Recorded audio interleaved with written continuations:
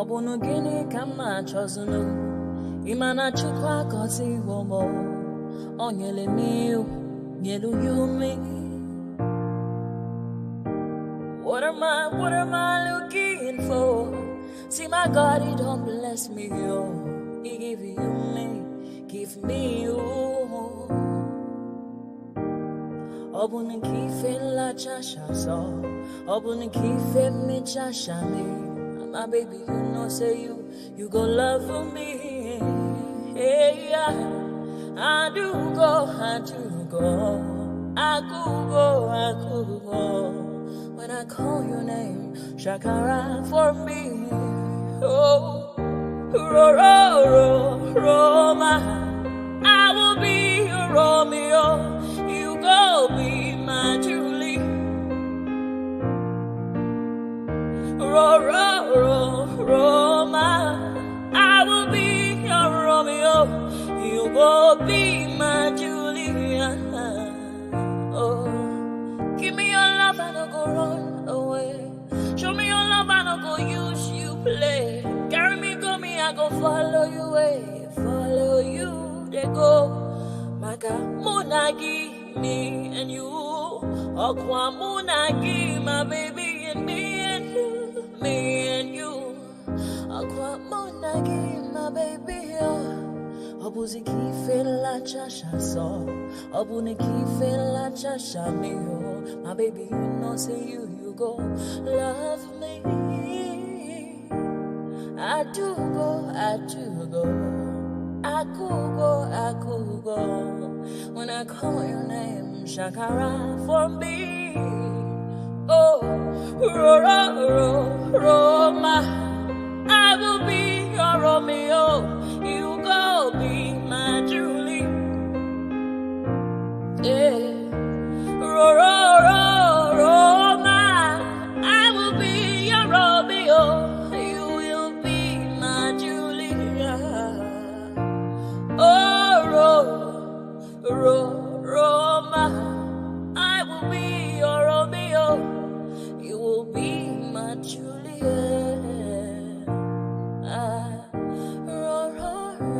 Roma, I will be your Romeo. You will be my Juliet.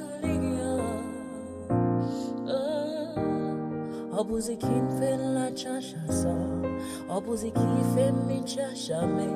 My baby, you know, say you go love me. I do go. I could go. When I come. Ejemini ekebo, akobi ewe ayo, ewe tumeje, itun lo ni otun ese, ifa lo ni kan fa imora, aibinu gbogbo atare, gbogbo meji ọkà bàbà, gbogbo mẹ́ta ọkà wáṣẹ. Orí ló túmọ̀ ẹ̀dùn, gbogbo ọ̀nà ní túmọ̀ ẹsẹ̀. Akọni ìmọ̀ tú ìmọ̀ ọjọ́, ìmọ̀ èmi ni wọn kì í dálẹ̀. Bọ́bá lọ mẹ́lẹ́mọ́, wá fi jóye ẹlẹ́mọ́. Akọni bọ́bá lọ gbé fèrè, wá fi jóye ẹlòkò. Bọ́wọ́ wọn bá tẹ̀ mí, wá fi jóye aláre.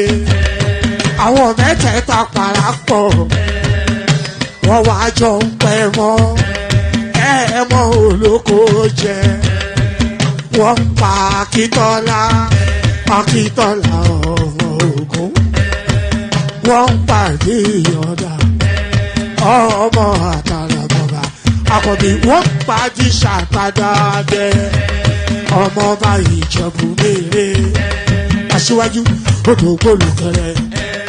Ajagun lólòdì ọ̀run. Tó bá ṣe pé tìyẹ, tó bá ṣe pé tìyẹ, lọ bá ń darí jọ wí. Àgbèrò ni kò ń gbọ́wọ́, ọ̀gọ́ ti ṣìgìdì máa gbé, àgétì ló máa ń gbé, àyàn ti ìlàyàn ewúrẹ́. Ọlọ́run dákun má padà lẹ́yìn ẹ, kó má gbàgbé ọ̀rọ̀ tẹ́.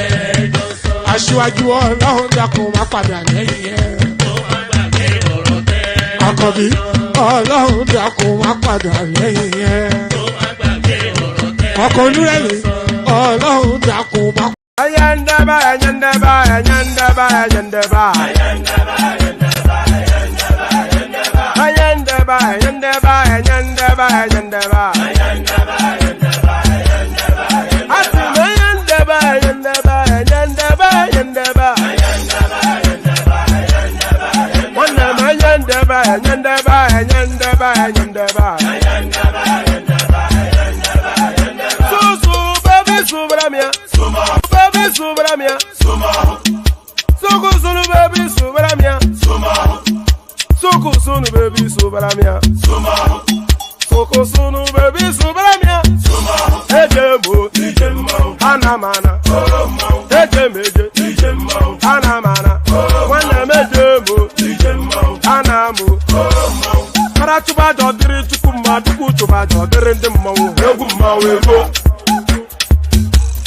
Para chuba jodiri chukuma, duku chuba jodiri ndimo. Egu mawego. Obodo jisike nubo seruna. Oyibo. It is everyone. Be free. Ayandaba, ayandaba, ayandaba, ayandaba. Ayandaba, ayandaba, ayandaba, ayandaba. Asima ayandaba, ayandaba, ayandaba, ayandaba. Wanama ayandaba, ayandaba, ayandaba, ayandaba. Susu baby subramia. Suku sunu baby subramia. Suku sunu baby subramia. Suku sunu baby subramia. Ladies and gentlemen, sometimes you just have to act like you are drunk, like you are crazy. Confuse your enemies. Confuse Obo them. da say yeah we mo. Yeah we mo. Obo da say yeah we mo. Nu ba say ga ponto mo iye de ku geme. Okwitara kara mi nguru ma mi ga kwuru mu gwo ya baby mo. Abe Maria. Boy feeling. Ayandaba, ayandaba, ayandaba, ayandaba. Ayandaba, ayandaba, ayandaba, ayandaba. Asima ayandaba, ayandaba, ayandaba, ayandaba. Wanama ayandaba, ayandaba, ayandaba, ayandaba. Susu baby subramia. Suku sunu baby subramia. Suku sunu baby subramia. Suku sunu baby subramia. Since I was born, but now I am getting youth. Hakuna motangu, hakuna kogabu. And there it is, right there. So there it is, right there. Here I am, right wherever I am. There you are, wherever you are, and here we are. So there it is. That is what constitutes here we are. You know, if there's a gathering, and that gathering doesn't even have to be within the same physical location in this time and age that we live in. But if there's a gathering, then there's a gathering. So here we are. So we are gathered. I hope we gather somewhere in the course of the session.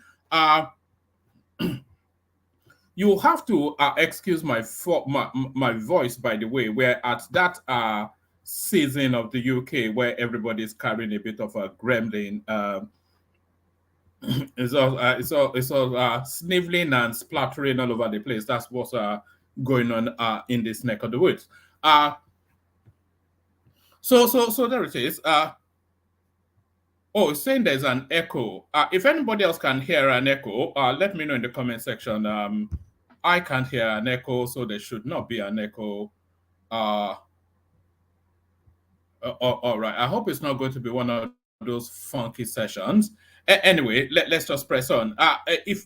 Can somebody else indicate in the comment section if you can hear an echo or not? Then we'd know if it's just a Jack system or something from my end. So here we go. Another day, another session. It never stops.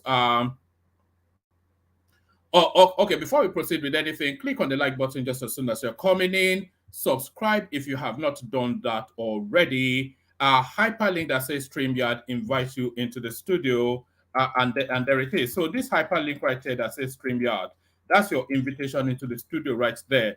So people need to be clicking on that hyperlink that says StreamYard early enough, because sometimes there's somewhat of a slow start to the sessions, and often instances I'm not even sure that the session will take place, because I'm just reading these things out, and there's nobody in there, but at the last minute somebody pops up and then the session kicks off. But certainly click on the like button just to give the reassurance that a session will be taking place. That is if of course you are minded to do that. So let's just let's get it straight into matters.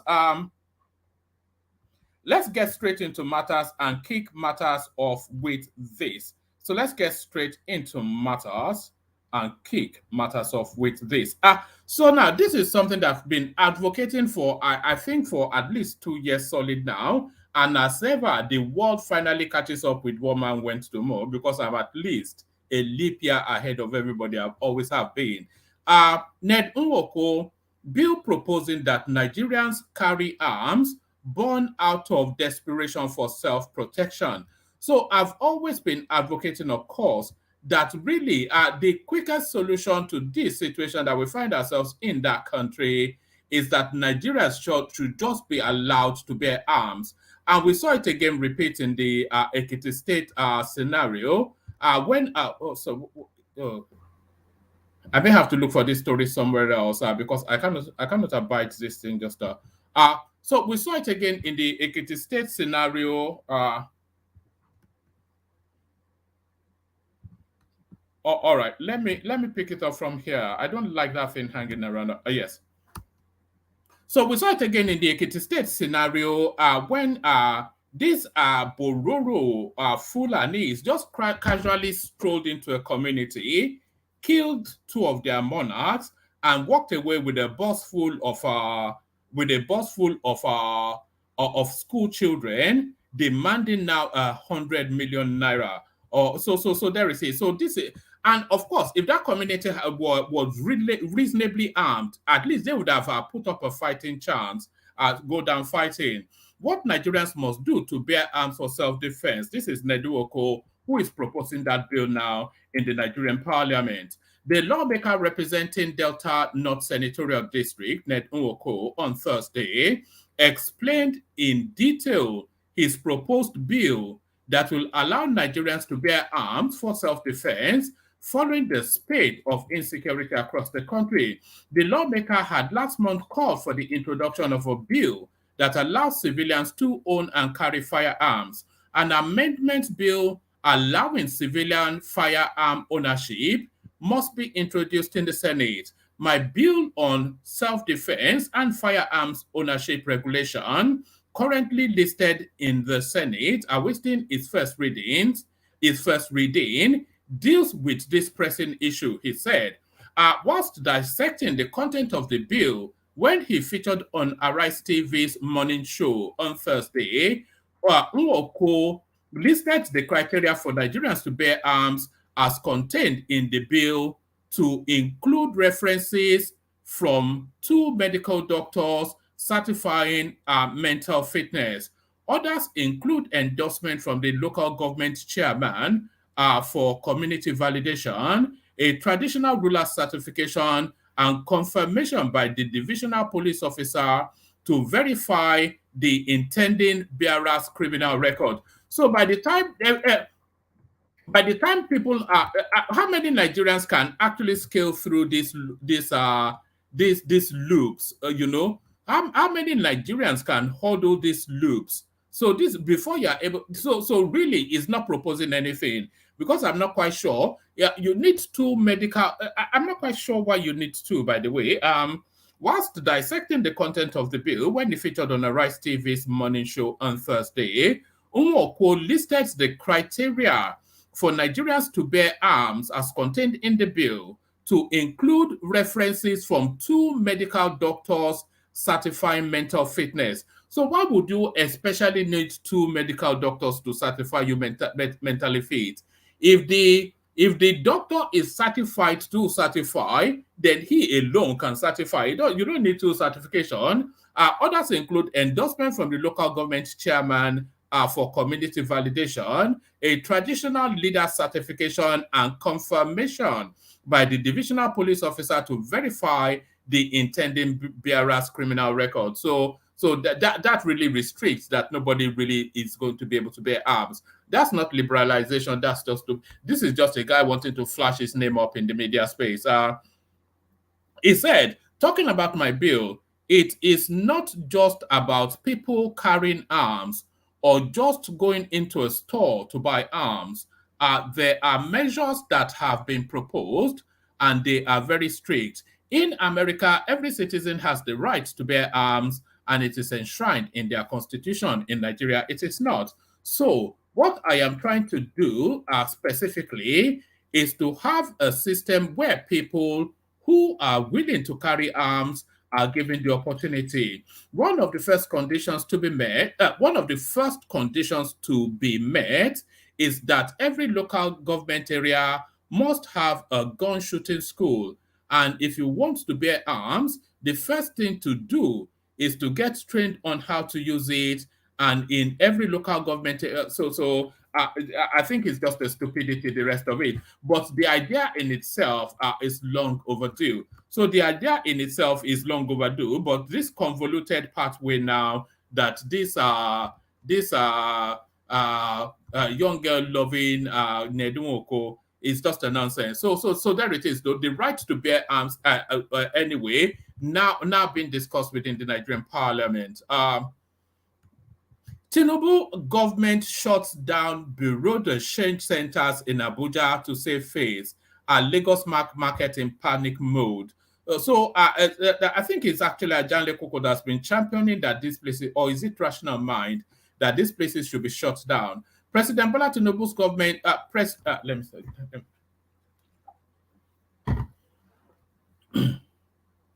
There's going to be a lot of water drinking in the course of this session for reasons of, the weather down here. President Bola Tinubu's government is behind the shutting down of Bureau de Change in Abuja, Nigeria's capital, correspondents have learned. Sources told correspondents that Tinubu's government directed Nigeria's secret police, Department of State Services, to force the BDC to close down to save face over the free fall of the Naira. It was learned that the DSS subsequently took over the market amidst the government's frantic effort to stabilize the Naira and save face. And Nigeria's Naira dropped to a record low against the dollar on the official market on Tuesday. The currency slipped. Anyway, you get the rest of it. So that's where that is. So now people have been proposing actually that they should shut down the Bureau de Change because somewhat of an illegality. Still within that space, from Nigerian clowns on Twitter celebrating Naira's fall $2 instead of joining forces with us. So this is Kashim Shettima. The Nigerian clowns online, of course, the obedient.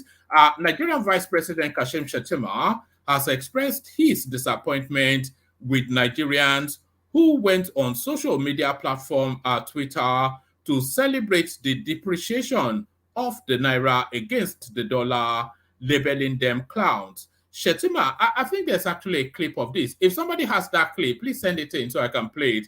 There's actually a clip of Shettima making that speech. So if somebody wants to send that in, just send it in.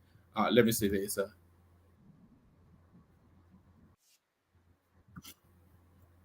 All right. All right, yes. Nigerian Vice President Kashim Shettima has expressed his disappointment with Nigerians who went on social media platform Twitter to celebrate the depreciation of the Naira against the dollar, labeling them clowns. Shettima made this known while speaking at a function in Abuja on Wednesday, January 31st. In the video, which was shared by a YouTuber, Symphony, Vice President Shettima said, "It is not only disheartening and disenchanting, but also heartbreaking that yesterday, when the Naira culminated to 1,500 to the dollar, instead of us to coagulate into a single force and salvage our nation's economy. Sadly, some clowns are celebrating on Twitter of an impending implosion of the Nigerian economy. Correspondents earlier reported that the Nigerian Senate Committee on Banking, Insurance, and other financial institutions on Wednesday summoned the Central Bank of Nigeria Governor Yemi Cardoso to appear before it on Tuesday. The Senate wants the CBN governor to answer questions on the state of the economy and the free fall of the naira in the forex market. The committee, chaired by Adetokunbo Abiru, who represents Lagos East, resolved to summon the CBN governor to provide the way out when it met on Wednesday following the fall of the value of the naira to 1,520 to the United States dollar. The naira exchange at the official window on Tuesday at an all-time low. So yeah, they are calling Cardoso to come and explain, and Shatima. There's a lot of people actually celebrating the free fall of the naira. Actually, Tinubu's 7 months in office needs more time. So this is now the response now from the Aso Rock space. Right. The Minister of Information and National Orientation, Mohammed Idris Malagi, is calling on Nigerians to be patient with the reforms of Bola Tinubu's government.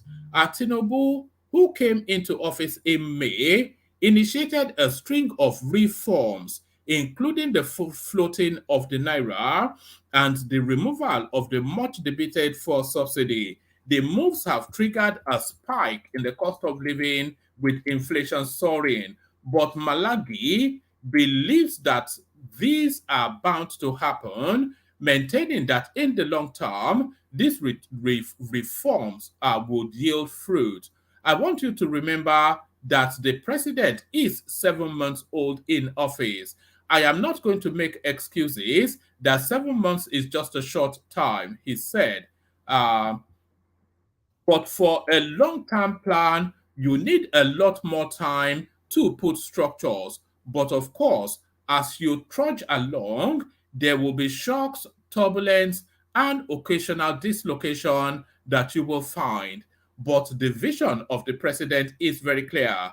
He wants to take Nigeria to the desired prosperity. He works day and night to achieve that. Every day, all ministers and everyone are working in that direction, but the results are not seen yet. We ask Nigerians to be a little bit more patient. Whilst advising that the government is aware of the hardship Nigerians are facing, the minister reassured that the country's leadership is working tirelessly to reverse the trend. According to him, President Tinubu's government had, in the wake of the subsidy removal, introduced some measures to curtail the impact of the move. He listed some of them to include wage awards to federal government workers and plans to roll out CNG buses across the country. Nigeria's labor union, etc., had repeatedly threatened strike over the high cost of living. In fact, in August, the union downed tools, etc. So there it is. They are telling you that you need to calm yourself down, that they're only 7 months in office so far. So, all right, I'll give you one more, and then yes, I'll give you one more, and then we'll come into the room. Hopefully, there's somebody there, and the conversation will kick off. Court jails actress 6 months for spraying and stepping on new naira notes. So that Owambe culture now, they're determined to stamp it out.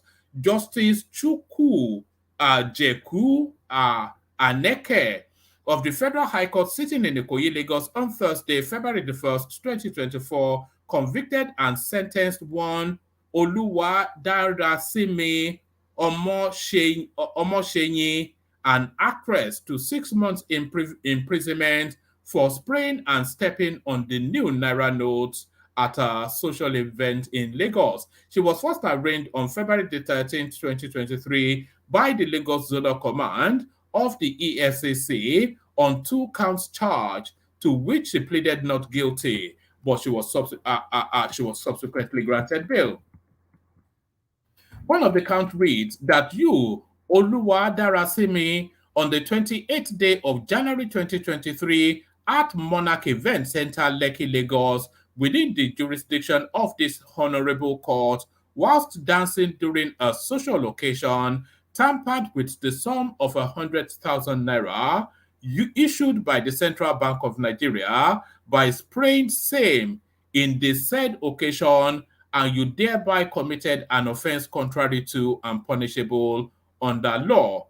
At the resumed hearing on Thursday, February the 1st, Oluwadarasimi, however, changed her plea of not guilty to guilty in the face of overwhelming evidence.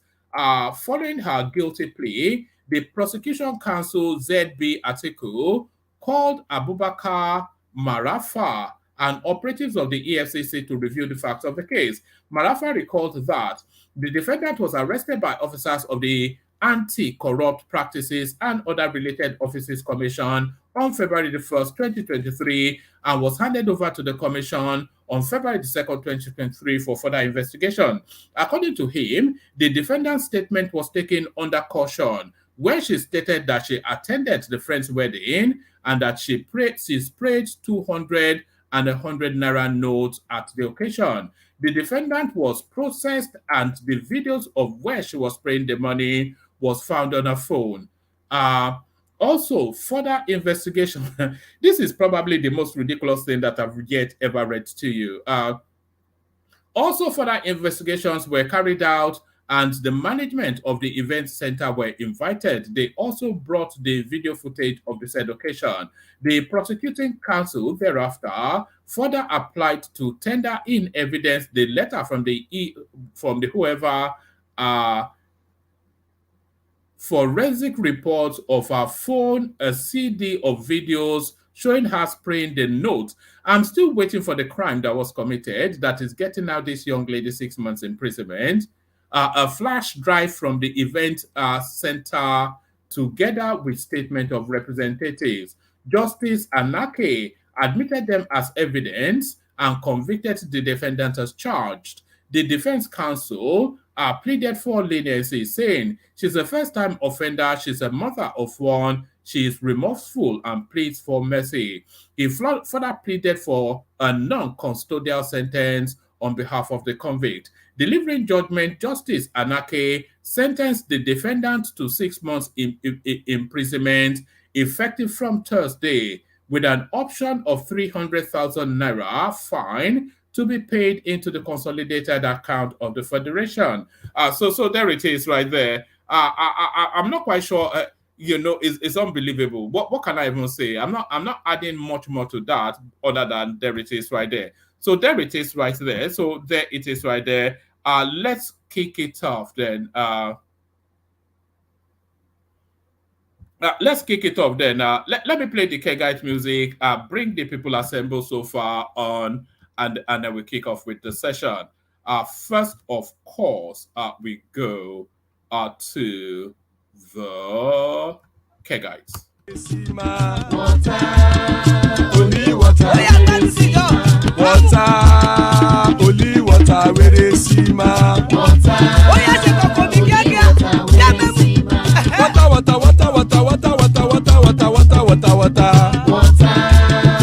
Only water, where they see my Hapa oh night oh. Hapa oh night oh. Hapa you don't come oh. Hapa oh night oh. Hapa oh night oh.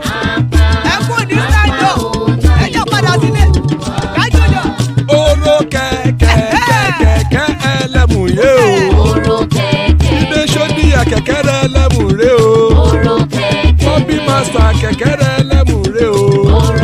Chifu Faila ti kẹ̀kẹ́ ẹlẹ́mù ré o. Eruku lẹ̀lẹ̀ ẹlẹ́mù dé.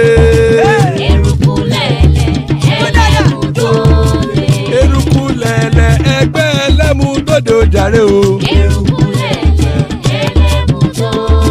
Eruku lẹ̀lẹ̀ Ghana ti dé ẹgbẹ́ bọ́dì o. Ọmọ ẹlẹ́yẹ ẹ̀yẹ o ó dilé o. Odúyẹ̀lá ẹ̀yẹ o ó dilé o. Petrosoname ẹ̀yẹ o ó dilé o. Petrosodunke ẹ̀yẹ rẹ̀ ó dilé o.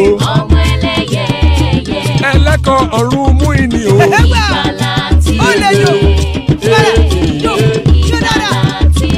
Àkùkọ ọ̀run mẹ́kọ̀.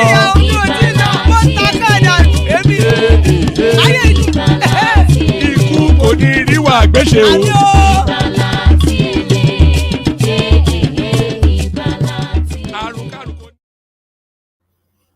And there it is right there.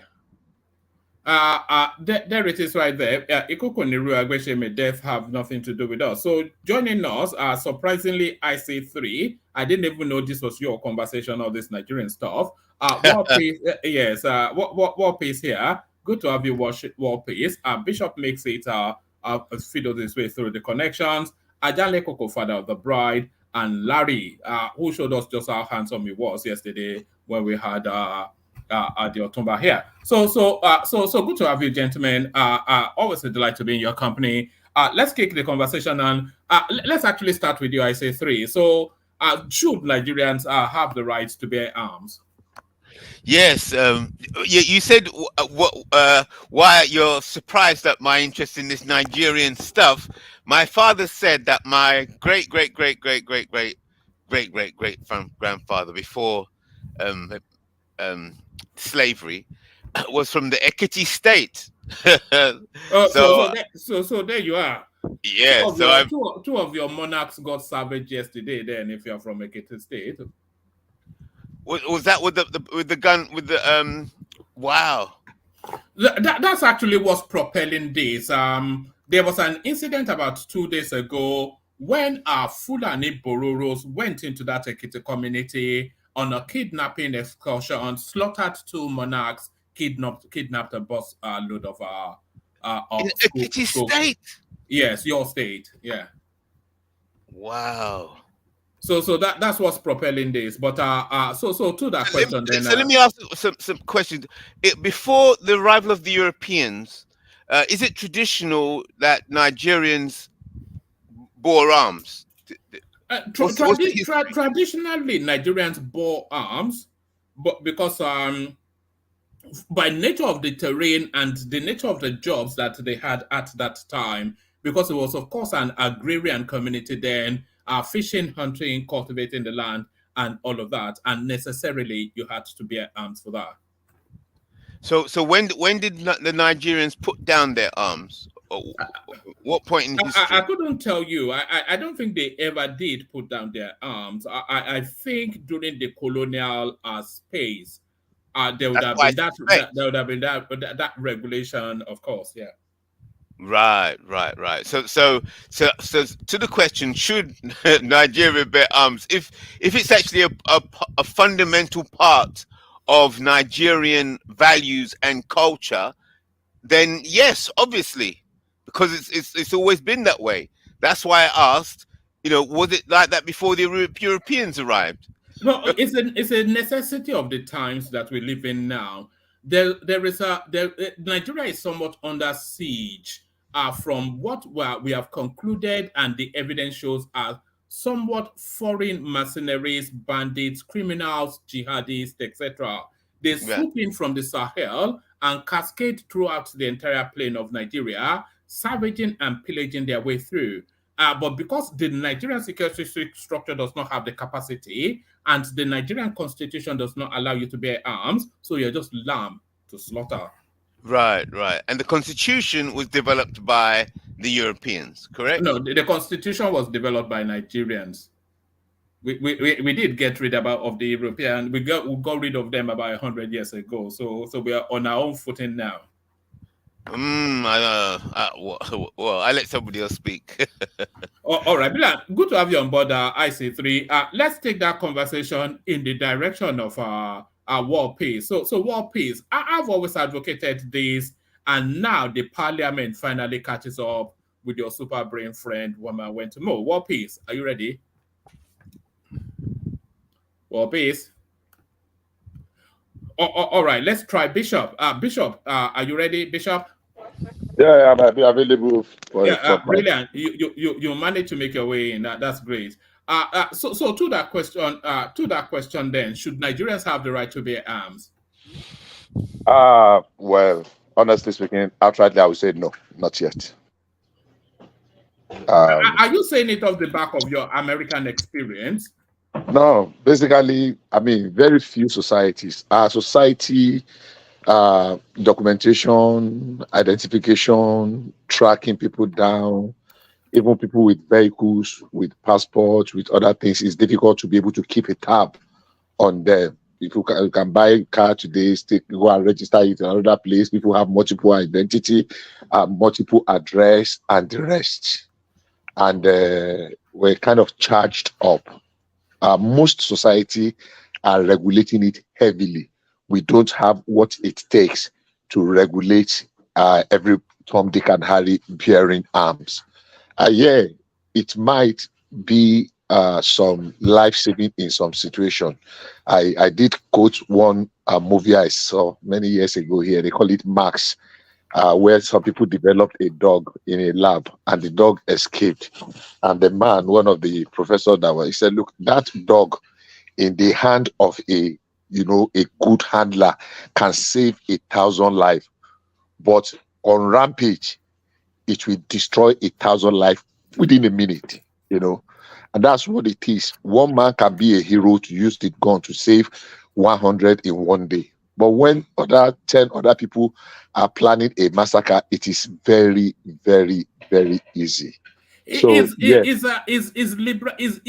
liberalizing gun laws, is it not in and of itself a deterrent? Because of course, if you want to launch against the space and you know that space is heavily armed, then you're taking an equal. I'll give you an example. I'm trying to remember this man's name. I used to live in one area. There's a man there. He's from the southeast. He used to have a gun. I mean, and when people anywhere in the area, he would bring out his dog many years ago. And people one day that they tell us, one day monkey go market, no come back. They deliberately came for him. It's like they now say, okay, this man will just disturb us. All of them just brought gun and just came for him that day. It was a bloodbath. Not only him, his wife, his children, the guests, even because he has two houses where his family was staying, and the other flat that he rented out, and it was a bloodbath. Look, if we look at it on one side alone, considering what we are passing through momentarily, people might be tempted to want to say, oh, let everybody, but the truth of the matter is this: we are not there yet. Even people that are there, they are trying to control it, they are trying to withdraw it, at least most society, except for the US, because of the obvious reasons. So we're not going to use the US as a benchmark or as an example of what we really want to do in that area, because even the US is a big problem. I mean, it's a big problem. They are and it's been very extremely very controversial. They're talking about is it the Second Amendment or what? That grant them the right to protect themselves. But look, I read a few days ago, a man that's just turned on his family. I mean, a little bit of frustration, his wife and his children in his own house before he took his own life. So I don't think we are there yet. If we are, because of the situation we are in, we hurriedly take this route, honestly, we are going to really compound. We are going to really compound our situation, and I can say with a certain degree, with a degree of certainty that it will worsen our situation. It will make it worse. All right. Let me play you. Let me play you this clip, Bishop. It's not only it's happening and disenchanting, but it should depend on heartbreaking. That yesterday, when the naira plummeted to 1,500 to the dollar, instead of us to coalesce into a single force and salvage our nation's economy. Sadly, some clowns are celebrating on Twitter about impending implosion of the Nigerian economy. It is not only disheartening and disenchanting, but it will depend on how. Yeah. All right. So this is the narrative of the Nigerian note, the Nigerian currency being in free fall. Too much to the consternation of some and the delight of others. So there are elements on our social media that feels that it is cause for celebration that the Nigerian currency is everything at this rapid level. So a fed up vice president now alarms and cautions to the space. Bishop. There are two things to that. In fact, three things. There are three short takeaways from that. I mean, he repeated sadly. So it was heavy on him to use that word clouds. It was I would have said that's not dignifying because you will not call your citizens clown. And other person can say it. It's an everyday language, but as the vice president, you won't call your citizens that. But he qualified it with that adjective that he repeated. Sadly, which is regrettably. So that takes care of that. Now we need to say something, and we did say this yesterday when I put my question to our guest yesterday. That look, even though I'm not accusing you, but you did not allow me to land my question. You were hurrying me off. Well, No, I understand. He was saying go on. So, because I really was compacting my question, I made them very short. I was not any ashadas, by the way, just on the side. Wanted to say that, look, what do you think? What are the short takeaway, and how do we deal with this level of toxicity that people now wish Nigeria evil because they did not have their way in an election, and everything that happens to be seen. Some people, you would think that it is out of genuine. No, there is deep-seated animosity and hatred in the heart of some. And all they want, they wish, and they celebrate every day is the failure of the system. How deep Nigeria is sinking. On the face, I want to say, this idea of who told you so, the grandstanding, the glorying in evil when evil happens, when disaster happens. There are things that should bind us together. Look, put politics aside. And that was why I said, at what point is politics and politicking going to end, that we're going to really enter and embrace governance as a people? Unfortunately, sadly, we're not there. So that is where we are. Some people are celebrating it, not because they necessarily have naira, not because they dollar, not because necessarily they are going to benefit from it in one way, but because at least it gives them some kind of sadistic satisfaction that, hey, we told you now, you have voted for something. That it serves you right. That's what you deserve. So every evil thing that happens, they celebrate it. So that is a fact. Yeah. Can I ask a question? You can ask a question. Yeah. Okay, so clear point you made there. Quite a simple point. So people are celebrating. So I see the devaluation, the continued devaluation of the naira since the 80s, actually, a steady decline. The devaluation of the naira, I see the naira is the same thing as a Nigerian person.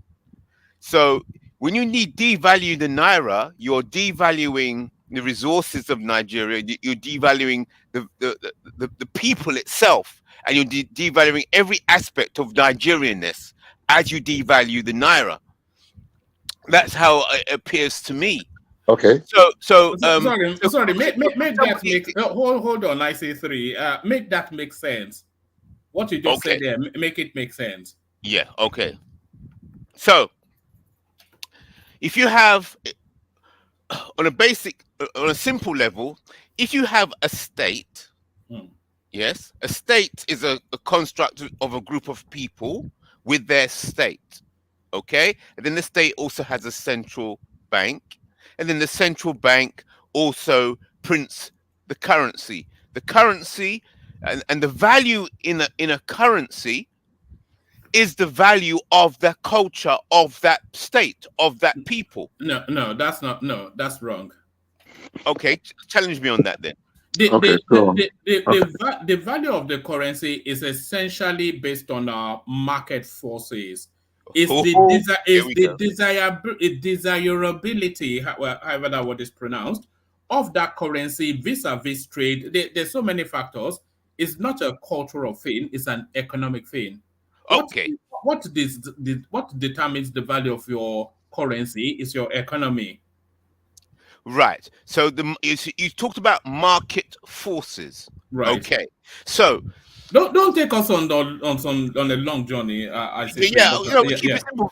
But you disagree with me, and I'm saying when you have a state and you have a group of people, right? They have a culture, and then they start to produce things from that culture. So it could be the resources, it could be the music, it could be it could be anything. But so that culture, that state, has a value, perceived value, relative to all the other states. Yes, and that's when you. No, but that's nothing to do with the current. That's nothing to do with the currency. I say 3. Okay. Yes, it does. All right. Let Bishop carry on. I'm not sure that you have a full grasp of what's been said. Let me just say this. We've said this repeatedly. Number one, unfortunately, the elite and the media, with their popular, contributed in pushing us to where we are now. The strength of your currency does not determine. No, the value of your currency does not determine the strength of your economy. We have said this. Unfortunately, our system have been so bastardized that we have normalized, we have dollarized our economy. That everything is dollar in Nigeria, and it is not helping us in any way. We have landlords today that are charging dollars. We have hotels that are charging dollars. We have schools that are charging dollars. We have restaurants. We have training that people are conducting. The resource persons are in Nigeria. Everything is in Nigeria, yet they are charging dollar. So we ourselves have lost confidence in our currency, sadly so. Now, moving. We know what we were propping like a mannequin. Our currency to be was not the true value of our currency. Nigeria was just supporting, and some people were just, it was a free arbitrage, just free money for some very selected few, just free money. They just have access and they don't care. They were not looking back, and that's why some people, to them, dollar is like, it's like just, So can we continue to, and the population of these people that are doing this, they're very, very low compared to the population of the others, the general population that are benefiting from this malady, from this malady. The people that just give me a second. I will round it up. So can we continue in that trajectory? I don't think so. Can it stop immediately? We say, okay, stop. No, these people are going to fight back, and fighting back is what we are seeing. I know the value, because our production dropped continuously from 80s. Even when we peaked, it was not even enough. When our productivity peaked in Nigeria, it was not even enough. So talk less of, we kept dipping. As at now, honestly, our production level. Our production. Just 1 second. You will come in. Our production level is absolutely nothing to write home about. So if we are not producing, and I will end by saying, sorry, Bishop, do you think that is what is going on? Because when we had our guest yesterday, he was saying that that Tinubu made a mistake by stopping the new currency, the Naira swap. And he was saying that as soon as new dollars come into the system, those illicit old Nairas that have been stored in tanks and sockaways, they just throw them at bureau de change operators to mop up the dollars at whatever price. So that is what he said. And that, to me, when he said it, it seemed to make more infinite sense of an understanding of what's going on. No, I don't agree with him. You don't agree with him? I don't agree with him. All right. I don't agree with him, and I'll tell you why. So the dollar. Look, let me tell you what happened. Everybody know that we were just inches away from anarchy because of that currency confiscation. You ask people to come and deposit their money to change their money, and you were rationing their money for them. And ordinary laborers, I sent money to someone 20,000 naira, and they gave the person 14,000 naira in exchange for 20,000 naira. And people were already see how they were attacking banks. People were angry. People were already losing it. No. Somebody went from you're looking at it from that pedestrianized. We're not. It's not. No. Hold on. Hold on. You are looking at it from a pedestrian level. I'm sorry. Exactly. One man. Please, I'm sorry. Please, can I hold on, please, before you interject? I'm sorry. Please, hold on. Bishop, hold on. No, I'm not holding on. Who is this? Who is this? Pansard. I want to get permission from. Hold on. No. Address you. So hold on. Please, don't address me yet. You will address me at my time. At my time. Bishop. Wait for him, rather, Pansard. Yeah. You address me when I'm done. Man, please hold on. Just 1 second.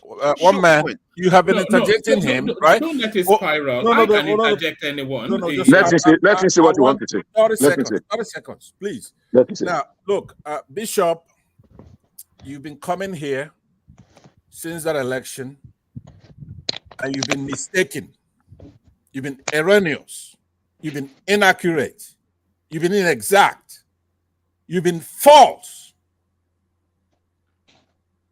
You cannot come here, keep yelling, talking forever, where you don't know what you're talking about.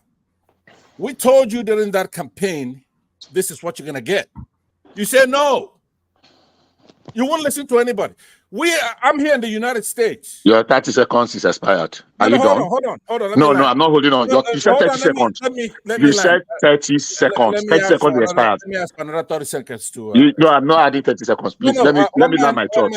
I'm not going to dignify your ranting. I want you to hold on. So even if you speak for 1 hour, I'm not going to dignify it. So there's no point. One man, can you take charge, please? He's been talking forever. He's wrong. No, I've not been talking forever. We just started the program, and you are making it topsy-turvy already. I'm not going to respond. Even if you speak for 1 hour. Gentlemen, hold on. It's too early in the session for us to kick it off. We usually do the ghost bars after 3-4 hours. No, this is not even that. Please, this is not that. Give me 30 seconds to finish what I'm saying, then I wait. Yeah, but it's going on for so long. Please, make a short point and give other people a chance to speak. Here's what I'm saying is that, I'm here in the United States, right? You are there in Nigeria. Are you there legally? Because you keep saying you are there. I show my face. I show my face all the time. I show it now, right? So what I'm saying is that I'm here legally. Is it ICE or whoever it is? You send them after you. Will you please let me use the 30 seconds you generously gave me here? We cannot keep doing this, right? This guy is in Nigeria, hasn't been anywhere. He doesn't know anything. He comes here. See, I said to you once, I remember when I come home to Nigeria, and I'll tell somebody like you to get on the floor. I won't dignify in general. Please, one man, let me tell you something. Go on. All right. Carry on, Bishop. I think it's I won't dignify. I'm at liberty. No, I'm here. I'm sorry. I'm at liberty to make a political choice.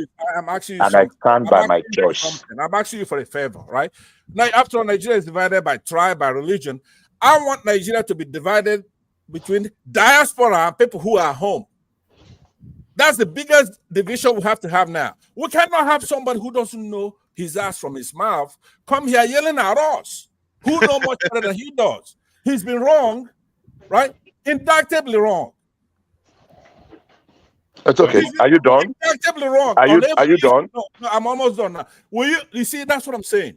Why would you have no respect? You have no respect. You coming here to lecture. One man. Do you think that we left Nigeria to come out here? That one man.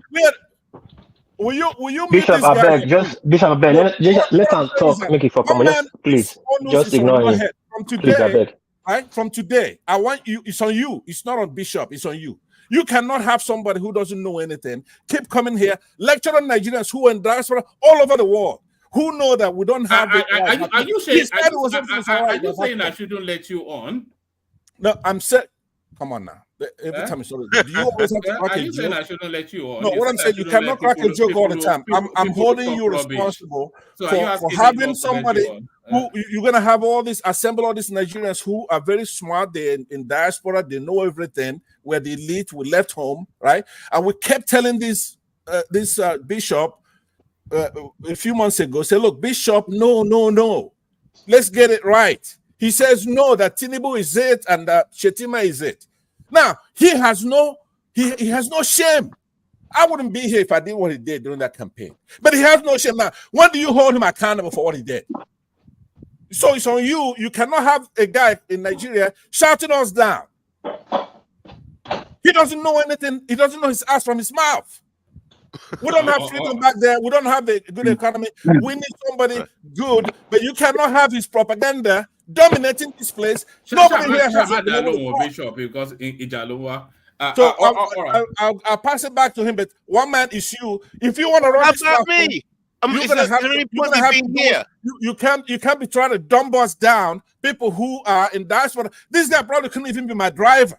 He would come here and teach us. When you go home, they have no respect for you. Okay. They have no respect for you because you come here and you let him come telling us he has no freedom. Have you not finished your 30 seconds? 30 seconds is over now. Stop it right now. Stop it. Have you not finished your 30 seconds? All right. Thank One you. man meant to know. Bishop, back to you. So as I was saying before the uncultured and uncouth interruption, I would dignify you. You are hearing me. I don't dignify dogs, so I won't dignify you. I won't give you that pleasure. This has gone right down. I won't dignify you. What's going on here? I won't dignify you. So back to what I was saying. So for me, this value, our production dropped, and look, our house have been leaking. Our roof's been leaking for like forever. There is going to be discomfort. I have said repeatedly, salvaging the Nigeria situation is not going to be like a stroll in a park. It's not going to be it's not going to come easy. That's it's not obvious, isn't it? Like a child. It's not going to come easy. So for me, listen. I mean, I gave you all the floor. You said 30 seconds. Can you just mute yourself and put your mouth where it should be for a second? Can you? I beg you. All right, Can you just put your mouth? Can I have a chance to speak? You make one point. You've been going. I live in Ibadan. I am an Ibadan man, and I am proudly so. That you are living anywhere in the diaspora, whether it is in heaven or it is in the hate, does not make you better than me. So if you think you can be ramrodded because you are living in diaspora, whatever you are doing in America is your cup of tea. All right? So if you come to Nigeria, let us stand shoulder to shoulder. Let us walk the street. So stop rubbing it like because I'm living in Nigeria, I'm a subhuman, I'm inferior to you. I am not. So I shouldn't be spending time talking to you. So, but that's just that. So for me, yes, we're going to be taking a lot of very painful decisions, extremely very painful decision. It's going to take some time. Like there is no magic to what has gone wrong in our land. So for me, that is what I want to say. Now, back to the issue of the currency. The currency conscription was causing a lot of crisis in Nigeria then. It was serious. We saw somebody in the banking hall rip himself naked and fighting. They said people were dying. They were attacking bankers. They destroyed a couple of banks. You know, people that were not really banking their money, they just took their money to exchange, and it was confiscated. So now the question is, could we have continued in that trajectory? There would have been a total breakdown of law and order. That election would not have held. So it's a catch-22 situation. Look, at that particular time, it was ill time, it was not well prepared, and it was going to lead to chaos and anarchy. Because if people hit the street, already there were a couple of riots in some states. I remember Lagos, Ondo State, I think Benin, and some couple of states. So if the thing had been allowed to spread, quite honestly speaking, there would have been no election. There would have been an anarchy. So that's why I don't agree. Yeah, everybody was happy because that thing put APC in very bad light. That you are making us to suffer like this, blah, blah, blah. So the opposition were making huge gain from it. They want the thing to continue because they were taking advantage of it. But in the recess of it, honestly speaking, I mean, the price would have been too huge to consider. That's my take. And honestly speaking, I mean, we can view it from whatever angle. That thing was going to lead to crisis. People died. If you remember, people died because they want to collect their money. People died. So how many more people? They attacked the banker. We saw bankers, ladies jumping high fence just because they want to escape from angry customers. I mean, so for me, that's my take on that. And about the choices we made, people make choices and stick with them. I think we have gone past saying we told you to vote, blah, blah, blah, blah, blah. I think we have gone past that now. If you have to put all hands on deck to salvage Nigeria. You know what is going on now, Bishop, because I've been noticing it all the way through. There's a campaign of harmony. What Kashim Shettima was saying was right. There are Nigerians celebrating the Naira hemorrhaging because, of course, the tonality we just heard now, they want to say that this is a choice that you made. So there are people that want that country to fail for reasons of the elections that just went. Yeah, that's a fact. I don't think there's any question beyond that. And they are campaigning quite aggressively on that. They've been doing that pretty much since the Supreme Court verdict came in. That's just the fact. That's just the summary of it. Some people just want the roof to collapse. I mean, people are already, you can see what do I call it now? Tweaking people to go on protest, to go on protest, to go on protest, to go on protest. Yeah, if there are justifiable reasons. But the reason is because some people just want to hijack it, make it become, what do you call it, another EndSARS, and so that the government can just collapse. And I said, the deep-seated hatred and animosity, we should deal with it. People that have that hatred in them, they know themselves. Bishop. I don't have Bishop. Yes, sir. Okay, Bishop. Sorry, let me interject. I seriously disagree with you. You are one man that just doing politics right now, on the politically right, how you call it, how you put it. Anyway, when you are in a system, you campaign for, and you're going to do a job, and people are not even seeing particles of the job you said, you promised you're coming to do. People have the right to feel the way they want to feel. And you don't have a right to tell people how to feel or grieve. Now, Kashim Shettima was just sarcastic there. And this is hypocrisy on Nigerian political leaders that feel they can go on national TV, downgrade us, say anything they want, and they go away with it. Scot-free with it. What do you expect? You are a boss. You take leadership. You wear the cap of the boss. You stand. Hold on, please, let me learn. You stand the matter of you stand the ground and take every criticism. Which so many times Obama came out. I'm sorry, I take the blame. He didn't come out and say Republicans, people are filled with hate, people want my government to fail. We saw it. They called Mr. Obama gorilla, everything. They make sure they want to make that. Please let me land now, please now. I know, sorry, I know you hate me. Make it snappy. You are just yeah. Or let me finish. When you said you respond. No, wait. Let me tell you this. Now you are blaming the fall of the naira of some people chanting on the internet who have no access to central bank. It's not blaming the fall of it. It's saying they seem to delight in it. Doesn't matter. They will delight anything. Yeah, it doesn't matter. They will delight anything. It's government. That's democracy. People will say anything they want. But what are you doing? What system are you doing to prevent that free fall so that people they are mocking will fall in their face? Christoph, let me use the floor for you. So don't miss your train of thought. Yes. You see, in one short sentence, when we were growing up, and where I come from, it is possible that your mother or your father, your mother take a misstep and a wrapper drop. We know the right thing to do. Even if it's the worst mother in the world, and my mother's wrapper drop in the market square or in the public, I know what to do. I don't stop jumping up and making a mockery of my mother. Everybody that is making a mockery, that is delighting in tragedy that is befalling Nigeria, whatever you call yourself, if you are in that mode and category, you are an enemy combatant.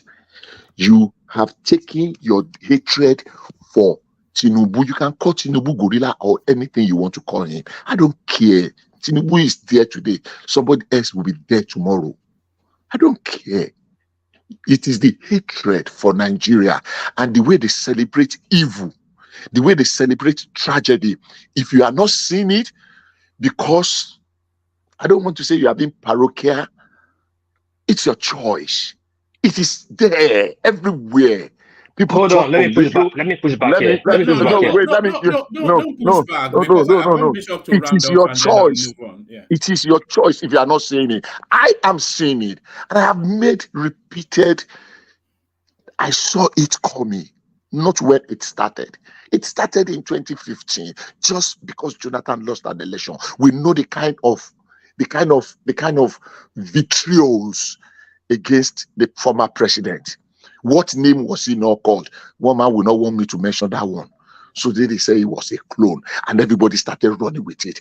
Any bad news, whether it is verified or not verified about Nigeria, if it is a bad news, the way people in this camp begin to celebrate it. Oh, we told you. The poverty capital, the worst country, the country that is going to collapse tomorrow, the country that say, what did Nigeria do to you? I don't even know why Nigeria deserved citizens like some of these people. I don't care who wins. Nigeria is number one.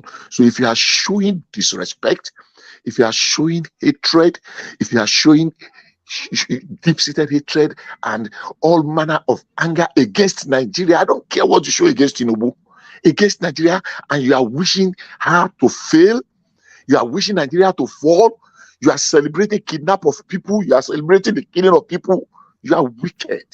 Whatever anybody wants to say it, you are free. The same way you are free to hold your opinion, the same way I'm free to hold my opinion, and not 1,000 of anybody. Least of all, somebody that is sitting somewhere that is ranting will make that to change. No, it's not going to change. One man I yield. I'm done on that. All right, brilliant. Thank you, Bishop. Bishop. One man, let me. Hold on. Just hold on, Bishop. Stay there. I'm going to move. No, can I just? I'm going to move right away. Can I make a comment on this one that you have online? Just 2 minutes comment. All right. A short now, comment. Yeah. You see, the culture of Owambe and spreading money. Do you know we have exported it? I've been to a couple of parties that some white pastors will say, well, no, any white people party in Ibadan that they do. I will show you something that they are already spreading it. It's just how do we regulate it so that they don't abuse? Now, I think they're just making these people scapegoats. People do it. If they don't spray money now. I don't know whether you never see them. When you put the spray dollar for people head for party, Owambe party, especially Nigeria party. If you see them, they don't do it now. So we have exported that part of our culture. Yeah, there is an abuse aspect that needed to be taken, that we need to take care of. But the truth of the matter is that they cannot stop that thing. It has come to stay. So unfortunately, this person has just it's just the scapegoat. So sad. Thank you. All right, brilliant. Thank you, Bishop. So, did you want to have a very short say, and then I'll go on to Larry? No, one man. You called me fair because I was busy. That's why you went to Bishop. Let me take my time. All right. I'll be busy. All right. Kick it off then with this woman now. 6 months imprisonment for spraying her own money to celebrate her friend getting married. What's going on here, More Pace? One man, I don't really have much to say about that woman. Probably she's dating a DPO or one of the SEC director. Maybe she broke his heart, and then the guy is paying back, take a revenge. I don't see where you spray money and you. I know the law is there, but I'm not seeing people being arrested. Oshomole's son just got married. There was money everywhere, spraying money. People were packing money shove. I didn't see them going to go arrest her. But so unfortunate, they are testing the law on her body. She's the unfortunate one month. So nothing big for me for this lady. So can we go? Okay. All right. The right for Nigerians to bear arms. Ultimately, we will still have to land here because I think the problem we are contending is even now past the state police point. Yeah, Nigeria. I don't know why people are saying the right for Nigeria to bear arms. We are in our concern. They say we cannot bear arms. We bear arms now. They should put in a proper perspective the right not to bear sophisticated harm. Then we will understand that every Nigerian is entitled to a barrel, to license a barrel. That's they call it a hunting gun, hunting rifle. Every Nigerian have the right to get a license to get a barrel, to own a barrel. That is arm. So I don't know what Nedwonko is saying. Do we have the right to own a pistol? No, as I said, they have to make it clear what they are saying. So they'll say military style weapon, then we will understand. But we'll say weapon is weapon, either hunting or military style, military grade. Yes, everybody in Nigeria have the right to own a hunting rifle. Yes, associated capacity, maybe at 50-meter yard range capacity. Can I just say one thing, if you don't mind? Yeah, sure. It is not a right, and I will tell you why. Because it is subject to an approval of the Inspector General of Police. So it can tell you no.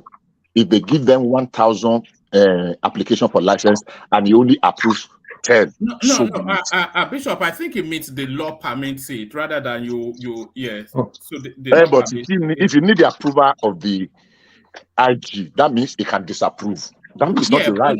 Yes, but the law permits it, so that makes it a right, subject to you fulfilling the requirements of the law.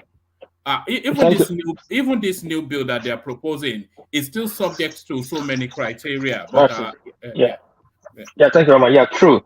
Yeah, because what I said right, because you are legally rifle shop owners. I know, like here in Benin, they sell rifles. Though they give them options where to sell it, how to sell it, you wouldn't know. But they have rifle license. They sell. If you go, they see different type of rifle, rating me and whatever, or different type of rifle pump. You see it there because Nigeria have a right to bear a hunting gun for a hunting expedition, and they call it pellets. They don't call it bullet. They call it pellets and all that for the bullets anyway. But the Nedwoko would have stated clearly the right to bear a military upgrade rifle, then we understand. Then how to possess it, then that will be on that case. Now, yes, the way Nigeria is going now, I think I urge every Nigerian to have weapon to defend themselves. Because clearly, right now, Nigerian military institution or police cannot defend its citizen. We outnumber our security force. I think it's like 1,000 to 1 police in Nigeria. How can that be possible? They cannot map our terrain. So, but if you still doesn't have a way of defending yourself, it will make sense. But I will agree, and I disagree on one point. I disagree for everybody to bear a rifle. I'll use my state for example. Now, I think people don't really understand. In Nigeria, those states have the largest number of light weapons. I mean, weapons. I'm not saying the illegal ones. Illegal ones when we hit hunting rifles, because they give license to vigilante. They call vigilante. Everybody just say, okay, security, blah blah blah. Everybody can own rifle. Now, everybody can hardly have rifle patrolling the street like Wild Wild West. At the beginning, it was good. It curbed armed robbery. Yeah, the bishop was saying court was 16 with that. I was trying to put, no, it's not 16, it's more than 16, it's going to 60. And the fight did just start last week. The fight started since November. Now, there's guns everywhere, and there are dead bodies everywhere. In a day, you record 3-4 people dead. Every day, since November till now. There are dead bodies, because there were too many rifles. These are the disadvantage, the bad side, when you have too many guns in the streets. They don't regulate it. There's no thing to checkmate it. Then there will be bodies in the street. So if you just tell Nigeria go and bear weapons without a plan to checkmate those weapons, Nigeria will be worse than Yemen. Mostly in the north, they have this revenge. They have these revenge grudges in their mind, and where those people think. In a day, you hear 500 people dead from one community. Next day, you hear the other community is doing a revenge attack. So they should sit down and structure it very well. But again, if they are licensing rifles for vigilante group, a certain group, like, okay, this group of 20 people is marching this village and we are giving them rifles, we allow them to get a hunting rifle. That will make a little bit sense. That's how I see it. But for the all Nigerians to have guns, to me, I don't side it. I don't really appreciate it. The worst is yet to happen if they allow it to happen. One man. All right, brilliant. Let me take you to this space. Tinubu government shuts down bureau. What's that noise? Sorry. I'm making my smoothie. Continue. Tinubu government shuts down bureau de change centers in Abuja to save face. Lagos market in panic. So all hands on deck really regarding this currency situation. I don't know. It's like the bureau de change people are more stronger than the bunkering people. And I said it before. I said, man, before Tinubu came to office, they say the oil kaba, the Asoro kaba, and the dollar kaba. I grouped the dollar kaba with in one phrase with the Asoro kaba. I said they are same. I said the crude oil kaba. I'm not really worried because both international and local. But the dollar cabals are the locals. And don't forget, every crime is local. Those people can frustrate your government. They can stagnate your economy. And this is what we are saying right now. I agree with the guy, your guest yesterday. There's too much money, there's too much currency in this system. I think we always, I think there's a problem in Nigeria. We talk without action. Rather, let's take action before we talk. You want to close down bureau de change, which is obviously everybody know the major problem of Nigerian currency is this black market people, and they operate without no regulation. They operate, and there's no regulation to cap them that you must return all the dollar you bought to the bank. One man, do you know bureau de change? They are not obliged to take their currency back to the bank at the end of the day. Do you know that? Yes, but what should oblige them is an open economy. What no, them? It's a currency, it's foreign currency. You cannot just hold it for once you're trading with the people, and the government gives you license to trade with people. The government must know how much you trade every day. You must take your balance at the end of the day. You must balance your sheets at the bank. Yeah, no, this not at the bank now. You keep an account. That's how you. That's what I'm saying. The account, the money must go back to your account. Everything might not go back. You keep a record. You don't have. Why should you? What obliges them to take their money? It does not happen like that in the Western country we live. All the bureaus they change their currency 70% or 60% at the end of the day. You mean your corner shop person? He is obliged to take his money to the bank. The law insists. Yeah, they are corner shops. The bureaus they change their corner shops. Yeah, that's what does the law insist that they have to take their money to the bank? The law stipulates they have money has to be in the bank at the end of the day. In which country is that? Who told you that? No, wait, hold on, listen. If not all, maybe 70% goes to the bank at the end of the day. Maybe 30% will be at the hand. No, which there's nothing that compels anybody to take their money to the bank. What are you talking about? See, listen, Oman. In your corner shop there, they said dollars or pounds. The guy that said dollars or pounds there, I'm just using the end of the day. The end of the day, you trade like 1,000 pounds. At the end of the day, 600 pounds makes their way back to the guy's account. 400 might be with him. But in Nigeria, it's not so. Yeah, but the law doesn't compel him, though. But there's a law that regulates him to be transparent about his trading. A government has to have the eye. Yes, that's record keeping, isn't it? Yes, but government controls, regulates, manage. They gave you license. It's not a jungle. Yes, the government regulates the bureau de change as well, but the law does not compel anybody to take their money to the bank. But carry on. Yes. But there's a system. There's a system that is there that make government to see the transparency, to see what you are doing. So how will the government see what you're doing if they cannot keep a tab of what you are doing? Because you keep records. You keep records. Okay, are you obliged to keep record? Of course, you're obliged to keep records. You have to render your account for tax purposes. So who do you render it to? To who? To the tax office. And at what time? Well, at whatever time the tax office. Okay, now at that time comes, there are times that you have to file your records. I think it's April in this country. Yes, April in every country. So when that time comes, you cannot find your tax record. What will not happen? You get fined. It's okay. Let me leave that argument. No, that's not even an argument. The law does not compel anybody to take their money to the bank at what pace. But carry on. Anyway, bureau de change is one of the major problems of this country. That we are holding our naira, our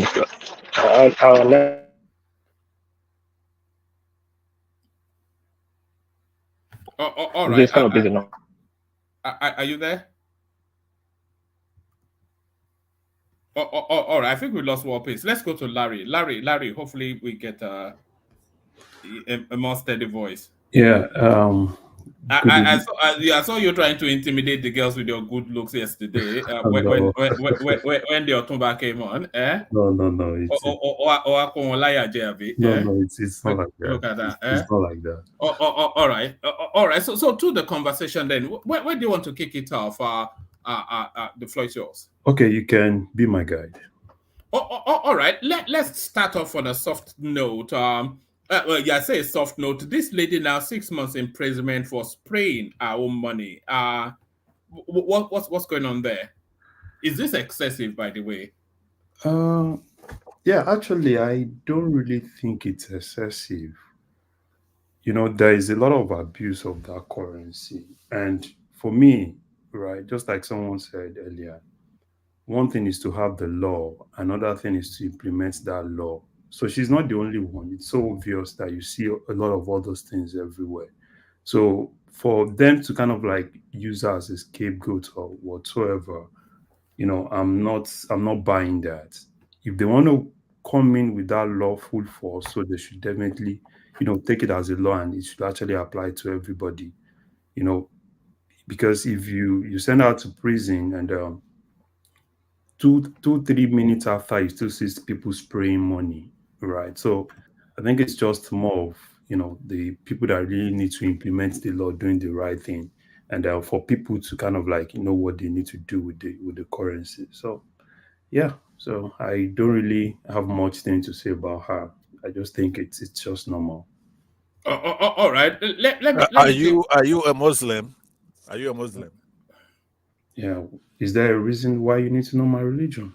Yeah, if you're gonna be down on women being thrown in jail for spraying money, I want to know where is that culture originating from? Because Muslims don't care about women, so no matter what it is, you wouldn't care anyway, right? No. I'm not really concerned. Tell us, are you a Muslim? Are you a Muslim? I just answer that. Are you a Muslim? I don't want to answer that question. Because you are. Because nobody say. Can you let me talk, please?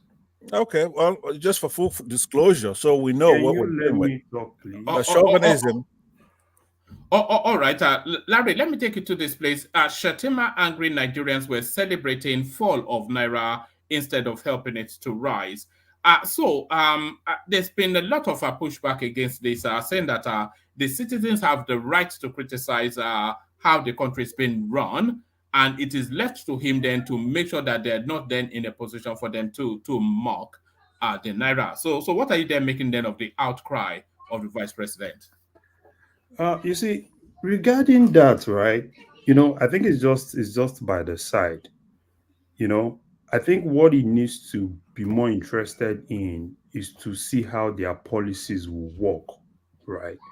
People have the right. They can mock, they can do whatsoever they want to do. But you as a leader, I think all he needs to do is just to face the policy, which I am very, very happy that they've started doing some things that that are really great now, right?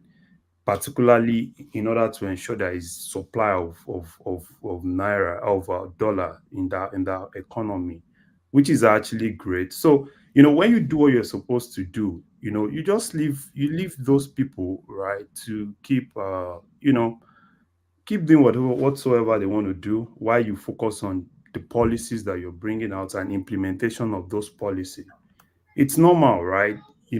It's even in the US here, there are several people, right, that are kind of like, it's more of, more Republicans are definitely against the Democrats, and you see people say whatsoever they want to say. But yeah, you shouldn't be worried if you really focused on your policies and ensuring that some of those your policies actually work, ensuring the implementation of those policies. So if you implement your policies well, those people that are actually mocking, that are actually happy, I'm telling you, you're going to send a deep shock into them, right? By ensuring implementation of your policy. They're happy that it's actually falling because the government is not really focusing on the implementation of some of those policies. Yeah, just give me a second. All right, brilliant. Everybody being interrupted by their kids today. That's Okay. brilliant. So Are you there? Okay, yeah, carry yeah. on. So I'm actually here. I'm here. So, Oh, good. I think you should just focus more on how to implement that policy. And that policy is not just for them, right? They need the National Assembly now. And this is exactly when I think the National Assembly should come out straight and come out bold. There's a lot of amendments that has to go into, that has to come in now, which is one of those things that the National Assembly really need to do to support the CBN and support the government. They need the EFCC. They need everybody, because for us to really get Sorry, Larry. The Senate has summoned Cardoso to come and explain just what's going on with the currency. Do you think the guy has the capacity? Are we? Is it demonstrating? Because it's not coming out with anything that should inspire confidence that there's a green shoot around the corner and all that. yeah, So, yeah. yeah. So in terms of capacity, right? For me, I think number one, with what he has actually done for like 2 3 days now, I think he is beginning to do the right thing. Number one, with this issue of NOP, right? You see, most people think the people sabotaging the currency are just the borrow the change, and it's not. That's not it. The banks are the key guys. The banks are the key guys, and with this policy that I just brought out, I think they are projecting like $800 million going into that economy. So basically, what those banks do, it's just doing arbitrage in a bigger scale, because this is more like, yeah, you as a bank, right, you keep some dollars, and you are able to kind of like have a long position, which means that you're buying, and having a little bit of short position, which means you're not really selling. And take for instance now, if a bank actually hold in their debt, they have like, they're able to keep like, like $100 million, and without fluctuation, that means they are making a lot of money. So with this new policy that I actually did, and he's been able to tell them that they should keep their long at 0%, and kind of like keep their short at something that it's actually, that it's within range. So, and we are expecting that the banks, that they don't have a choice, because I think the CBN directive is that they need to sell. What is this guy talking about? One man, can you make us understand? Is it too complex for you? No, just plain claptrap gibberish. I don't know what the hell he's talking about. What is it? Can you reduce it to the Yeah, level please, that please, Pansas can please. I understand? beg you. I don't know what the hell you're Okay, talking let about. me let me yeah, you see, you don't say I'm actually saying gibberish. You can actually tell me to explain, please. And I'm going to explain. So Go on. basically, what Go on. happens, what the banks do, it's most of the banks are trying to hedge against their risks to foreign exchange. And in most cases, what they do is to buy more and hold dollars. So when they hold dollars, take for instance now, a bank like GTB, if GTB has almost $1 billion that they keep in their reserve, and a dollar, for instance, today it's selling at 1,000, like 1,300 naira. And if tomorrow that money gets into 1,400 naira, so look at 100 naira times that $1 billion. That is profit for them. And each of those banks. Dude, do you think we're doing what we're faced with in Nigeria now, supply and demand? Honestly, are you that naive to come here talking policy, monetary forces? Is that really, you think that's what this administration is doing? Honestly, I mean, that's why I don't understand. Are you here to toy with us? What are you trying to have them implement some kind of monetary policy or what? What are you talking about? I don't understand what you mean by me toying with you. Well, what I'm saying is that we have a country that's been captured, right? A policy. What policy? What is the policy you want them to implement? Okay, do Which you one? want me to talk or you No, want go to ahead. ask It's your me? turn, but I'm Yeah, saying don't talk supply and demand. I have the time to talk. That's why I'm talking. Okay. So can you My allow bad. me Go to ahead, use that time, or you want to attack me? No, I don't mean to attack you, but what I'm saying is, a lot of us have assembled here, right? Not to listen to Ball the Dash, right? Okay. Baloney. Woman, right? can you let him go ahead, please? If he doesn't want any. No, go ahead. It's my turn next. I will use some of my time to you, but go to the point. Stop talking supply and demand. We have a problem in the country. Oh my God. I'm going is don't worry. There's a guy called Ijele. I'll phone him to come here in a moment. Then so that's number one. Another policy that you just talked about now is the bureau de change guys. One of the reasons why you can't even account for the amount of dollar you have in an economy is because most of those money don't go through the normal channel.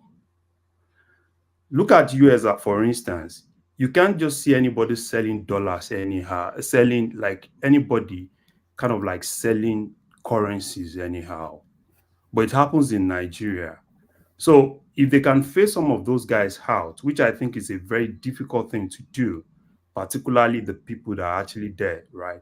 So if they have the will to be able to phase some of those guys out, and let's bring that money into where we can track that money, where the country can actually know how much dollar do we have in circulation, which is, if you look at any advanced country, they have a record. They know how much currency they have in the economy. So if they can actually do that, that's really going to be great. Another thing that is actually hindering this thing, it's actually the IMTO, which is basically international money transfer operators. For me, being in the US, right? Was there not a policy position on that yesterday? Yes, that's another thing I want to talk about. Yeah. So most of the money, a lot of people think the money we send home, right? It goes through the right channel, which is a lie. It doesn't even go through the right channel. You probably today you send money through Lenfi, you send money through all those apps that we use. Because prior to this time in September, there was a government policy that says that once they bring that money in, they can't charge more than plus or minus 2.5%. So which means that most of those guys are using the other channel, right, to get that money in. So, but now they've actually taken that out, which means that those guys can actually do the right thing, bring that money legitimately. So the major problem we have is that we don't have money coming in legitimately. And another thing that I think they've actually done, which I think is another great thing, which I know it's going to send shock waves into NNPC, and which is one of the things I've always been saying on this platform, is where were you when we were discussing it? Yeah, go on. Is it the moving the ledger to the CBN? Exactly. I've always been clamoring this. Like this is the thing. CBN can NNPC can't just be doing selling and kind of like just telling us that this is exactly what they sell. We need to know how much we are selling, how much are we getting, because we are selling in and we're getting dollars. So we need to bring that dollar in, let it come through the right channel, and let us see. So obviously, some of those policies are, they are difficult policies to implement. A lot of people are going to be affected. And another thing I need them to do, which is why I need the National Assembly now, it's with the issue of, you see a lot of people dollarizing the Nigerian economy. They need to bring laws. They need to bring laws in which people need to know that Nigeria spends naira, and any transaction outside that is illegal. So that's another thing I'm expecting them to do. Hopefully, if they're able to really do that, that's also going to help a lot. So it's a lot of policies. So what they just need to do is to stand on their policies and implementation of some of those policies. And obviously, a lot of those guys that actually have a lot of money, because another problem in Nigeria today, it's just that a lot of people, the only assets they are investing in now is foreign exchange. So they because they see it as the cheapest asset to invest in, that's going to give you turnover in days, right? Take for instance now, I take like $10 million, 10 million naira into the Nigerian economy, and I kind of like just buy dollars. So obviously, with this fluctuation, right? So in 2-3 days, and if there's 200-300 naira difference, right? Obviously, look at how much I'm going to make. So, but if they can actually stamp on those policies, so it's definitely make people want to, like, not seeing that as a great thing. So another policy, the last one I want to talk about that I think they need to start. Oh man, give us a break, man. I mean, give us a break. Yeah, let me just say this, and I'll give you all the time. Hold on. I think Prince Daddy wanted to come into what you were saying. Prince Daddy, did you want to hold him on something you said, Prince? Yes. Hello. Yeah. If there's not too much noise in the background, is Larry speaking, right? Are you telling Panza to shut up? Oh, okay, he will shut up. Carry on. Carry on. Yeah. A lot of stuff that Larry's talked about, a lot of good stuff. But you want to tell the Nigerians that the Nigerian economy is naira based, but at the same time, our appetite for the naira, for the dollar is so high. Okay. It would be nice. I mean, I would like to know where is the number one source for dollars or let's just say the dollar coming into the country. Is it through apps like SendWave and whatnot that bring most of the money into the country, or how do we have the accumulation of dollar in the economy? It's good to know that. And I believe it used to be that if you send money through those apps, obviously you have to collect it at the bank. So that's a good way to track the dollars coming into the country. So at the same time, they can make a policy to make sure that they convert those dollars at the bank at whatever rate they think is okay. Because those dollars, nobody changes the dollars at the banks. They take their dollar and go to the street for a better rate. Okay, there's so many loopholes in the country when it comes to this foreign exchange, just like every other sector, from the oil industry to whatever. That's the way the country is run like that. That's where we are. And Cardoso or these people, they need to get a good grasp on where they have to target first, to try to balance things or bring things into equilibrium, quite frankly. And again, I was going to say to Emefiele, I'm not even sure why Emefiele is on bail, because you were talking earlier about we don't have a good account of the naira in the economy, which is the naira supply, right? How come we wouldn't know the naira supply in the country? Is the central bank not tracking it? Whose job is it to make sure we know how much naira we have in the country? See, that Emefiele guy, no matter how much bill they put forth that it should meet, it should never be released until they get to the bottom of a lot of things. Thanks, one man. All right, brilliant. Back to you, Larry. Yeah. So I think it just re-echoed some of the things I actually said.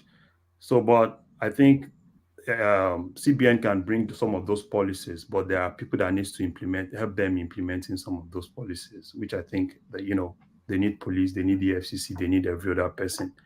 And I think the last thing that I think CBN needs to do now, which I'm expecting probably they might actually do, is to look for a way to incentivize, people bringing money out of their domain accounts. If they probably want to put some things for people to be able to put that, because presently in Nigeria, the money they said they have in domiciliary accounts, it's Bros, please let me ask you.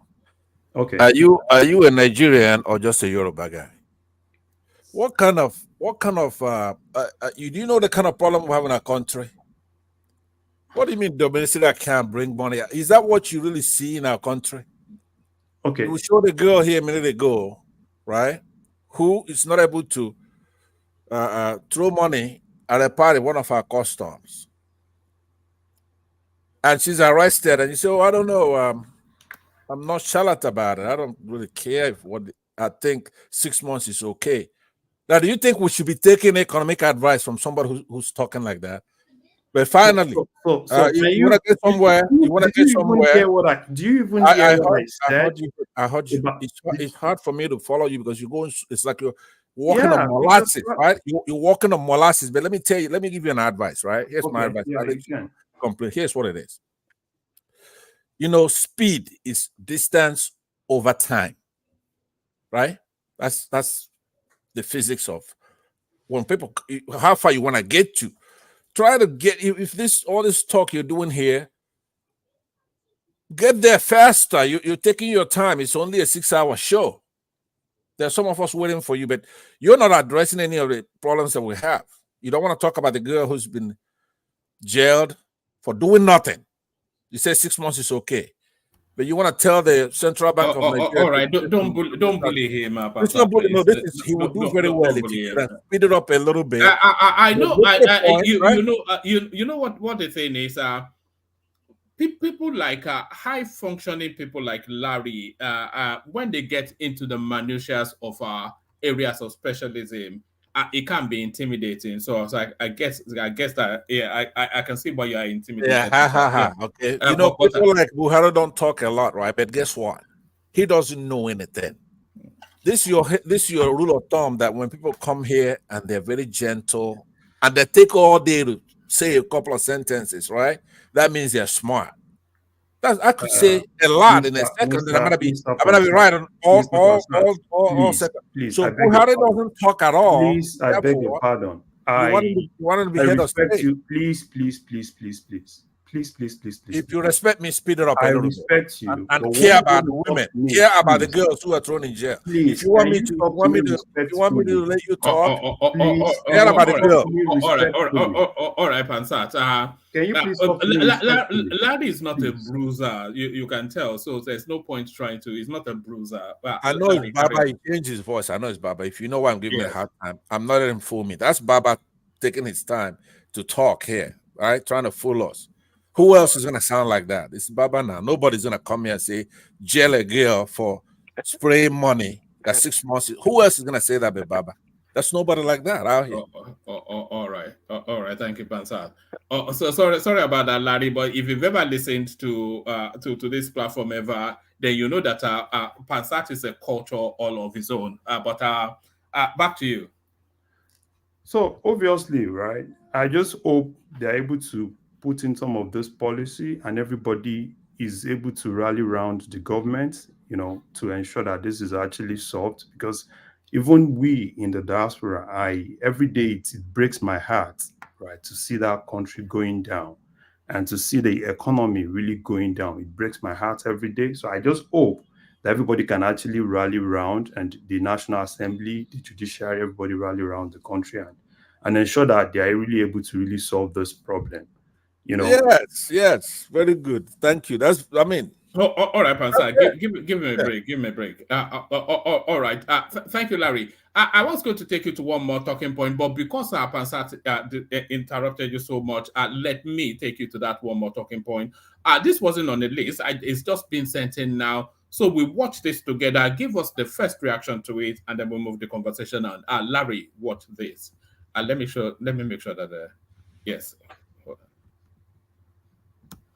In the case of armed robbery, on 12th January 2024, at about 08:45 hours, one Kashimawo Emmanuel male of Taswell, Ijebu-Ode, reported at the station that while he was driving in his Toyota Venza car with registration number LSD 813EX, brown in color, that he came across a gang of 4 armed men, and one of them was putting on a police round neck camouflage, while 3 others were muffed.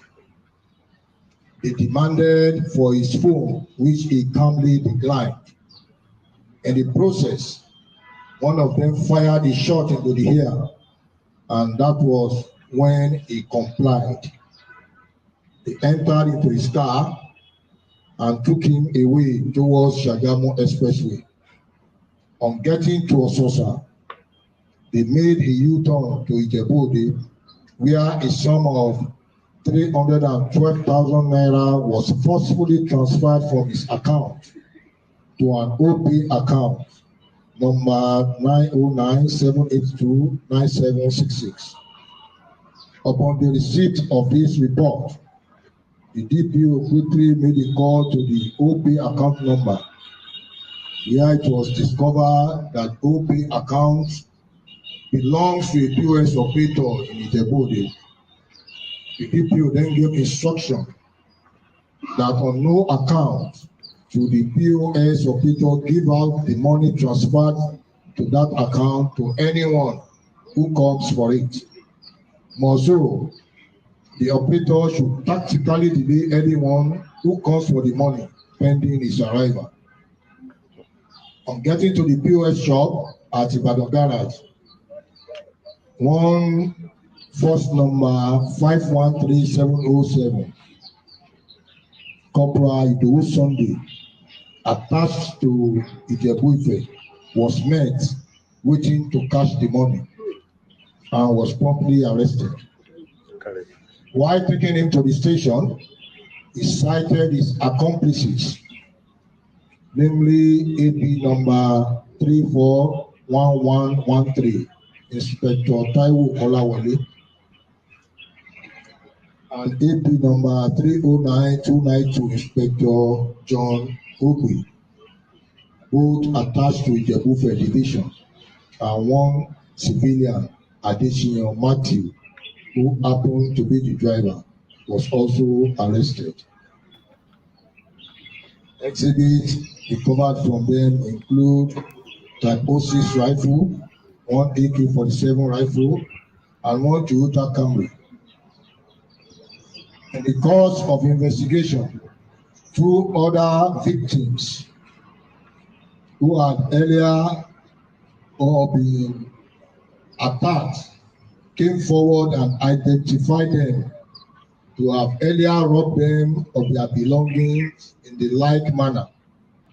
The 3 policemen have been tried in the room and dismissed. They will be charged to court soonest. Equally recorded a case of. All right. What do you make of that, Larry? So we've always known that the police are armed robbers, but in what is now emerging is that they're now literal armed robbers. You see, the thing is, if you look at Nigerian police, right, it's not like they just started all those things. The only difference is, with the era of social media, people are now beginning to see what they do. It's not like they just wake up and start doing all those things. If how everybody knows Nigerian police, they do some of all those things, right, normally. And some of them don't even know. That's why some of them are actually caught off guard, right? Because they don't even know that people are now beginning to know more, that you need to kind of like record some of these things that these guys do, trail the transaction and everything. So in most cases now, people don't even argue with the police. You know, all you need to do is just look for an evidence, right? Even if they catch you and they're like, yeah, you need to transfer your money and everything. Just give it to them. Just make sure you keep an evidence that you definitely use in getting them. So I'm not surprised, you know, and mostly, right, it's because people are now beginning to ask questions. That's why you now see the police hierarchy now coming out to discipline some of those police. So, but yeah, I think more of this should definitely come, and you know, rather than people arguing with them, because you can't even trust some of these police. I've seen people arguing with police, and they had to, like, you know, shoot them and stuff like that. So it's more like I would just want to, like, you know, give it to them, look for a way to kind of like record them. I know I would definitely get my money back with a lot of apology from the police. So it's normal. Hopefully we see more of these things and people are beginning to get evidence against some of these police, and people are beginning to know more and more about all the bad things that some of the bad elements in the police do. All right, brilliant. All right, brilliant. Stay with us, Larry. Let's go on from you, Larry. Let's go to Pansat, who can wait to speak. So, Pansat, the floor is yours. Go to Thank the you very much. conversation as you feel. Yeah. And let me ask Larry, with 1 second, what you mean the bad things they're doing? You mean some of it are criminal, though, right? It's not just they're doing a bad thing or the wrong thing. What these police officers are accused of doing and what you are familiar with them doing are criminal, serious offenses, right? Would you say? Yeah. Obviously, in every institution, you know, as we have bad police, obviously, you know, we also have good police, but we have Right. the We do have good police, but the allegations against this particular officers was elucidated by their chief there. Of course. And then, do you believe that the ones in the southeast who are even accused of more sinister things, including killings, including the military, that it's not plausible that they're doing those sort of crimes? So it's not just bad things. They're being accused of doing something killers could do, right? You understand? Armed robbery, do blah, blah, blah, stuff like that, kidnapping. It's not a stretch to say kidnapper killed. Is that a stretch? No. It's not a stretch, and it's not a bad thing. It's a criminal offense. It's a most egregious offense. But anyway, let me take back my time from you. And I don't know if you're new. I hope when you come back here again, it's a kind of a rapid session where you're timed. You're not going to be given the courage to just take your time like you did today, walking on molasses and just, you know, chilling and talking, right? So we want to bring it down to a nutshell and get to the point. Hit harder. Now, I am going to be very brief today because what I want to talk about is consequences, reverberations, ramifications. If somebody comes here and they talk and they won't let anybody hear, let's, for example, we're debating the elections. Who should lead our country? What portfolio, what kind of character should we have lead our country? And somebody come up here and they're very noisy. They won't let anybody talk. And they're giving the courage to go ahead. Okay, make your point, land. Let's hear your genius. And they keep blabbing away, making a lot of errors that will be later identified as fallacious, dishonorable, unethical even, indictable errors, mistakes, to put it kindly. And then later on, we find out that they're wrong. There has to be consequences for that. You just don't come back again and then start from where you stopped the last time, lecturing people who are smarter than you, who try to caution you and admonish you at the time, because these things hurt us. You come here and you're louder than everybody. The frequency modulation is off the charts. Of course, amplitude as well. And I know I chimed in. I said, look, Bishop, take it easy when you're here talking. You're too loud and you're talking a lot. And you don't know what the hell you're talking about. So it's not about the election. Will you please keep my name out of your stinking, rotten mouth? Please, Will you? I can get rough and this dirty is with not. you. This is not about him So you coming in here making noise and you let him do it. Right? That's not you winning think a you are the debate. only Please one that mute can him be right now saucy or remove him and the way you do utterly everybody stupid? else. Don't let Are him you insult insane? me because I better It's Ijele remove him that from fits you this. truly. Remove How can he him from remove? here. Who are you? Please, Who be your please papa? mute him or Who be remove your him. papa? Let me Who be your land. papa? All right. To remove you. Who be your papa? Pansa, don't prod at him because of course. I'm Who not be your prodding. papa? Who Please is your remove him. father? I want man. You son of a dog. All right. Let's not degenerate it, Pansa. No, Let's it's keep not it me. Why are you admonishing me? He's It interrupting me. is you. I didn't It's insult him. who? Did I mention your name? You don't even exist to me. I can So mention stop. his name. Hey, Stop. please, You can't. mute him or remove him. I'm not going to insult him. Stop being a nuisance. All right. Pansa, carry on, but don't prod at I'm not going to prod at him, but him. please mute him though. I don't want you to keep admonishing If me. you prod, I will respond. If you prod at me, I will answer you. One man, You I said brainless, spineless, All right,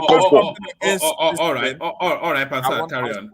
Carry on. Consequences, please. I don't want any more admonition. I want him shut down from interrupting me. No, you were You cannot shut me down. If you mention my name, I will answer you. You brainless, spineless, dimwit. What about my submission? I'm not going to insult him. Ijele was right about you after all. Please. All right, carry on, Pansa. Carry on. One man. Did you remove him? Don't behave like a Yoruba guy. Remove him right now. I want consequences. Remove him now. You are a coward. You are a bastard and a coward. A bastard and a coward you are. All right, let's settle down now. Bishop, let him carry on. Carry on, Pansa. Please remove him. I want some consequences. That's what I'm talking about. Carry on, Pansa. All right. Carry on. So, like I said, somebody come here and they're speaking baloney out of nothingness. With misbehavior, rubbish, blathering around. And they will come to find out that they're wrong. Practically on everything about that election. He didn't know what the hell he was talking about. Tinubu built Lagos. Tinubu did this. Tinubu did this. Opinto did this. And then, once they rigged the election, he came here and he hopped and popped. And then once the economy went down, everything started going down. He ran away from here. I kept looking for him.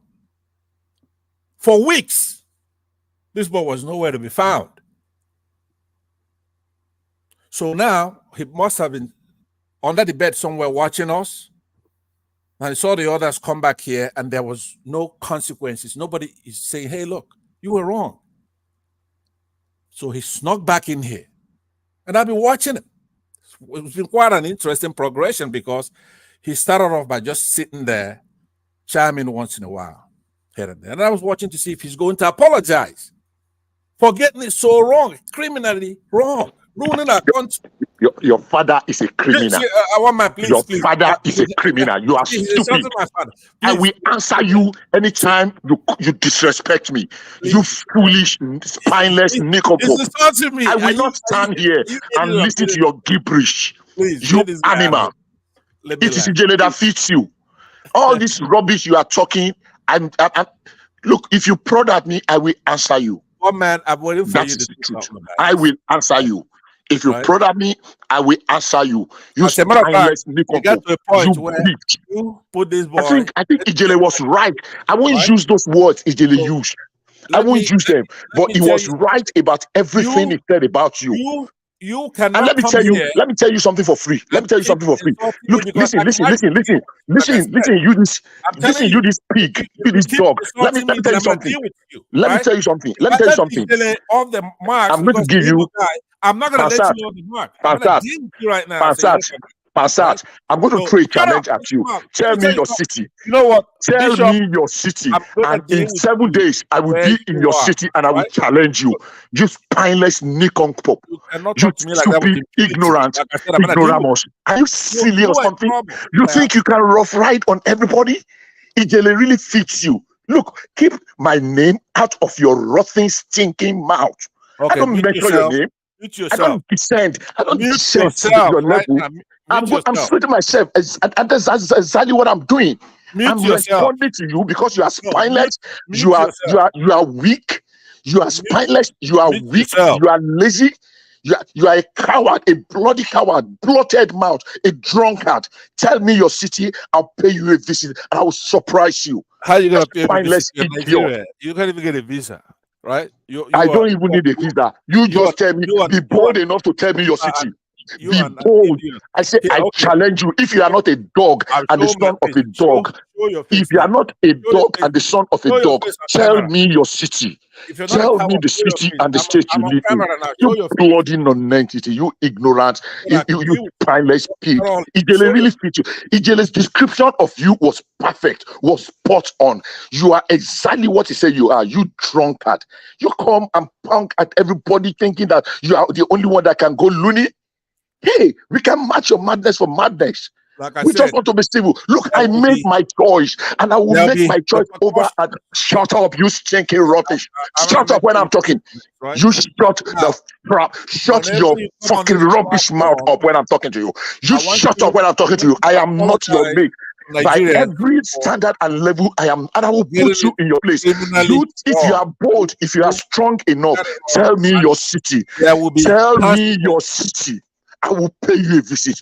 You nonsense, brainless idiot. I will come to I said, if you are bold, mention your city.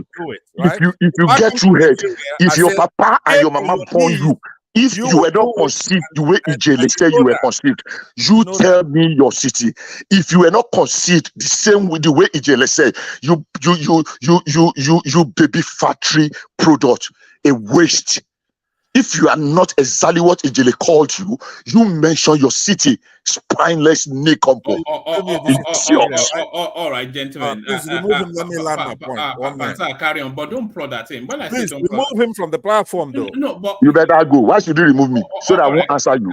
Because you said you're gonna come to my city. Are you in Nigeria? You don't have a visa. How are you gonna pay me a visit? If you continue to prod at him, I'll put you back in the ring. And I challenge you. don't know how mention your city. In 7 days, I will visit you. I will visit you.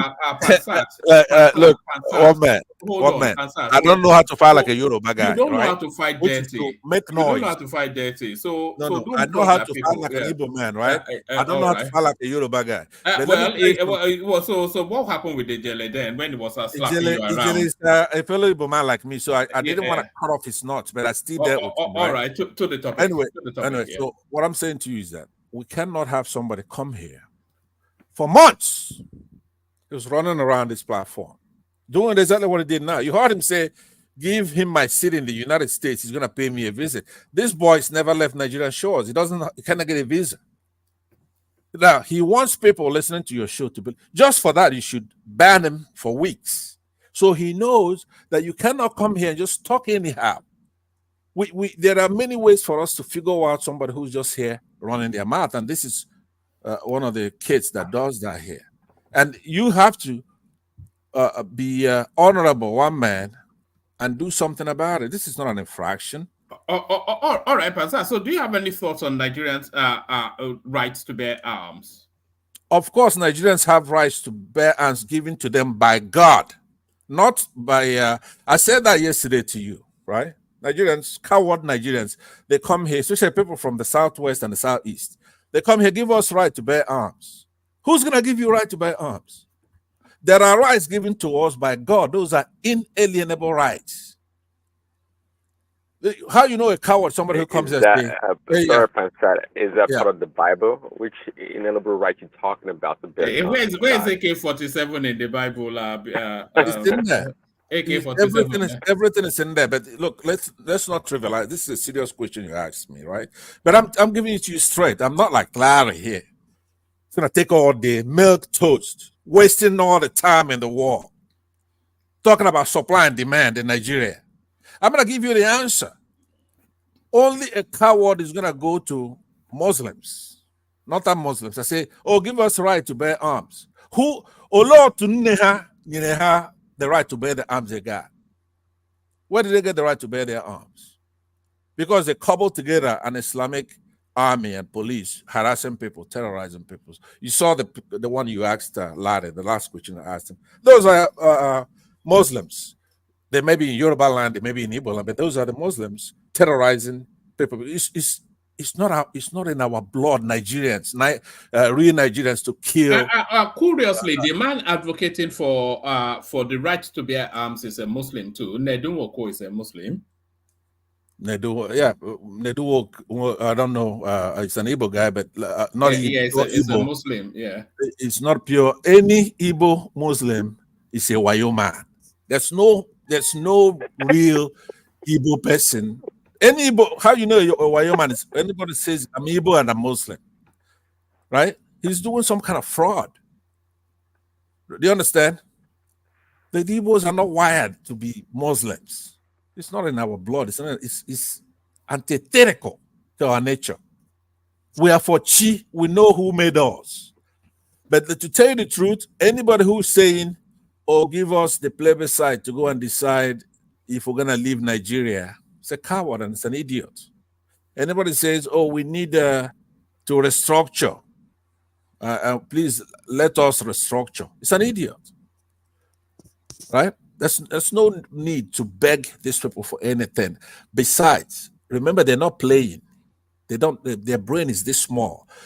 They believe that we're conquered people, that we're defeated, and basically they're just taking money from us according to the tenets of their religion. Make no mistake about it. Now, this is one of the most important things I'm going to tell you guys today. If you don't see me ever again, just remember what I told you. We are at war with Northern Islamic Muslims. That's it. It's not complicated. We solve that problem, and we solve it by taking it to them. Crusade. Well, we have to revitalize that age-tested thing, because it's nothing but a stupid little thing anyway. We need to go after them and defeat them. Nothing else. Every problem else will be solved in the country. It's not tribal, it's not clannish, it's a religious war. They do not believe in democracy. They believe in some kind of council, Islamic council. It's part of the tenets of their religion. Now, what they've done, I guess, in connivance with Britain, is to do it like this. Okay, we could have an election, but the outcome of that election is going to be determined by Islamic, say, Supreme Court, like a council.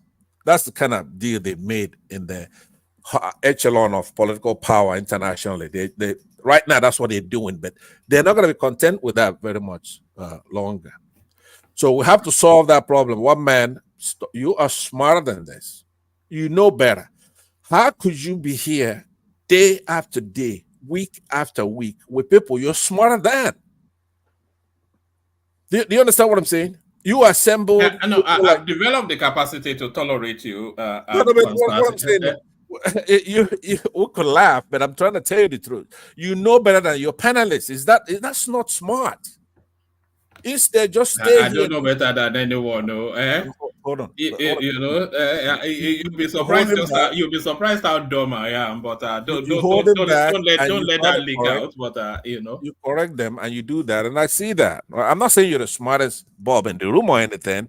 I'm just saying that you like to surround yourself with people you're smarter than, so that they keep ratting off like this. Bishop guy, right? Don't throw that. Thomas Abel, he hasn't been. I have cure for your madness. So if you come at me, I will come back. I have your time. I have your time, and I will beat you. Shut up when I'm talking. Shut up! I'm not your mate. Shut up when I'm talking. Shut your trap. Shut up your mouth when I'm talking. Shut up! Shut up! Shut your stinking rotten mouth. Shut up when I'm talking. Shut up! Shut your stinking rotten mouth when I'm talking. Shut that your dirty stinking trap when I'm talking. Shut up! Yes, one man. Vincent, I think you don't have to go after anybody. If somebody go after you, I think you will respond. But so you heard me. You heard him going after me and insulting me. I didn't go after him. What did I say? I said that he came here and he talked about elections and he was wrong. You were here. He doesn't want you. Hey, Pansa. Oh, he cannot control what I say. He cannot. You are even a coward. You are not even bold enough to say what to say. See? You are not even bold. Look at you. You are a spineless coward. What are you calling me for? Talk to that kid that's abusing me. Your father is the kid. I am not your mate. I can tell you boldly. I am not. Let me answer this dog. Let me answer him once and for all. Let me answer him. Ijele is your medicine. Go and take your medicine. You are sick in the head. Are you guys watching a Yoruba guy trying to... You are sick in the head. One on one, you are no match for me in everything. So stay on your lane, maintain, make your contribution, and keep your dirty mouth shut. Stay away from being an arbiter. Just stay away from it. Now, look, one man, mute that guy because I'm almost finished. Let me lie. Mute both of them. Mute I think what you came to do tonight is not to cause destruction. You didn't came to talk. You know, no, I'm making my point. The guy is insulting me and my family. After people, you can't be, you know. You have said. Tell me one thing I said. Tell me one thing I said that's going after him. You have said a lot of things. You have said a lot of things against Bishop. Like what? You wouldn't. I mean, for him, and he has the right to respond. So if you have not said anything, stay out of it then. Stay out of it. Let me talk. Let him respond. Stay out of it. Just go straight. Don't mention him. Don't make any reference. I'm gonna mention him. I'm gonna mention him. And then if you are attacking his personality, he will attack you. And a lot of people still want to talk. I want to talk. You can't stay here for the whole day, man. This is wrong. You can't go. You are the one. You went after Larry when Larry was talking. You are saying he was talking gibberish. He was talking like a baby. How can you be talking like this? This is wrong, man. And the same way you are attacking Bishop. You think everybody gonna be? You think everybody will be so calm like Larry? The way calm. I mean, Larry took it calmly and respond to you. Okay, stay out. Stay out. Angelico, stay out of it. You should stay out, man. What you are doing tonight, you just come to disrupt the session, man. You are not coming to contribute anything. No, right now I'm answering the question they asked me about. You've been going on. You went after Larry. You went after Bishop. Maybe who else are you going to? I mean, is this the way you want to? What are you trying to do tonight, man? Okay, now listen. I'm answering the question about what hold on a second, Pansat. See, actually, I actually enjoy you when you go on an intellectual discourse on any topic. But quite frankly, when you go after you're not the person to go after Bishop. I think you know that. It's the last person you want to go after. No. Listen to me. But on a serious note, I do enjoy when you talk. Why don't you keep it to your discourse really? Because it's real. Stay out of it. Stay out of it too. Now listen to this. All right, Pansat. Don't be rude to any more person. Just go through the topic. Pansat, I want you to know one thing. You give me a break here. Let me land. Hold on. Let me tell you something. Let me tell you something. Pansat, let me tell you something. Tell me. When you are talking strictly on issue, do you know that a lot of people enjoy you? And I'm one of them. I understand that, but you don't know. You don't know. That's not my mission, though. I appreciate that. You don't know. But when you start going after people, that is when you mess everything up for yourself. Okay. All right. Let me. First of all, when you go straight to the issue, a lot of people enjoys you. All right. Thank you. I know that, right? But listen to me. I know that. I like to be liked. Enjoy you, man. You know, I like to be enjoyed. I like to be liked, right? But that's not what I'm here for. Now, I hope I'm liked. But when somebody comes here, all right. No, you've done that already. Okay, so I want to stick to the topic, but one man, I gave you the answer. But John Loco is somebody you revere, you respect him. I thought you wanted me to tell him. Let me tell him that I do like that. Sometimes I come here and we play around a little bit, right? That's fine. But at some point, people can't come here. One man, I don't know how else to tell you this, right? You know what the insult I take from here? Look at that boy insulting me here. He couldn't even, if I'm in Nigeria right now, that boy couldn't even look at me in my eyes. He can't. He will shit his pants. Pansat, listen to me. Listen to me. Just listen for a second. I'm being civil now. I'm being civil. I just want to say one sentence. I'm being civil. Give me 30 seconds times 3 I don't of your want. I time. don't hear you being civil. Give me 30 seconds. Just give me 30 seconds of your time. Be yourself. If you promise to be yourself, I give you 30 seconds. I don't want to hear you civil. Give me 30 seconds in times 3. You took 30 seconds of my time. So listen. Listen, Pansat. Let Bishop talk. Pansat, I'm equal to any task. Let's set this record straight. I am not your mate. All this you're rambling about one boy living in village in Ibadan. I'm living in a village in Ibadan, and I'm very proud. So I have challenged you to give me your city. I will pay you a visit in 7 days, anywhere you live in America. Okay, thanks. Just listen, let me finish. My 30 seconds are not finished. But can you just, I'm not going to respond to you anymore. Not whatever you say this night, I will not. And I will try and take it forward because you are not worth it. I won't respond to you. Just say, you can mention my name 1,000 times. I won't even dignify you with a response. But I am not your mate. I am not your mate. Let that sink into your that sink into your empty skull. I am not your mate. Age-wise, in every experience, in what we have been, me and you will not take category. All right. I am not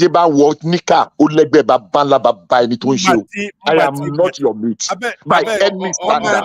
All right. Okay. I think that's starting to wear. It's not entertaining anymore, Pansat. Let me move on from you. Go to.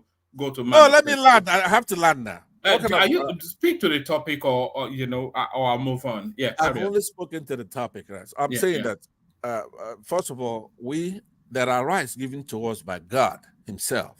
Those rights are inalienable. Not Nigeria could take it away. Not United Nations could take it away. One of those is right to life. Right to life is not given by anybody now. They try to duplicate it and give it to you in the Constitution, but you have right to life, freedom and liberty. Now, how do you get those? You have to secure those with defending your life, defending yourself. So the short answer to that is that we have the right to bear arms. It's natural.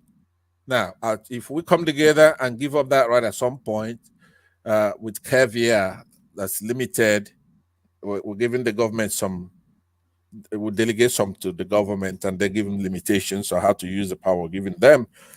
That's fine, but we don't have a constitution where Nigerians actually came together and gave up their rights to anybody. So we've been operating with a temporary, shambolic constitution, and I think it will suffice. But what it doesn't do is to take away our rights. Now, I'm actually an advocate to go back and get these people who have been buying people in our country. I'm talking about as far back as forensic activities could show. So that's my position. Short answer, yes, we have the right to bear arms, period. What's the next one? All right. They moved then to shore up the Naira and the latest strategy shutting down Bureau de Change. Do you think this will work? It will not work because they're not sincere, right? The Bureau de Change bullshit they're doing, it's an Islamic tenet. It's terrorism. They've been doing it for a long time now. They didn't start it today, but this time they've taken it over the top. It's part of Islamic terrorism in Nigeria. So who's gonna solve it? This Tinubu that we're talking about, are you sure you're gonna see him again? When you talk, they say, "Oh, it's a conspiracy theorist." That's what they say about Buhari. It's not Buhari. You may not see Tinubu again. Maybe Shetima is already giving him the tea, the Abiola tea, and he's gone. Because I see Shetima quite active lately. The last couple of days, he's been effusively making his point. Now, who goes and run away from his country after he knows that the last guy for 8 years did that? What kind of disrespect is that? You're supposed to come out and say, "Look, I'm gone, I'm sick, or I'm gone, I'm going to give over power to XYZ." And then when people start going and killing people, bombing people, and doing, you run back home and say, "Hey, look, I can't get a minute rest here. I'm back because my country is going through XYZ, or the inflation is over 30%, right? And this exchange rate." No, I don't think Tinubu is even alive. To me, I have to be seeing him every day to know he's alive. The pretty much patchy evidence have been shown enough now that Every day that he wants us to believe he's alive, he has to make a live appearance, preferably to some press reporter we actually trust, not just every pressman. He has to show that he's alive every day, else he's dead. He stole that mandate, and you know that. That's not a contention. But do you see people come here like what's his name here? There's Bishop guy here, and say, and even worry if Tinubu is alive. To him, it doesn't even matter. To him, it's a foregone conclusion that he's there. This is a sickly old man who probably doesn't know his ass from his mouth most of the times. He's gone now for weeks. And then there's been increased activity from northern Muslims. Sorry, let me ask you this. I'm asking you, and this by extension, a question to your space. What's the object of this exercise? Because Tinubu will be the president for the next 4 years, probably 8 years.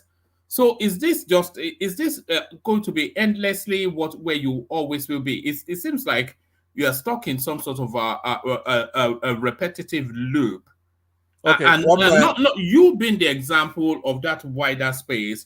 Jabba, jabba, jabba, jabba, jibby, jibby, jibby, every single time. Absolutely, nothing that coheres, nothing that hinges together. Just inane banality, you know. You can be wishing and just talking, right? Look, let me tell you the way the world works, right? Right. Everybody knows what we're talking about. You can wish it away. He did not win. Tinubu is not. Let me land now. No, hold on. You will land. You know, but it was this same window that you guys opened that allowed Buhari to get away with a lot of atrocity. When you went and packed in that banality, and then he just hid all of his atrocities behind your banality and feasted for 8 years. Is there no learning being taken from anything? Is there a capacity to learn in your space? There's nothing to learn. There's something to actually teach. Right. See, you're not listening.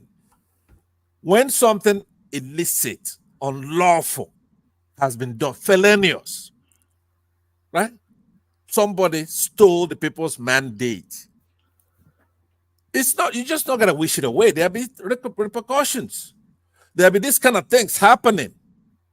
He's illegitimate. It's not only in Nigeria, that's where it is worldwide. You cannot go because a people like Nigerians, true Nigerians, they're not quick to anger, right? They're not revolutionary, right? So they're watching. But there's Hani, there's Amadioha. In that land, he cannot do it. Buhari is like a madman. He did almost the same thing, not as frontal as Tinubu did it, right? Let me land now. No, because you're not really saying anything now. You're not listening. You have to wax your ears. Wax your ears, because what you're saying is that I wonder. You know what you're saying. If somebody stole something, you're supposed to go. What I'm actually wondering I'm not going to talk about it again. No. What I'm actually wondering is if your narrative and by you being the example of your space, if that narrative still not Igbos, just people who are against Tinubu. No, APC. not people are. No, I'm talking about inane banality. I'm wondering if it still has the entertainment value that I think it has. No, but listen, I should just be moving on from it. No, listen. One man, let me ask you. You live over there. I don't know what kind of. I guess you have a bloody monarchy over there, right? So if somebody is a head of state and they disappear without a trace, or somebody runs an election and you just switch off the machine, right? I mean, I don't care where you are. It's nothing that is just going to go away. I don't know how you handle it over there where you are, but something is wrong. There's unemployment is off the charts. The currencies went to like 15, 16, 2,000, whatever the hell it is, right? They are stealing money left and right. They're not doing it. There's nothing right. They got right. They're not doing anything right. He stole the election. So what do you want people to say? Are you supposed to go, okay, it's been 2 weeks now, let's talk gibberish and talk how nice Tinubu is? You are the one who is talking banality, who is insufferable. You're the one who don't get it. All right. You A couple understand? more minutes, man, and then we move So on. vapidity, Is one pedestrian, thing, yeah. and triteness in your discussion. What do you want to hear? You assemble us here to express our view. I want to have a nuanced conversation that is frontal to the improvement of a country. That's what I'm saying. I don't want to hear inane banality. No. I don't want to hear thumping. I don't want to hear just. You want to hear platitudes?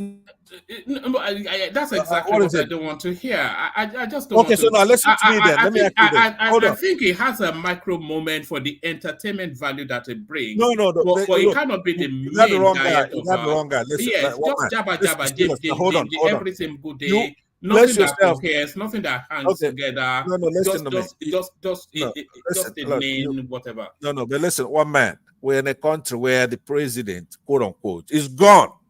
Right. For weeks, we don't know where the hell he is. Well, so why would you say that? How is that a conversation? Okay, where is he?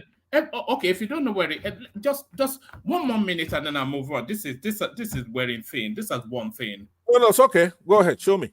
All right. Thank you. Let's go on from you to Ajane Koko. Ajane Koko, you're up next.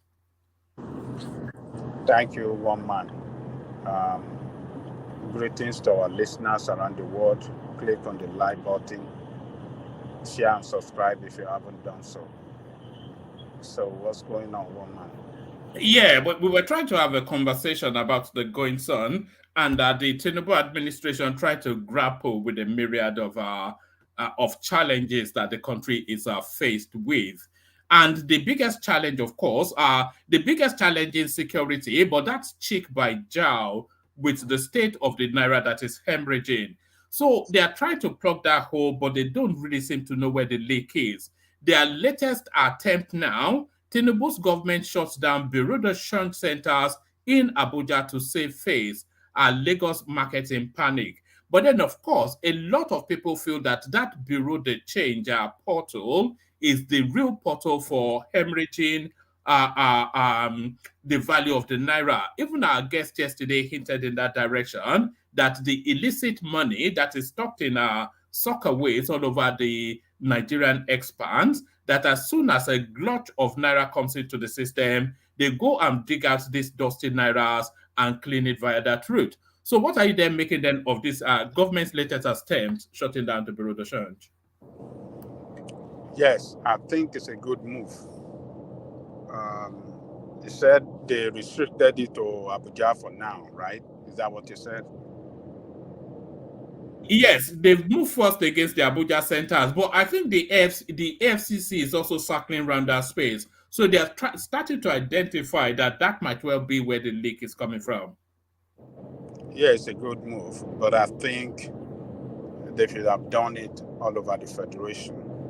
All Bureau de Change must be closed down. They have to scrap them. They must not allow them to operate again. It is Bureau de Change that Babangida introduced to us in the 80s.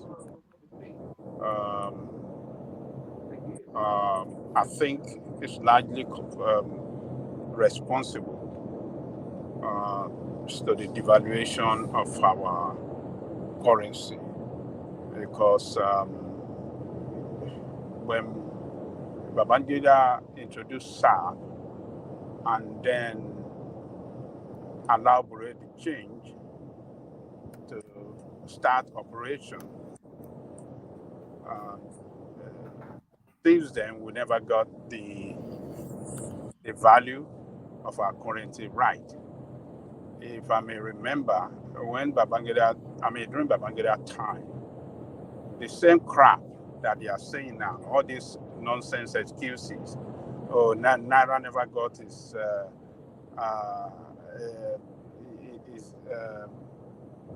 Naira value I mean, never.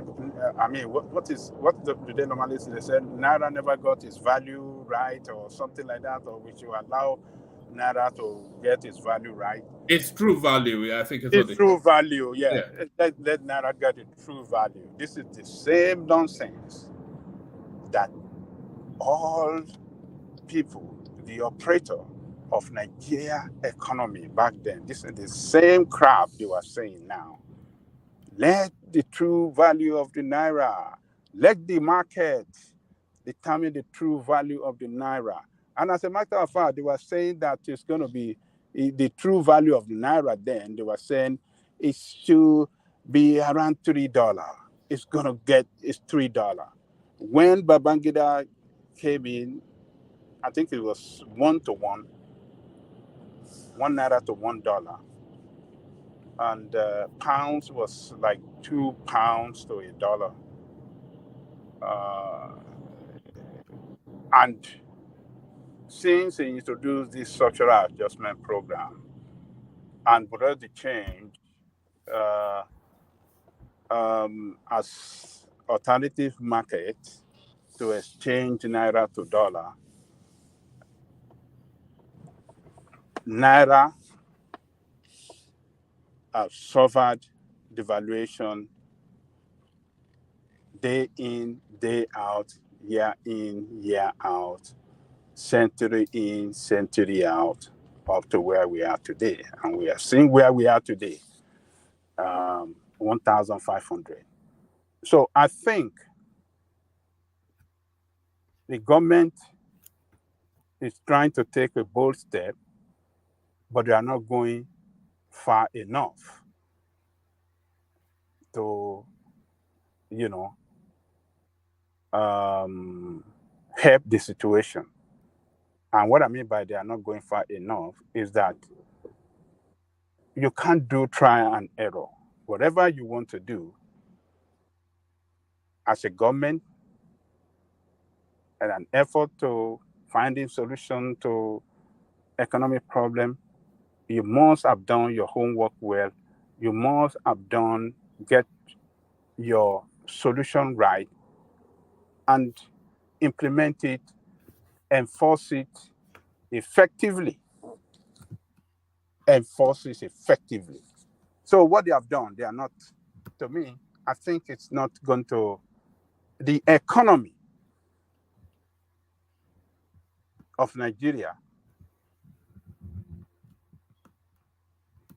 is Lagos. The financial sector that determines the exchange rate is Lagos. Why Abuja? Why not go frontally against them in Lagos? Even when the central bank is even moving some operation to Lagos, operation that has to do with monetary policy and operational department of central bank and monitoring and inspection and all these things. They are in Lagos. They've just been moved to Lagos. So I think it's not. It looks that they're trying to do something, but they are not going all out against this Bureau change. So I would suggest that they should go all out by declaring that Bureau. They should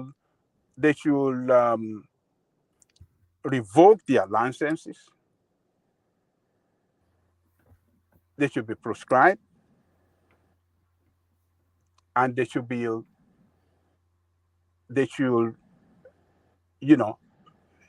make a pronouncement that whoever that operates Bureau de change after social date is operating illegal financial Bureau de change is operating illegal Bureau de change, and therefore is, and such person will be regarded as economic saboteur, a financial criminal, and that person will be sentenced. Whoever that is caught doing this will be sentenced to 30 years in jail without option. That is what the government can do. So government should declare illegal bureau de change operation illegal across the country. What you're going to see, one man, you will see appreciation in the value of naira. That. Babajande, Yes. please, can I ask you a question?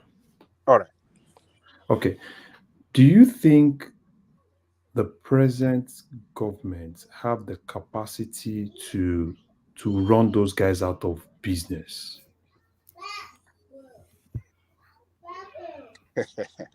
Look, Larry. What if they just declare them illegal? How about that? Are they even legal or just Yeah. a quasi legal? You They know are legal because why I actually asked that question is because of politics. And It's because they are dominated by their bookies, Abi. Is that what you mean? yeah, it's part of it is that because of politics, and that's why for me, I'm always more like, when are we going to have a government that will not really, care about politics and care more about tackling issues? So that's why I'm more like, do you think present government, the way the You composition know, for all of our Pansat's gobbledygook, there is some, you can unpick a little bit from what you said. If we don't take out that feudal north, which is and the Bureau de Change space is still an extension of the feudal north. If we don't, and I think Nigeria is in mortal fear of the feudal north, and that is really, it's still the same story, isn't it? So, Larry, politicians in Nigeria, a lot of them own those bureau de change. If not directly, they own them indirectly. Their friends, their cronies are the owners, and they uses their position in government to favor them. So, and I believe that's the reason why the president and his team are not going all out against them, because they are members of their party, they are members of the political class, and they favor each other some kind of way. So I think the president or this administration should, declare the operation. They should revoke their licenses, declare the business illegal, and I want to tell you, Naira will record appreciation in value. This happened year back in 83. I mean, this parallel market, black market as you call them, was declared illegal by Buhari Idiagbon administration. The same as we are witnessing today was what we experienced back then. I'm not saying it was very bad as we have it today, but back then, before the civilian came in 1979, the black market operation was not noticeable. I'm not saying they didn't do it, but they do it on the ground. Was not noticeable. But during the time of Second Republic, between 79 and 83, we saw these black market, in Bristol, in Martins, and Broad Street, they were limited in that area. And Ikeja Hotel, Ikeja Airport Hotel, there's just plenty of them. They are not. You cannot, but you can see them on the street at the corner side in Lagos Island, around Broad Street, Bristol, Martin Street, and those places. You can see them. But when they are going to declare them as illegal, our naira appreciated in value because naira value was already going down. It appreciated, and all of them were so scared. They run away because the military, even I could remember back then when, some of our people came from London and they have, some pounds, and they trying to change it to, what's the little difference? Maybe a difference of maybe 50 kobo or 1 naira, and they want to change like 300 pounds, and they say, oh, that little difference makes something.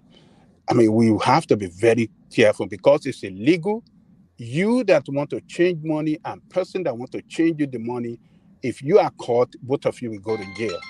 So they enforce it.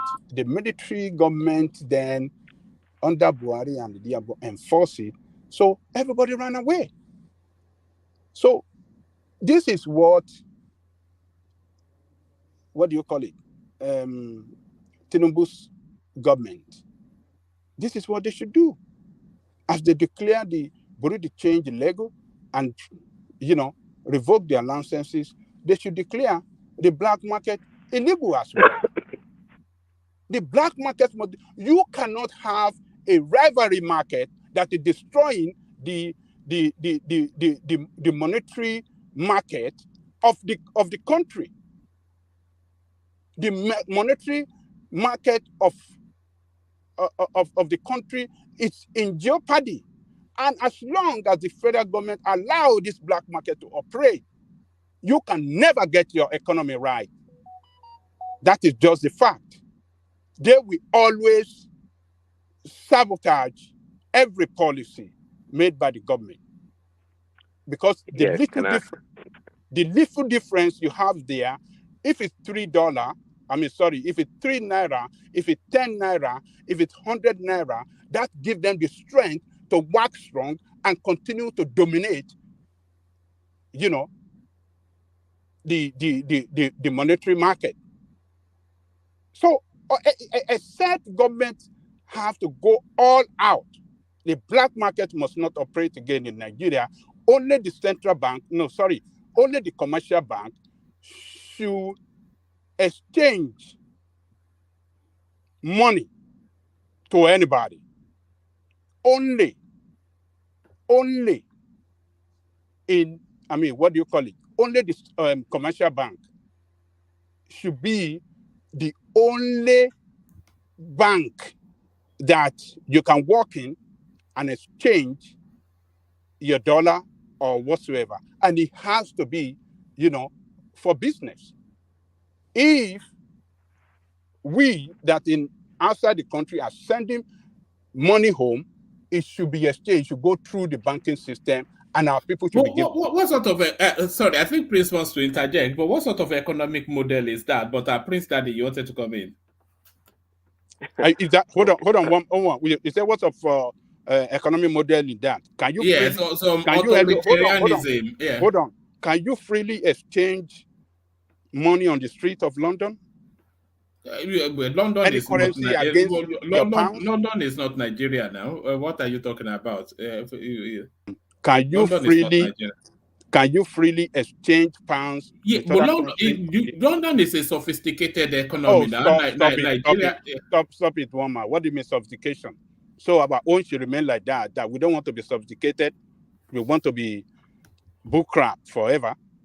No, we have to operate the way economy of the world, progressive economy of the world, the way they operate That is the same way we must operate. You think the way that London operates like that, that doesn't allow this street market economy, do you think they're stupid? It will destroy the economy of Britain.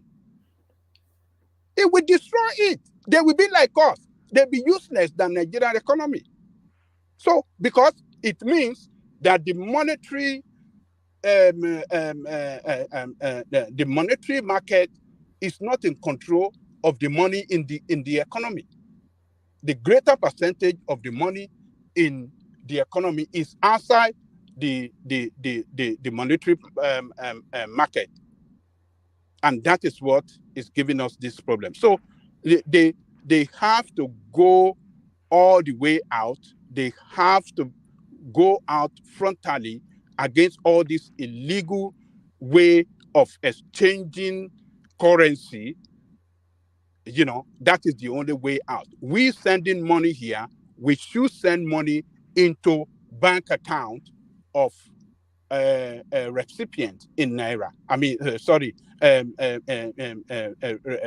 recipient bank account in Nigeria. And the recipient should be given. Let me interject. The recipient should be given Naira and not dollar. If you send money to your people here, they should be able to get it in dollar. It should only be in Naira. That is the only way out. So, Prince Daddy, come in. Oh yeah, thanks, Angelico. Yeah, I agree with what you said actually in totality, but the exchange. See, it used to be like that. See, the people in power, obviously, the beneficiary of the system. Okay, they were the ones that convinced, I don't know, the central bank or the president, whomever, to change that policy. Why? Because we needed more dollars in the economy. Okay, so now if you go get your money from the bank, they give you direct dollar for the transfer. That is what is going on right now, and that was supposed to help the economy. Okay, that was supposed to help the economy. Now, before we go after illegal money exchange sources, what about we concentrate first on the legal institutions, just like the bureau de change you're talking about? Those are legal, right? They're not illegal. Those are legal institutions that have license to operate. Do you think the license should be revoked, like Ajaleko was suggesting? Yes, yeah, I'm agreeing with Angelico. The licenses should be revoked, like immediately, like today, tomorrow, really, because they say when the lay people like myself talk, unlike Cardoso with all the credentials, it sounds to me like Cardoso and these people in power, including Tinubu, may not have a clue about what is going on with this issue. I don't think they have a clue. I say it all the time. They try to apply the Western model to solve their problem, but they don't have the same problem. That dumb thing to do, to go borrow money at a high exorbitant interest rate to try to revive the naira, it's a dumb thing to do. How long are they going to continue to do that? For them to survive, they need like $500 billion or more to do anything meaningful. What is $3 billion going to do for Nigeria's economy? Isn't that a joke? It sounds. I mean, so you have to. If you look at people operate, you get to know and have an idea what they're all about if they understand the question or the problem they're trying to resolve. And it sounds to me they don't. They absolutely do not have a clue what is going on. See, when the Western world, when it went after Russia, when they with their military exercise in Ukraine, if you guys didn't forget, they went after Russia with everything they had in their arsenal to destroy Russia's economy. They did. Because Russia is not crumbled right now, and they're begging for, and the people are begging for food on the street. And that's why we're not talking about it. Only if you knew the level of attack that they did on Russia, you would know that it was a really serious issue. This lady, Evera Nabulina, she was the Russian central bank governor. She's a genius. She's brilliant. She's everything. She's everything that Nigeria needs. It's amazing they don't go pursue such people for advice on how to solve Nigeria's problem. I'm telling you, this lady single-handedly revived or sustained Russia's economy that the West was trying to destroy. And in fact, guess what? One man, I hope you guys know that. A month or two after the what they call the blitzkrieg on Russia's economy, the Russian currency, the ruble, became the strongest currency in the world. In the world, for like after 3 months, it was stronger in that period than the pound sterling and the Deutschmark and the dollar. You know why? Because they were able to. They did miracle. This lady I just mentioned her name. She did miracle. These are the people that understand how global economy works. These are the people that know how things work. Hello? Sorry. Is that Bishop? Oh, I think we were both bouncing off Bishop. Yes. No, I wanted to chip in something if you doesn't mind. Yeah, let me land real quick. So, this lady, these are the people that know how things work, not people like Cardoso that has an Harvard managerial degree in whatever in leadership. These are jokers. She did not actually do anything especially clever. What she did was to she localized their economy into their currency. That's just the thing. And she said then that anybody that wants to transact with Russia has to do that in the ruble. So they still had to buy the ruble with whichever exchange, whichever currency. And of course, the whole of Europe depended on Russia for gas. So she just domesticized the economy, and that was it. You know, it wasn't. Well, man, you make it sound simple. You make it sound simple. Sometimes the simple solutions are what we need, but you make it sound so simple and simplistic. I don't believe that. That is one of the approach or the variable that she used. But she did more than that. It was just not just the monetary policy. You know, that physical policy also came to play. And in short, they applied the old definition of fascism, which is the strict regimentation of the economy for war. That's exactly what Russia did. See, that's what I'm saying. These guys, this Cardoso and their team, they don't have a clue what is going on. See, if you say she did something that simple and was able to wait off the Western world, I'm talking about the Western world, one man, America gripped the entire Europe. They came after Russia. They did. And so it can't be that simple. The way you just described it. I think it's more than that. More than I know. Let me tell you what she did. Rational mind, your audio, mute and unmute your audio. Your device is not connected properly. Let me tell you what she did. So they cut Russia off SWIFT or this switch or SWIFT, which is the global space for financial transactions, and then they squeezed the economy with embargoes. And then what the Russians then did was to domesticize. So all of these are brand names. So the McDonald's, they changed it to an equivalent there. So they harnessed all of their economy from within, but then the things that they exported, they denominated it in their currency. So if you wanted one of the largest oil exporters, Russia, one of the largest gas exporter to Europe, Russia, and they denominated them in their currency that if you want to buy these things, you have to buy it in our currency. So those dollars and euros that they didn't want to come in, it was then gushing in because, of course, it was and it was right about the winter time as well, which was the peak of energy use in the West. So all she did was to domesticize their economy, and that's what she did. At least that's my understanding. I may be wrong, of course. Yes. Well, man, that is fine. I'm not arguing with your presentation, but did she find a solution to the problem? Well, here we are in Nigeria. I think what we're dealing with is more like internal turmoil or internal problems. That's what we're dealing with. We don't necessarily have, of course, the dollar coming in and out, but we don't really have one nation or multiple nations attacking us. We don't have that. So whatever she did trust me, I think she's a genius and she's brilliant. So It was Cardoso a and his clever team, move, though. It would, like you said, it could be simple, nonetheless, but still yeah. clever. So yes. So One more, because she Hold on, let because Chris she come. because she obviously she understands that the Russian economy. So it doesn't. It's how you make the move on the chessboard that matters really. She understands the economy, so applying the right solution to the problem is paramount.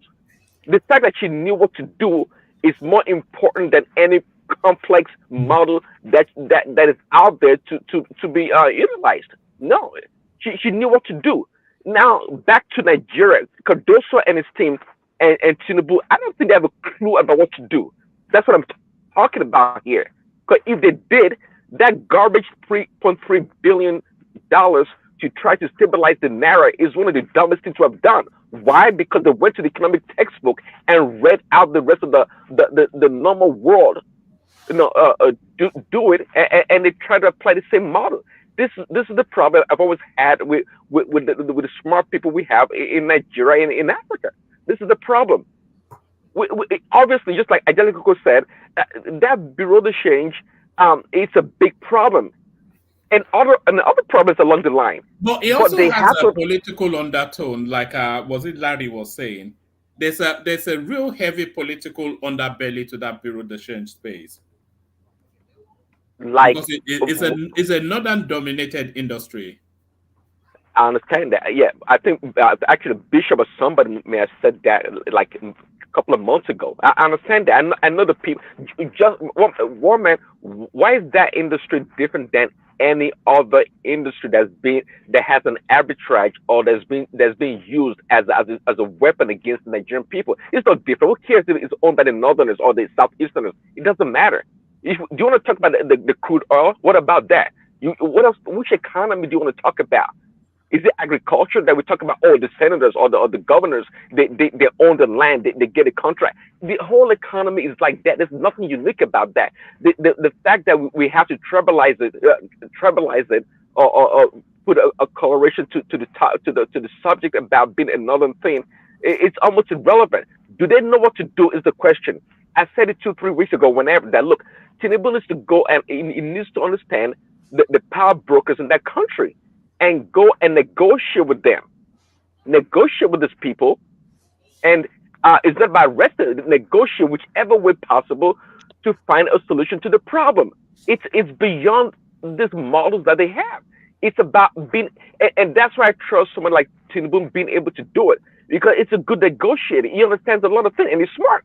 So do you think he has it within him to recognize that the direction of travel might be wrong and he needs to pivot quickly, or do you think he would double down on it just to save face or whatever? Because the direction of travel, it may well be, or maybe there has to be a deviation in the direction of travel, even if they are still headed in that direction. Do you know what I mean? Are they capacitated to have a clear understanding of because it's somewhat is very experimental, a lot of things that they're doing. Well, it's not that's the problem, one man. It's not. If it was experimental, that would have been good, one man. It would have been good because of what they tried this permutation, it didn't work, and so we understand what they're trying to do. But it's not been experimental at all. I'm telling you, one man, that they're using economic textbook model to solve the problem, and it's not working. It's not working. That's the problem. President, anyway, Bishop can come in. Sorry, thanks. Okay, I thank you very much for your time. I just have one observation and one question. The observation was, I think somebody corrected you. The Russian currency was the best performing currency. And it was wrongly reported as the strongest, but that was not correct. It was the strongest performing currency for that year. Having said that, we have been on this issue over and again. I want to ask from you, especially, what were our expectations of the two two major decisions. What exactly were we expecting would be the fallout? Do we think when they remove the arbitrage, everything was going to fall into normal and Naira will begin to grow? Don't we think there is going to be some reaction, and exactly what we're saying? Maybe it's going a little bit too far, but I kind of was expecting that when they removed the fuel subsidy, that things were going to skyrocket, but it was a necessary thing. What was our expectation when those decisions were taken? Maybe we'll know, so we'll moderate, how what we're expecting. And secondly and finally, we have deliberated extensively on these things. But sometimes, if we can get what is the solution that we think will be the way forward, it might not necessarily be that's what they apply, because sometimes, even for medical doctors, and I know there are some medical doctors here, except you have a case whereby you can test, what do they call this thing, when you want to give antibiotics, to match. What's the name now? There's a medical term you medical doctors use for it. That you know which one, the reaction and the capacity to take care of what. Except you have what you use to test. Sometimes maybe you just give this, and if it doesn't work, maybe you increase the dose. If it doesn't work, maybe you increase the dose, or you give some combination and the rest. What do we think is going to be the solution? Bishop. When they removed the fuel subsidy, let me tell you, I mean, this is just from my perception. When they removed the fuel subsidy and they removed the subsidy on the Naira, I think anybody with an IQ over 2 digits knows that difficult times are coming. And I think the country braced itself for those difficult times, but there doesn't seem to be, the way the Naira is helped. And by the way, removing the fuel subsidy should have counterweighted removing the subsidy from the forex space, because removing the fuel subsidy gushes in a lot of money into the Nigerian economy, and then that should then support the Naira looking for its value. So there should be some counterweighting in those two policies. But the way the Naira has been hemorrhaging so heavily, it doesn't. There's no systemic structures to it. There is nothing in the and there is nothing coming out of the central space as well that you can vest confidence in. So the whole thing just seems wishy-washy, somewhat handed. It doesn't seem structured or knowing. Oh man, can I say something? Okay, yeah, let that person. Yeah, come in, Akim. Yeah, thank you very much, man. I actually came in because I was listening to Obaja Likoko's submission. I think that was I think his submission was kind of misguided. I don't think you can apply those solutions under the military regime of Buhari at that time to the economic situation that we find ourselves today, one man. At the time, Obaja Likoko, you yourself can categorically confirm that 90% or more of the food that we consume at that time were locally sourced. So this is a highly import-dependent economy today that we are facing. Majority, even the food that we consume today, you can even say 70% plus of the food that we consume today are kind of imported from outside of the country. A lot of the things that we use, one man, we're bringing them from outside. So if even using Russia as an example it's even a mistake, because Russia does not have that level of dependency when it comes to importation. So you can look, one man. It is not about the Burundi change. It's about patriotism. Nigerians as people, one man. I went to Morocco, right? On the street of Morocco, you have 3-4 Burundi change. The dinar is still 10 to 1 euros in Morocco, 10, 11 to 1 euros in Morocco. It does not go falling like the way the Naira is crashing down today. Okay? But they have Burundi change. But what you don't have are maybe politicians who take their local currency and convert them into a dollar and then go and stash it. What you don't have is a governor or citizens throwing a lavish party in Grenada, then putting a lot of pressure on the local currency. So the institution of government, when it comes to enforcing laws, it's not working in Nigeria. So how are you going to enforce a law when you know that you don't even have the instruments to enforce the law in the first place? For me, I think the way they are trying to find a solution around the current system, the current situation that we find ourselves. To try to force people, it's just going to make it worse. Trust me. If you close Bureau de change today, the bankers will become the Bureau de change themselves. In fact, under that Buhari government, that was what was happening. They give money to the banks. What does the bank do? They'll sell it to the Bureau de change. Inside the bank, they will tell you, oh, we don't have dollar. But they will be the one directing you to a mala, to an aboki outside to change money for you. What is the government supposed to do when you have citizens that are compromising the system? Government, first of all, need to go and sort out our institution, the police or whatever instrument of government they need to use to fight a corruption. That is what they look. I think by now, the Tinubu government should be working on the reform of the security system, like the police, the DSS. They have to overhaul all those institutions if they want the country to genuinely work. Because as we speak today, one man, a lot of Nigerians are compromising the country. All right. Larry, come in. Larry, you wanted to. Oh, okay. Yeah, I think what I wanted to say was just close to what that person actually said. A That lot was of people are that was our saying, game. yeah, a lot of people are saying run out the bureau de change, and I don't really think that's actually it. I think the major thing is just like if there's a way we can, leave the registered bureau de change because averagely the total registered bureau de change in Nigeria is still a little bit around 6,000, and if you look at Abuja alone, go to Wuse 3, Wuse 2, go to Wuse 2, go to Wuse Zone 6. Averagely, people in Wuse that are selling dollars, right? You can see almost 10,000 people doing that business. So probably what they need to do is to run those other guys out, keep those things with the normal guy that you can track. Because like you said, you know, he mentioned a country where it's normal. Yeah, people sell, right? But I think the major thing is in those countries, it's within the system. They can track every foreign currency in the system. But Nigeria is just so crazy that you can't even track, how much is actually in the system.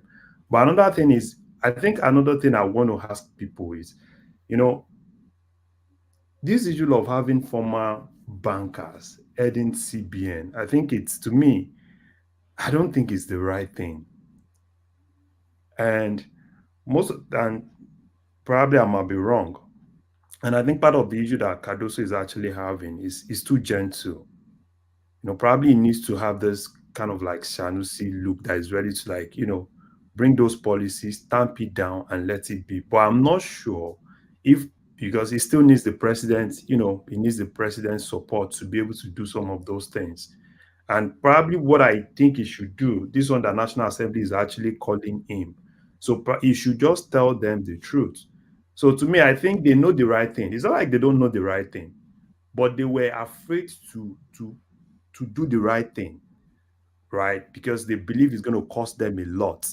Politically, it's going to cost them a lot. And, some of those guys are beginning to fight back. This present thing that you see, I think it's more like they are telling him that they want to fight back. So all those, and that's why I said it when we were talking about them bringing money. If you bring $100 billion into Nigerian economy, give those guys 2 weeks, they will mop it. Until you're able to handle the main issue, Tinubu just need to hold up and kind of like say, yeah, these are the guys that they are terrorists, right? Face them. And the major terrorists are even in that National Assembly itself, because those are the key guys. And if he tries to run those other guys out, you see them coming out. So what I think he needs to do is to, let Nigeria know these are the problems, these are the people, and I want to go against them. So probably he needs to go and consult people like Obasanjo to, give him that, he needs to just be able to like stand firm and face it. Because if it doesn't face it, those guys, because they won't bring laws, right? They will be the same people. They will turn the laws. And at the end of the day, even when people want to implement that laws, those National Assembly guys are the problem. They can shout and shout and shout. Why are the people stocking the dollars? Even governors, it's shocking to hear that governors are often part of this problem. Somebody was analyzing what the governors do. They go to Abuja, they collect that money, they put it into two, and they call their bureau de change guys, and they put it into dollars.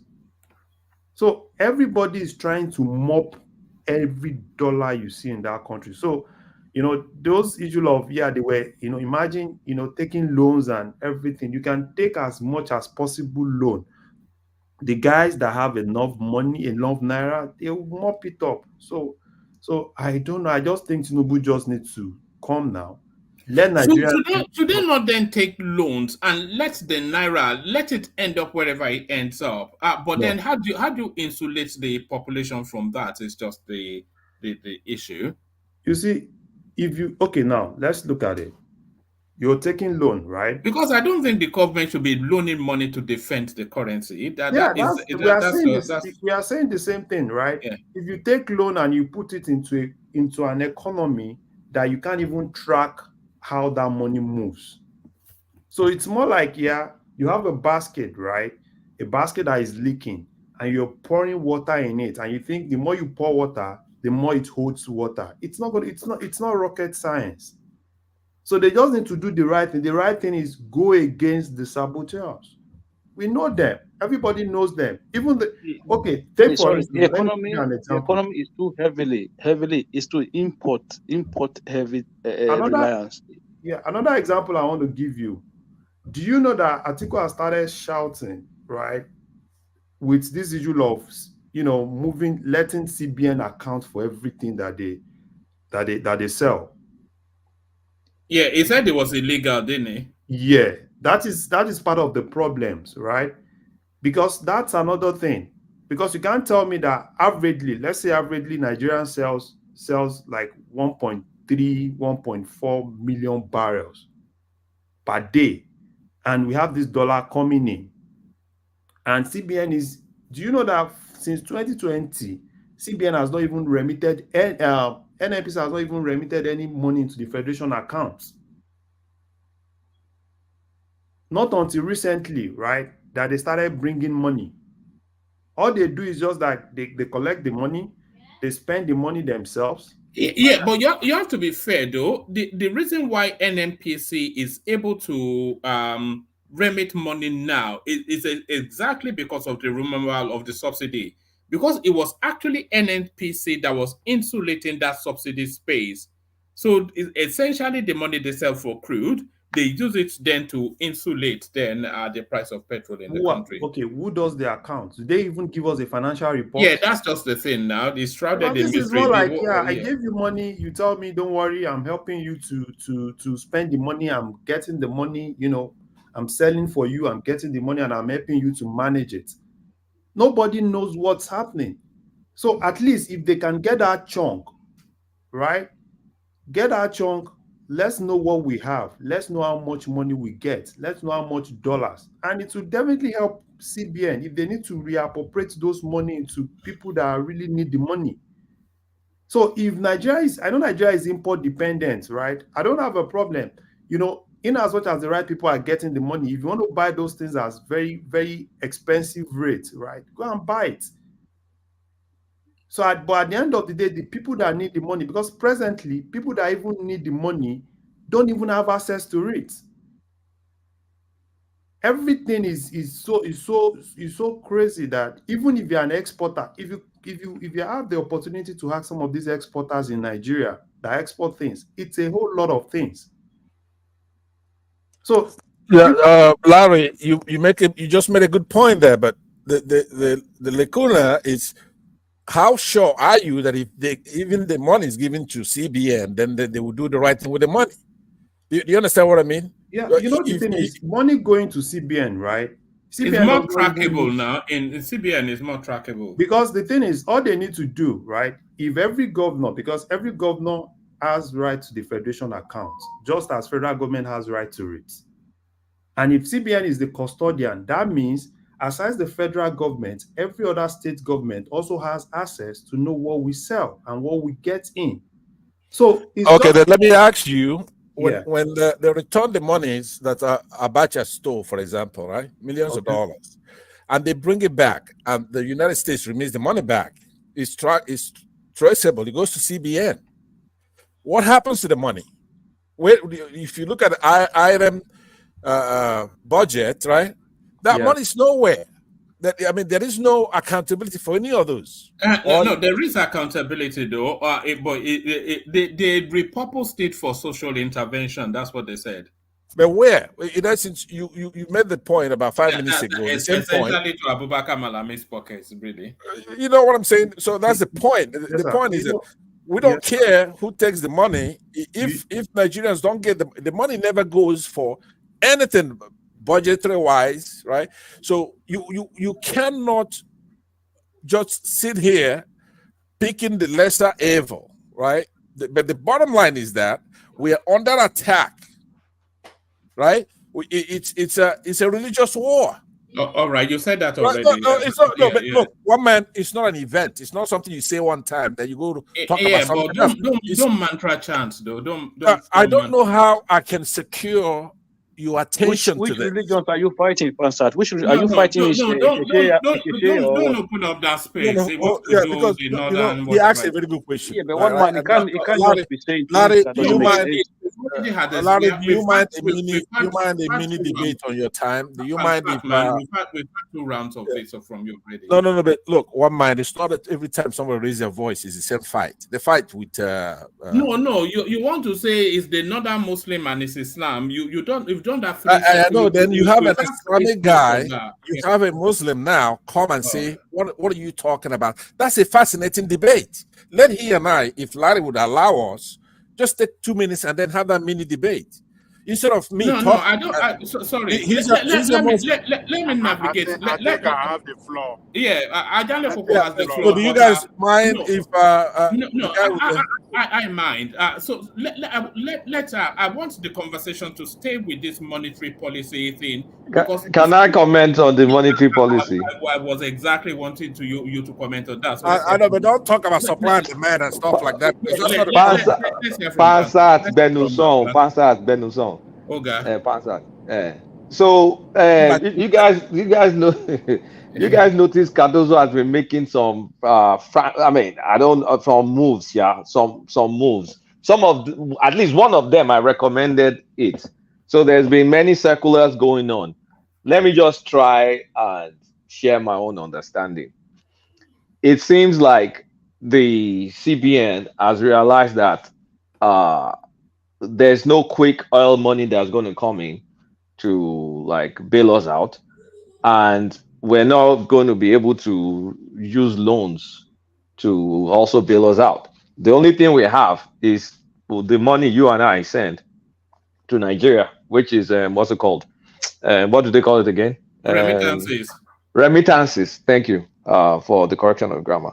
So they issued a bunch of circulars. One of them has to do with transparency for the bank. For banks, meaning all the FX transactions they do has to be quoted and displayed in a transparent manner. You'll think that is just innocuous, but it's really not. It has some implications, but we can skip that. The next one is they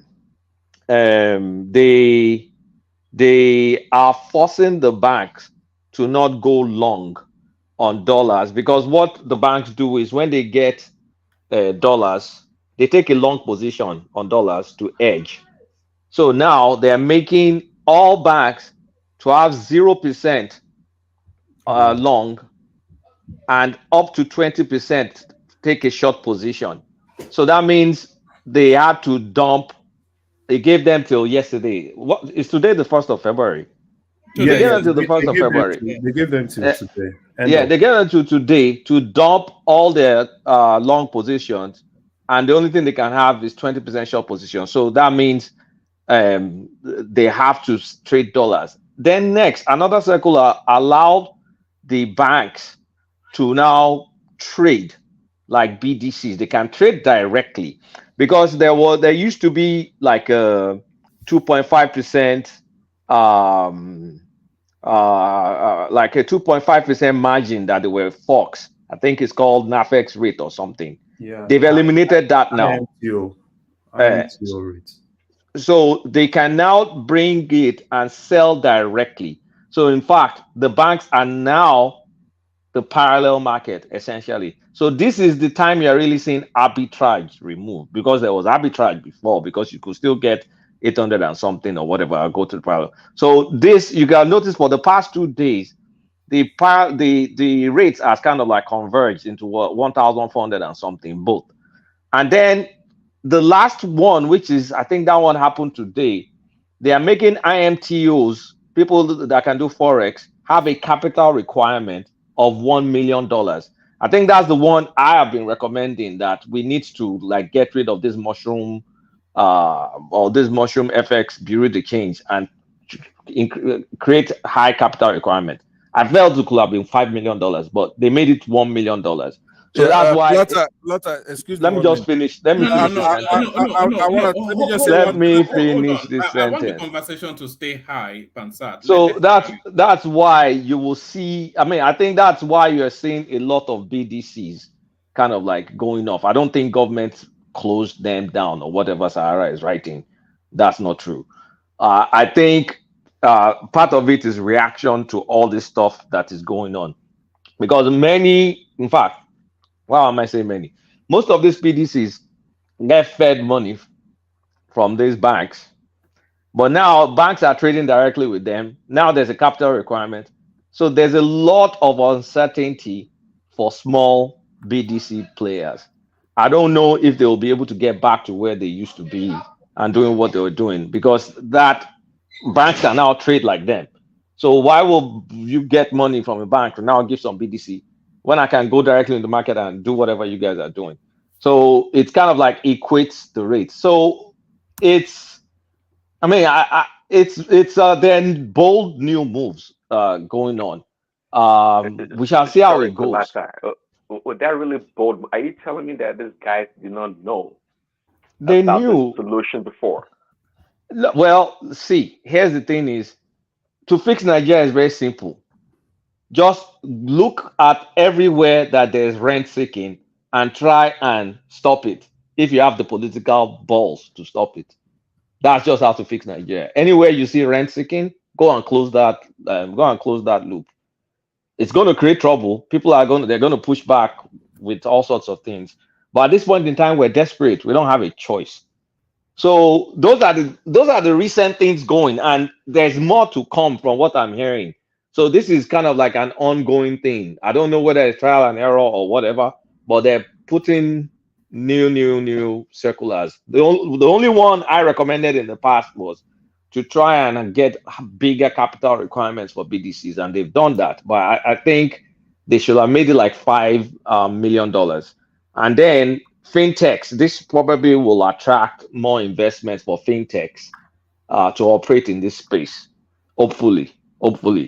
So yeah, the dollar rate has converged, but let's see how it goes. Let's see if there's going to be a crack. Thanks for the information. I didn't know the banks were allowed to trade long on the dollar. They were all they had to do was Larry was explaining that earlier on, and then Passato was Passato Nijeke or Badun in Passato. Hold on, Passato, you caused a lot of trouble tonight. Before I ask you a question, I have a question for you. Before I ask you a question, I just want to tell Hakeem. Hakeem, I saw you yesterday saying that one man let me get away with a lot of stuff. You're here now. Why don't you fight for a debate with me? Why are you letting me do all that? You've never asked for anything here. You were rejected. I don't hold the platform. I don't hold the platform. It's one man's platform. Fight for it. Say, hey, let me talk to Pansat. Let me ask Pansat a question, or let me abuse Pansat. Fight for it. I don't want to look. What, But before that, I'm not here to abuse let me ask Kulata a question. Kulata, I want to test your aptitude because every time you come here and you give this. Oh, Pastor, I don't have time for your shenanigans hold on tonight. now, hold on. Not tonight. I I'm too want to tired test your for. aptitude by saying, I don't. You are not my teacher. Last time I was in I'm school, asking you a close question to 3 now. decades ago. I don't have time for you. Can I ask you a question? No. Hold that question. Hold that question for a moment, Pansat. I want Larry to come into the conversation because Larry, a lot of what Pansat just said now mirrors what you were talking us through earlier on. So it looks as though there's some sort of convergence in the understanding of I would say no. It was Kulata that said it was Kulata. Sorry, yes. I was going to say Pansa don't have that kind of. No. All he does is the Fulani.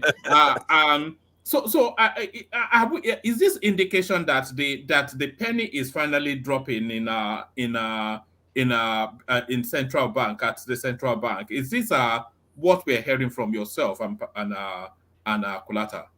Yeah. The thing is, they know what, like I said earlier, right? They know what to do. And I think at this point, they are now desperate to do the right thing. So, but what comes after it is what I don't know. Because one thing is to give out some of this policy, another thing is the implementation of some of those policies. CBN can actually give some of those policies, but we still need, for those policies to work, you need EFCC, you need the police, you need DSS, you need the National Assembly to make laws. So it's a lot, right? So, but that is what I don't know. That's where I expect Tinubu to support the CBN governor to ensure that this is actually, going to be effective. And You were saying he's too much of a nice guy. He doesn't have it doesn't. Yeah. And that's the problem I have with former bankers, right? Because some of those things will definitely be you going against some of your former friends, and that's why some people are always like, why, bringing former bankers to be CBN governor, it's a lot of issues. So, but I think he just needs to just hold the balls and be able to face some of his old do you read an alignment between now these policies coming out and the relocation of strategic departments to Lagos? Is this are we tying the two together? Yeah, it might actually be part of it, right? Particularly with supervision, right? Supervision, payments, and all those departments.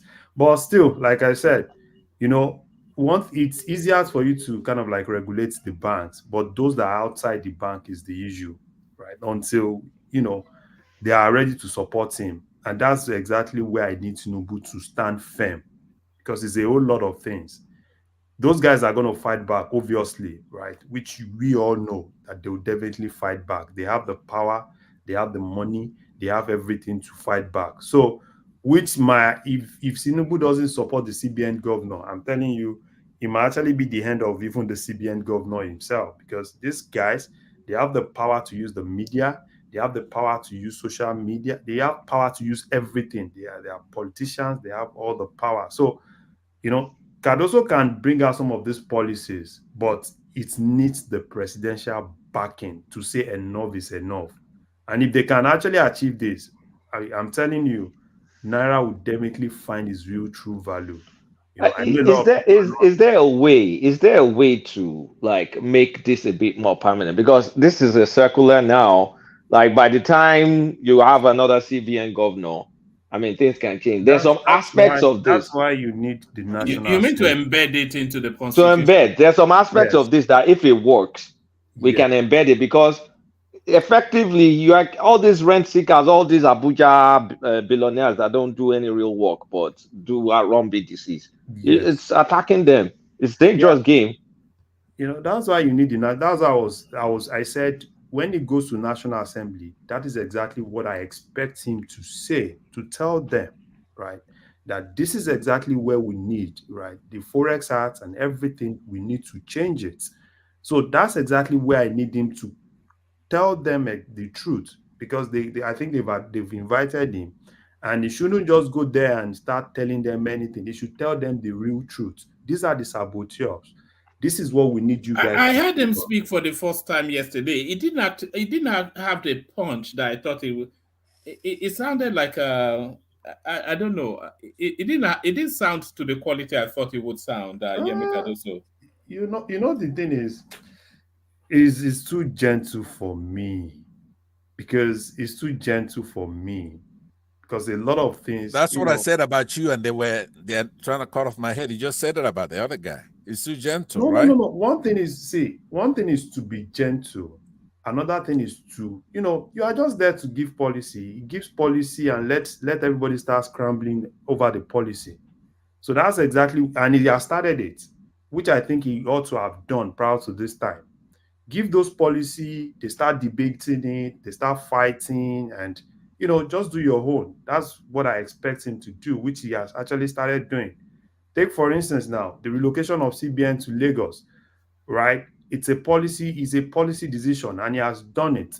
They can go to channels, okay, Ndume was in channels, shouting and everything. And when they put the questions to him, are you shouting because your daughter works in CBN?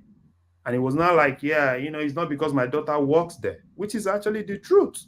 No, but wait, let it be fair, okay? The central bank has 3 rules when it comes to policy. Yeah. Moving that stuff over there, even though we may agree or disagree, it's not a policy. A policy is like the money supply, right? Reversing interest rates, changing bank reserve requirements. It's something that is known. It's not rocket science. Saying I'm going to move something from Abuja to Lagos is not a policy thing. Now, they missed an opportunity because somebody challenged them on that.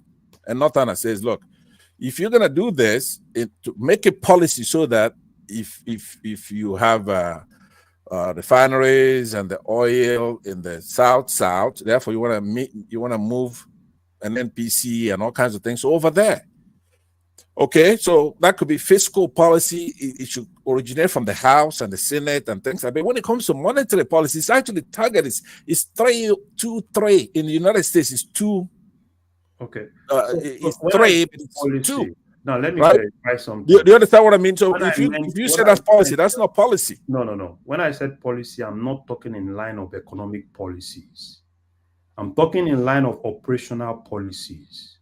And this is more it's a position. It's more of operation than economics. So what you've actually said is right. More economic policy. So no, what you said is more of a all right. Administrative policy. Let's not get monetary policy in semantics. Why do you always come to the defense of people who could defend themselves? No, because I want the conversation to stay where it is, but you would just want it to take it to a bruising fight. That's but if we let our countrymen know what monetary policy is, what's wrong with that? A lot of people don't know what it is. A lot of people don't know what the CBN's role is. It's a limited role. I never said monetary policy. I said policy. So you kind of like push me towards the economic policy. No, but when you're talking about CBN and policy, when you join the two together, you're talking monetary policy. That's the only role they have. They don't have fiscal policy. Would you ever allow Larry to even talk on this? No, Larry, am I bugging you? Larry, are we having a good conversation, or am I disturbing you? It's a bit tiring. That's just what it is. All right, whatever. You want me to come back? What? I could leave and come back. It's up to you what to do. Just go with you have to know where the conversation is and be there, not just. That's not what I'm doing. Or do you want to have one-on-one with Larry? No, that's yeah. No. I want one-on-one with Larry. I want one-on-one with Akeem. With Bishop, with everybody. Ever since he took that beating from Ijele, he's been looking for somebody else to pass it on to. Let me say, look, I'm gonna go on camera. Listen to this. With the country we have, we're not coming out here to have you join any conversation, right? If you're gonna talk about a skunk, it stinks, right? We have a problem in the country. You're talking monetary policy. Do you know how our people are suffering and what's that causing? And they can fix it right now if they're listening to us. somebody like Larry is making sense, but if he's going to be saying policy, then let's talk about that so our people will understand that these guys, the CBN is not a panacea. They cannot fix everything. But what they have a role to play constitutionally, it's a monetary policy. That's it. So if there's Wayo going on, Tinubu is playing Wayo, moving things. It's not even him. It's what's his name there? Kayamo, trying to please the Yorubas, right? You want to move something from Abuja to Lagos. How does that help? Mr. No. Let him land. I want to bring Rational Mind into the conversation. Rational Mind, I think you've also always championed that the Bureau de Change space that it should be. You know, I see a flaw. One man. You still have the floor. Are you skipping me? No, I'm not skipping you. I want the Rational Mind to comment on this, then I'll come back to you. I just wanted to move away from where Pansat was trying to take us to. A Rational Mind, yes, that Bureau de Change that you've always had issues with, it looks as though it's not been addressed. Well, I hope so. One man, you see, for quite some time now, I've not been seeing Kulata here. I was here until when we had. This is the same guy who will come here and will say, will poke fun at us and will say, you're almost Yoruba Nissan, or Yoruba Nissan, you know, he will say that poke fun at us. And anytime you hear him when they are Agbado juniors in CBN there, or they are Agbado, whatever they call them in Asorok there, they spin out some narratives out there. You see him jumping here, and then he was like, "Oh yeah, policy, this, that." And he was like, Rational, maybe they paid me. Maybe APC has given me my pocket. I know, my own boy. Just hold on, just hold on. I mean, you just came back from Nigeria. I know the other time before you left for Nigeria, I was telling you here that it's like you're seeking for something from Tinubu. You want to become part of the state because the way you come here, you talk sometimes. I suspect that this guy, you are looking for something. And then you went to Nigeria recently now, and then you're back here. I already got appointment. Rational Mind. Sure, I'm sure you have. I'm sure. I don't doubt you because I know you. I've seen all your game here that you play here. So it's the special assistant on Pretty Igbo. You shall find out very soon now. You shall find out very soon. Yeah. You just come here, Cardoso. They're crap that they throw out every time. They just want to you cannot root things by propaganda. And then you come here and champion that propaganda. Anytime you see something they just throw out there, you come here and start talking like an expert. I know I'm an Agbado economic expert. You come here and be talking come on, this guy, save us this BS you come and do here every time. That's by the way, Kulata here, you know, anytime we see ourselves. Yeah, make I hook you up, make you get your own appointments. Don't hook me up. I don't need their appointment. I don't be part of their rot. Anyway, yeah. Where were you anyway? When we were having our guest yesterday, Rational Mind, I was expecting on my big hitters. Yeah, I was supposed to be there. I'm so sorry. No, it's fine. It was a good session anyway. So yeah. I could imagine because I've not really watched it, but I saw your. Something you uploaded already. So anyway, yeah. So you see, I think I've listened to some people here. We've said it here many times that the problem confronting that country is multifaceted. It's good that some of us are talking about it, and we're hearing them trying. That's the one thing we are hearing. We always hear them. They want to do this. They harmonize the whole FX or whatever. They do this, and they have instructed the CBN to start collecting this money from NNPC. And this, at the end of the day, zero. What the French people call zero. That's what we'll see every time at the end of the day. So you start wondering. You cannot rule, you cannot govern by propaganda. Sooner or later, the truth will come out. But I just hope whatever they are trying to do, it will come. But let me just address something real quick.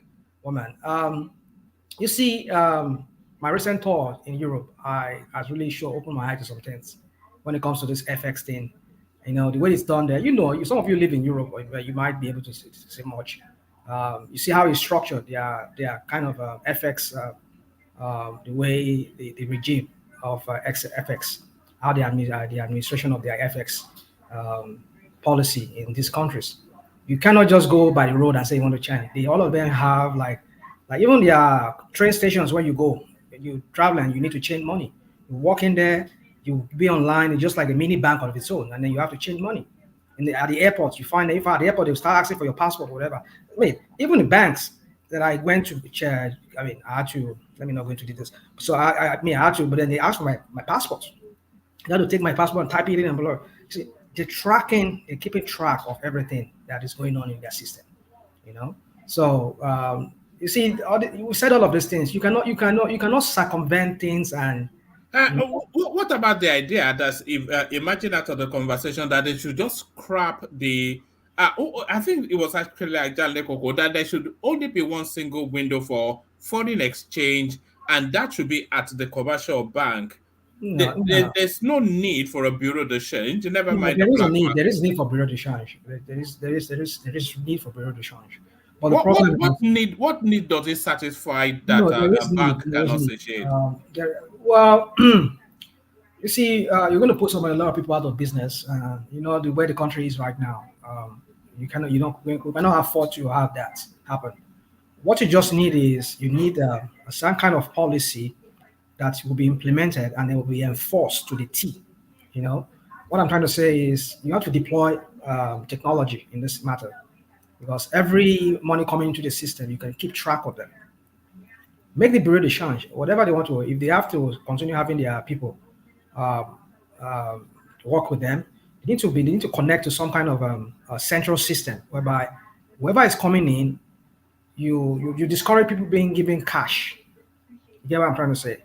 If I thought they have to be given cash, you have to limit that cash to a certain amount of money. Now, the question we should be asking ourselves is this: that some of us we were here during the election when it was looking at APC was fighting, his own party was fighting Tinubu, and we saw this booming of this roadside dealers, traders in the Nigerian local currency. Not even what's it called? Not even the dollar, the naira. You have to buy naira to get naira. What kind of system is that? And then we all lament. I mean, not me. The Agbado people came here. They were lamenting. Yeah, they want to do. They're trying to prevent Tinubu from winning. Tinubu won that. Cardoso is there now. Why is this still the same thing? It's still going on. These are the same people who say they want to fight the same corrupt system. So let me go back. What I'm trying to say is that these people just they say one thing, they do another thing, and you start wondering: are these people really sincere? I mean, I've said it here many times. I said I don't believe in Tinubu. Somebody who lacks the moral. I mean, I don't expect him. You don't give what you don't have. I'll be surprised if he gives what he doesn't have. I'll be surprised, but I'm not expecting anything much. So my point is that, yeah, it's multifaceted problem facing us in that area of that foreign exchange, the management of that foreign exchange, and we have to use a multifaceted approach to it, to resolve it. One of them is not like some of them are very spoken here, and somebody said we're not patriotic. Yeah, Nigerians are not patriotic. Especially more so in this ever since this evil party has ever been the APC. Nigeria has gone downhill. I mean, the patriotism is no longer. It's now to personality. Formerly it was Say Baba. Now it's Agbado man in the Aso Rock. Everybody just they pedestalizing. Either he does wrong, you cannot question his wisdom. Like one stupid governor once said. I mean, you start wondering: are we patriotic to the nation or to an individual or to people? When you pedestalize person, you worship person, you see him as it's like he can never fail. Anything he does, you not even want to criticize him. And then the other people wants to criticize him, you look at them as enemy. And if that person is from the same crowd like him, you say, oh, Aleni, go for more Yoruba, like some idiots who come here and start talking. So you start wondering, no, we should be able to criticize people, even if you're my party man, criticize him. Even if somebody that let him know that what you're doing is wrong. So for me, I don't know how Tinubu is going to solve this matter, because this is their media trial they do every time. I don't know if you listen to what the EFCC chairman was saying recently. I heard on was it on Arise when he was talking about he said they've discovered that some churches and some, I don't know when churches have started funding terrorism. I know he just used that just to make it look like it's only criticizing the other religion that is always known to always. There are some of the extremists among them are always known to do that. Says churches and what's it called? I'll be surprised if churches are funding terrorism. Don't get me wrong. I'm not saying they cannot do that, but I'm wondering what kind of terrorism could churches be funding, if not just to launder money, their pastors. But then he's saying that churches and mosques now are funding their laundering money to sponsor terrorism. So why would you even? I mean, I don't even know why you wouldn't. Why don't you just go after those people? How did they even find out that? We're talking about why I'm digressing is that we're talking about economic sabotage here. People are sabotaging that economy. The imams, the mullahs, the whatever they call them, and the pastors and the whatever reverends, so they're all sabotaging the economy by laundering money. How did that money go through the system? I mean, and then suddenly they realize that you're coming to like maybe kind of audit their accounts. They now have to get a restraining order against you from doing that. See, I mean, you start wondering, there's something wrong with that system. So my point is this: is that patriotism, like what his name said, a guy from Ireland said, Nigerians are not patriotic, and the number one chief unpatriotic person is Tinubu himself. Tinubu is not patriotic. He's not a patriot. Whatever he's doing is just for his own interest. His interest of wanting to, I mean Locon, no, that's what he said. I mean, he wants to be president, and he has been the president. Now, what the crap is he doing? And this is the same people, some of you here will say, hey, he's the most prepared person. He has prepared all these years, and has look at the crap he's doing. If you are so prepared, you know what you're coming in for. You should have been prepared. In fact, I've one ABC options of realizing your goal, but no, this guy is just doing trial and error. So my point is that for me, I just think the sabotage is not just the people themselves. Tinubu is one of them. Now, let me give you an example. Somebody was talking about patriotism. This is the same guy who went to what's it called? A governor's inauguration, and was saying that we will supply the world our brains. When in your own country, you don't even have the brains. Your brains are leaving. Sorry, are we talking about the Bureau de Change still, or the? No, I mean, you know me, one man. I know I digress a lot. I know we're talking about the Bureau de Change. What I'm just trying to say here is this, one man, is that the problem confronting Nigeria is so numerous, especially when it comes to that FX foreign exchange management of the foreign exchange. There are so many things. There are so many beasts after it. You can talk. One of them is patriotism. Our Nigerians are not patriotic. Our senators are not patriotic. Our governors are not patriotic.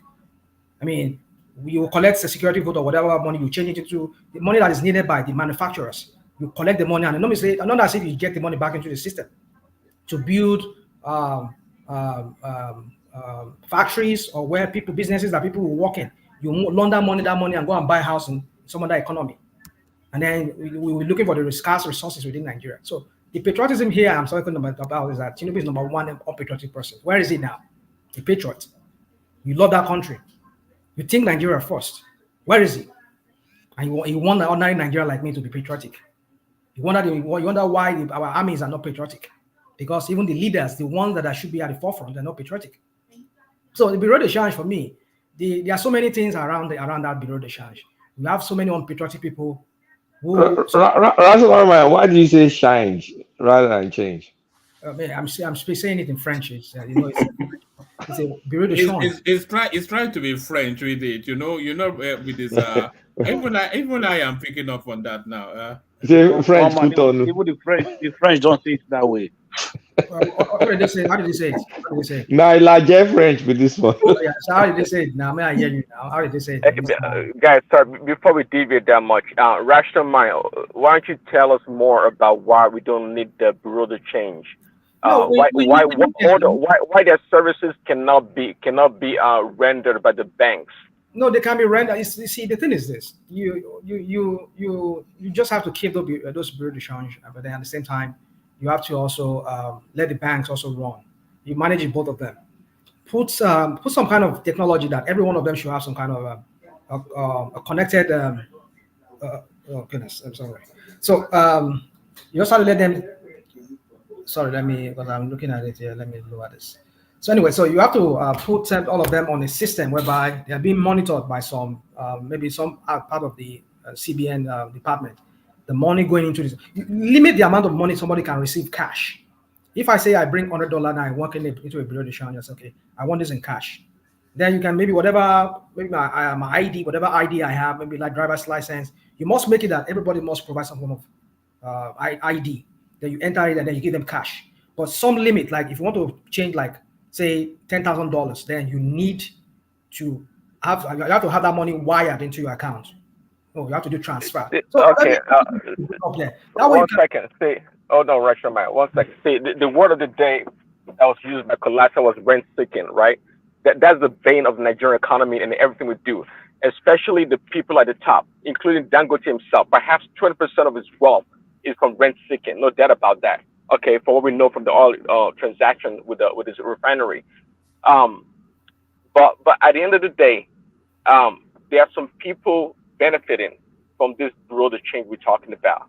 And if it's not working for us right now, how come we cannot put a stop to it? And of course, we may bring it back later. No, we cannot. Okay. Other system, it works. You know, you cannot do that. It's like somebody just, I don't know if you listen to somebody now. If you scrap the bureau de change and then you say banks, okay, now, let me give you an example. That was what I was trying to allude to. We're talking about this buying Naira with Naira. Those people staying on the street selling Nairas, you know, some of those companies that some of them go under their names, they are owned by some bank executives. You go to an ATM in Nigeria, you put in your credit card or your debit card, you cannot get Naira.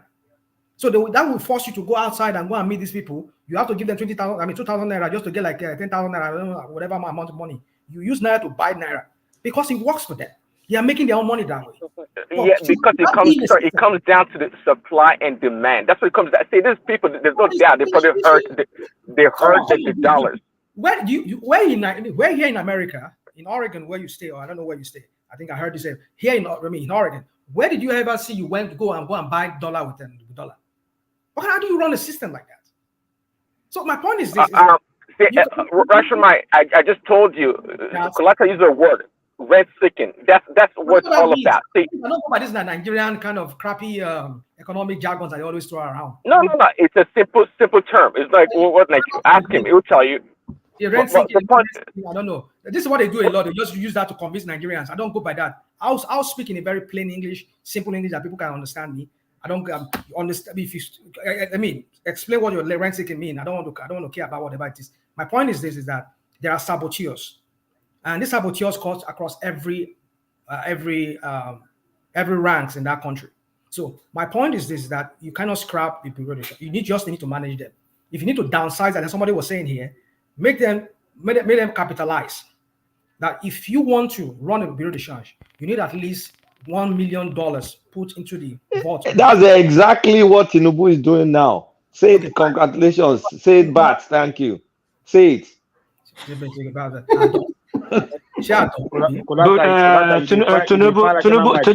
Tinubu has been talking too much. Tinubu has been. Hold on. Tinubu has been saying things without actions. Then he gives head count before they even do it. Oh, we are going to change to stop not to choose money again. We are bringing policy. We are coming up with policy. Why can't you just do the policy so we see the action? The policy is taking effect. What's wrong with this government? We are giving Martin order just massacre people again in another place in Plateau. Nobody arrested. They just massacre other leaders in Kwara. Nothing. When I talked 2 days ago, Bishop, my brother, was coming for me. What happened, Katie? He's under the rug already. He's still in France. And we are saying he's coming up with policy. What, since 7 months, soon it will be 1 year. When it was go to 3 months, we said, oh, give him 6 months. Now 6 months, oh, give him 1 year. Now it's almost 1 year. Now we say give him 2 years. We should tell this guy is dumb as a rock and take Adeso to live there. If you cannot fire there, they will know it's like Buhari, then we'll know how to face the economy. Rational might continue. Well, like I've said it, Mama, let me just bring it home real quick. You know me when I digress a lot like this.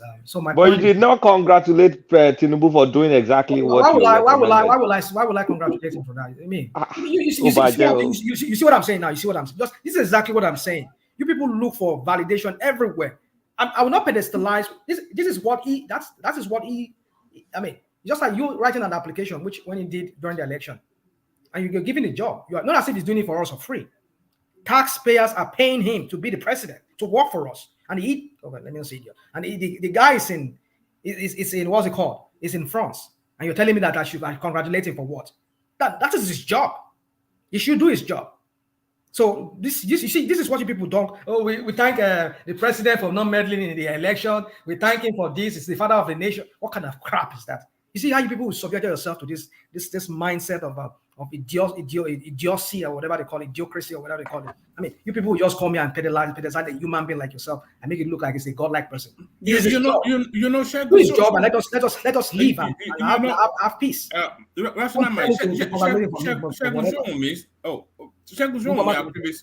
Well, he said exactly what you said. He said it's indicative of a failed judiciary system when people win victories in court and then they go to thank the president. He was just saying that yesterday. Yeah. So one man for me, you see, it's a let me use the Nigerian stupid English, multi-pronged approach. Nigerians Nigerians with English sometimes. I just don't know what is wrong with that. Let us say they have to use a patriotism. You know, they need to involve this National Orientation Agency. Nigerians need to be oriented on patriotism. And number one person that should do that will be the president. Show that you're patriotic. You think Nigeria first. Everything you do is about Nigeria. It's not about your some few cronies and yourself. I mean, you see, patriotism is number one thing, and I think that patriotism is what will be the springboard for all other things that are also attached around it. Work for Nigerians, not for your some few cronies. So if you ask the bureaucracy, I mean, I'm like, what was his name? Was it Soludo did that time when he did the recapitalization of the banks? Many banks that could not make it, they had to merge. So do that with Bureau de Change. Like when I went to Europe, you won't see a Bureau de Change anywhere. Some of them they have names, and maybe you go to one place, you see that same name, you see another city. You don't have like Alhaji Abdul Fattah, Alhaji Malik, Alhaji whatever. No, you see them. I mean, like what I'm trying to say is that you see one name. When you say like Bank of America, the Bank of America, you find it everywhere. You talk about Chase Bank everywhere. So the point I'm trying to say is that if they cannot, let them all merge under one and connect all of them into a system whereby, I mean, I don't need to say that these people, they know what, they should know what to do. But my point is that you need to monitor the system. When people know that they are being monitored, they will sit up. Because when they know that you're being monitored, and if there's any infraction that is found, you'll be penalized for that. You go to jail, whatever term that is mentioned in the law, you have to face it. Everybody will sit up. Even if it is Tinubu or Yaloja, that daughter that launder money, arrest her, put her in jail. Other people will sit up. Question: Do we know if they monitor? I mean, audit the Bureau de Change? Did they audit them? I'm sure they do. They can't just read them. They don't. Please, let me ask. Who did Bureau de Change? Yeah, they do. Who did that? Prince, let me ask you. Prince asked a question earlier. Hold on, Passant now. You asked the question. Hold on. Hold on. I want to answer the question that Prince asked Rational Mind. And then he followed it up with another question. So the question I asked you before, the answer is that arbitrage, right? Prince, arbitrage in economics and finance is practice of taking advantage of a difference in price in a market, right? Striking a combination of matching deals to capitalize on the difference, the profit being the difference between the markets. So if they go to this window and they buy the naira or the dollar at a certain price, then they sell to Nigerians at a different price and they just rinse and repeat, right? So how is that going to work?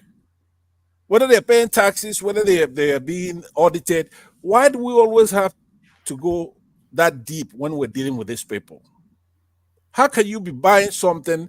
This is our currency. This is our money. That you create a special tribe, religion, and their job is to buy money cheap and then sell to Nigerians at a higher price. Are you willing to tolerate that? Is there an arbitrage in spare parts dealing? Say that again. What are you talking about, dude? What are you talking about? It's a spare parts. Is there an arbitrage? Is there an arbitrage in spare parts dealing? Of course not. Of course not. Okay, okay, but which ethnic group dominates that? Oh, come on. Which ethnic group dominates that area? That's a private business. What's the point with this question? What's the point? Yeah, let me answer him, because you see, somebody, Rational Mind, by the way, you tried, and let me post right here. Okay, you're talking about patriotism. Okay, Now, this is the hero. One man, maybe you could read this out to them, right? Buhari, for example, is a patriot to the, it's like a god to Northern Muslims, right? That's what he did. What I just posted for you at the private section. Petro, in 1985, Buhari voted against his country in place of his tribe. So, right? Fansat, who was the CBN governor? Who was the CBN governor under Buhari 8 years? I'm not talking about CBN activity now. We're talking about patriotism. Somebody voted against his country when it came time for Mr. Onu, right, an Igbo man at the United Nations to emerge as Secretary General in 1985. Buhari voted against him in favor of one Mr. Omauru, a Fulani man from Niger. On top of that, you saw he sent trains to them. We have people who are not Nigerians, they're not patriotic to Nigeria. So but what does that have to do with arbitrage or whatever we're talking about? Yes, what it has to do with arbitrage, let me link it up for you because I'm it has not to do going with to remove you, patriotism. Fansad, because you've Yeah. not let this conversation happen pretty much. Yeah, go ahead and remove me. It's one of the best things that you should do. Oh yes, I No, think you I should will. remove me. All right, thank you. All right, sorry. I think we've had enough of him for one day. Sorry, Ajale Koko, back to you. Thank you, one man. Yes, I've listened to everybody. I'm listening to Prince Daddy. When Prince Daddy was talking about Russia and the economic measure taken by Russia to have their currency stronger against dollar and major currency, major international currency. So I think Prince Daddy,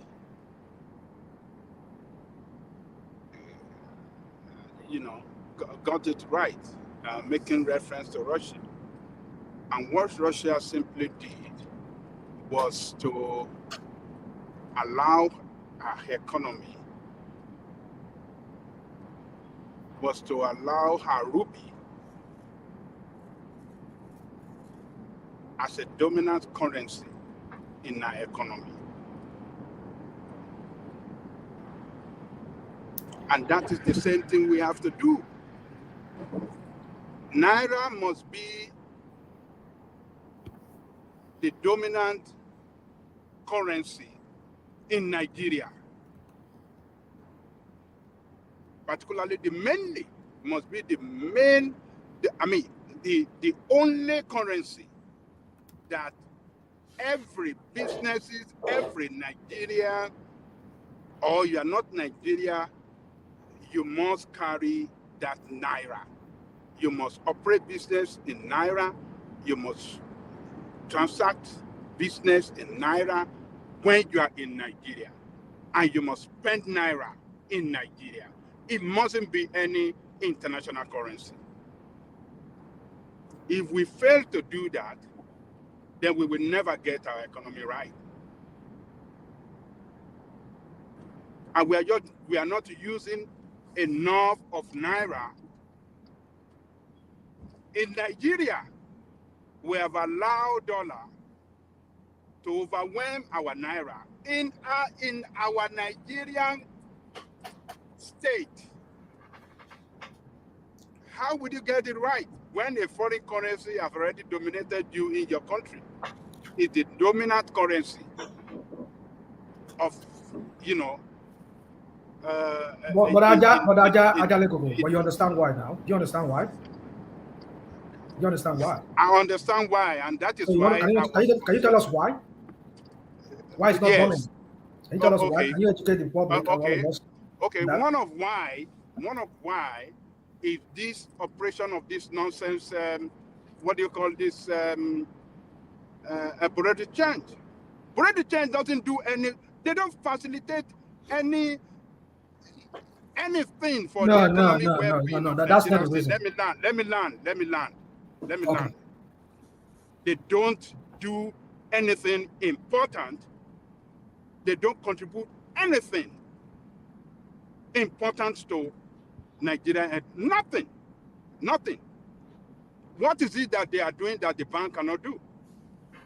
What structure do they have to transact their business that the bank doesn't have a better structure? But you are not living in the United States now. They have bureau de change now, don't they? No. Where do you see your bureau de change? They do. Where, There are some where's your airports bureau you de go, change? you find bureau de change. You can go in there. No. Where do you see bureau US de and change? Canada do not have bureau de change. Bureau de change? Where do you see bureau de change? No. Where do you see bureau There's de change in the United There's States? no bureau de change in US and Canada. You can Rashomai, that's for convenience only. That's for convenience I think I've only. seen it We in one of don't the really have it. I've seen it in one of the airports now. No. US and Canada. I think only You 4 don't have it? countries are Okay, recognized. go on.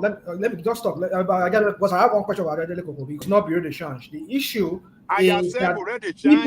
people have Bureau de lost. change is one of the problems. If Okay, we one of the don't problems. Okay, kill, agreed. if we Okay, don't go on, kill, if we don't kill bureau de change, if we don't kill the black market where they trade dollars against your currency on the street in your country, you will never get your economy right. You can't get, Naira can never have its value, can never get its value right if you have currency exchange on the street, at the market, and everywhere, in the hotel, every garden, even in school, they pay dollar, even in some landlord are collecting their rent in dollar. That you can never, that means your currency is gone. That currency is gone. It's dead. That is what it means. But Ajanle Koko, though, the currency is indeed gone because we have inflation close to 30%. And I spoke to one of my friends when I was in Nigeria. When she gets her salary, she takes maybe 10% of it, keeps it in Naira, and then uses the rest to buy dollars to hedge against the inflation. So our Naira is indeed dead or almost dead. So that's why people want dollars. And that is why I said to get the value of our currency back, we must not allow dollar to operate in our system. Dollar must go. That is when it's going to be hard. we have. It's not going to be hard. Yes, sir. Can I ask you one question? Yes, sir. Don't you think the government is part of this problem? Oh, yes, they are. Do you know why I said that? Yes, because the government charged dollars on some transactions in Nigeria. An example of that is NIMASA. NIMASA charged dollars. I mean, how can you allow that for government? So if government is doing that, how do you think the citizens won't do that? Because, if government is not leading by example, you're transacting with NIMASA, NIMASA is expecting you to use dollars. So where is the magic coming from? I think I agree that with you in totality. If government is operating in using dollar to carry out transaction in Nigeria, and that means that they are not leading by good example. And this, what am I trying to say? So until we allow our Naira to be used as the only currency to transact business, to operate business, to do everything in Nigeria. When we cannot go back there, we will never get that value back. Sorry for cutting you short. If that's okay. Yes. Yes. So thank you. I still don't think all of these things are the problem, because I think the biggest challenges we have in that country is our reliance on importation is too much. Like it's almost like even even they are bringing Gary into Nigeria these days. It never used to be this bad, because at the end of the day, you go all those look, when you travel to some tourist country, they allow you to spend multiple currency in those countries. It's never a problem. You could go to some tourist nation, you have dollar, you can spend your dollar in their shops, it's no problem. You can spend euros in their shops, it's no problem. But the problem we have is that we need so much dollar to continue to run the economy, because a lot of the things that we consume come from outside Nigeria, and that we need to reverse that one as quickly as possible. I would say that those people, those lovers of a Russian strategy, please, before the sanctions came in, could you guys tell us what the value of the Russian rupee was, and compared to the current price today? It's crashed. It has somersaulted. So this president of Russia they didn't do nothing. Their currency is actually less than a cent as we speak today, or around 1 cent to the Russian rupee. How is that a clever policy? For me, I think what we need to do is a lot. Look, it's just just look at food. Just look at the food alone. If we can just reverse, when the whole world, when they cut off SWIFT against Russia and sanction against Russia, so what do you expect? But what we yeah, are but saying is no, that I understand that. I understand that. back. They've been able to push back. They've been able to put some measure in place, in order for them not to, in order for their economy not to completely collapse. That's what we have. Your country, there is no sanction against your country. Why is your currency collapsing every day? Yeah, but this is what I'm And saying, that is why Babajan we are Koko. saying, and that's why we are saying that you are not spending your money in your country. Your money That is not is not the is biggest challenge we losing have. value. That is one of it. And the That other is not one the is biggest just what challenge you we just have. mentioned now, that we are over reliant on importation. We Yeah, import that garbage. is the biggest challenge we have, Babajan. That is the biggest challenge. Everything goes together. You don't spend your currency in your country, and you are importing. You are using dollar to import everything into your country. So that means that your country currency is gone. Yeah, It's not look, in operation. the naira could be 2,000 naira to a dollar, right? If we consume 90% of the things if we make 90% of the things that we consume in that country, it won't have much effect on the standard of living. The problem is not the price of the naira to the dollar, it's the effect on the standard of living. If it is creating high level inflation, then it's a problem. Look, the Chinese sometimes purposely just devalue their currency because they are an export nation. So it helps for them. So devaluation of the currency is not really the problem. It is the fact that the economy is Sorry, is that import Akim reliant. speaking? Yes. Akim, right? It's a Okay, yeah. Well, non-productive economy as far as export is concerned. Exactly. you made So it. that's the problem. Okay, you're trying to make the comparison with how low the ruble is to the dollar, but that's kind of partially false analysis. Why come you didn't tell us in 2022 or whenever before the war started or after the war, what was the 1 ruble to a dollar exchange? Somebody, I think It it was was a lot higher. no. Even It as doesn't say it's a lot high. It's not. I just even a year ago was about 10 cents. It was about 0.010 about in 2023, maybe early 2023. The point here though is that I think Bishop was trying to correct me earlier that well, it wasn't really a correction. I said that the ruble was stronger, meaning that they did not collapse the ruble. It wasn't because the value was stronger against the dollar or any other stronger currency. That's not the point. The point was that they were trying to collapse the economy. So pretty much to that of the Nazi Germany right after the Second World War, when the Germans were using wheelbarrows to go buy a loaf of bread, that's what they were trying to do. So you have to get that point. You got to make the distinction. Yeah, but it's a different comparison when you that you made with the Russian economy compared to we're not facing sanctions. We're just having issues of economic challenges and policies. So what I'm trying to say is that therefore we are in a much better state. So we don't have any externalities or external forces. Daddy, the country, don't forget that Nigerians actually faced heavy sanction during the Abacha government, but we didn't see this level of inflation that we are seeing today. Mr. Akin, yeah, can I just say something?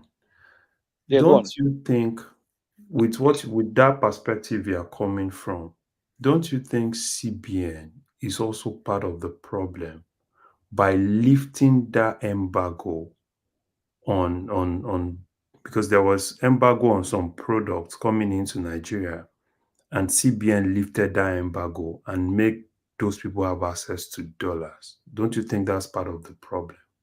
Yeah, that's part of the problem. But I don't know how for me, I just think that the biggest challenges we have today is that the government need to quickly. This is what I don't understand. The issue of insecurity have to be dealt with ruthlessly, because one of the things we had then when we were growing up, I don't know if you guys were in the same situation, was that every weekend we went to the farms after school. Friday, Saturday morning we went to the farms. The gari that we will eat, they came from our farm. So it's not the way it is today. So the people still want to farm, but the system is not the security challenges in that country. It's just Mr. Akin, can I ask? Let me just ask you one more question. Larry, I want to address you real quick because you said you were asking him a question. Yeah. You know that the dollar was already falling. I mean, naira was already falling even before they removed those items that you talked about. Yeah, but didn't he have to read? Well, I don't know if he had much to read, but it was already crashing. It was already more than above $1,000. I mean, 1,000 naira to a dollar when eventually they said they removed it. And secondly, do you know the rationale behind removing it? Is there a cogent rationale? I know the rationale behind removing it. Okay. When they did not ban those things, they just did not allow you to access forex from the official rate to import those things. So importing those things was driving up a lot of demand from the parallel market. So they said, I mean, since this is going to keep driving the demand for parallel market, which is going to make the gap wider and wider and wider, why don't we remove it? So if you want to import it, you can access forex if it's available from the banks. That was the rationale, which was sensible at the time they did it, because those products were not banned. Is it not part of the Agbado things that you and I were? That time they did it, right? You know what's the meaning of Agbado? Or understand me? I remember one man. You can go back to our listeners can go back. I don't understand what you're saying. Rational mind. You and I remember. You and I just because Larry said talk about this now. The same thing. I don't remember. Well, I'm saying to you, one of our session here. You have to understand that rational mind forms its thoughts in real time. So it goes to a default that attack Tinubu, and then it starts to speak words and then try and tie them together to. One man. Let me say this. Okay, you and I were having that debate some months ago. Yeah, you brought this item that were removed. This same thing you said was what you said. And you were saying because it's the truth that I know now. I mean, what do you want me to say? So you see what I'm saying to you? We were saying to you that these people are just doing trial and error. They don't get their crap together. Rational mind. You have to when they floated the currency, right? They did not do every other thing to make that policy work. Now is when they are kind of like realizing, okay, we have to do this, we have to do that, we have to do this, because there's so many things. I mean, the way the CBN operates. I mean, there are many policies, many circulars that has gone on that you have to unbundle before you can look. The two biggest problems we have, if I'm going to just articulate it into two, the number one is liquidity. We don't have the liquidity. We don't have the dollars flowing in and flowing out.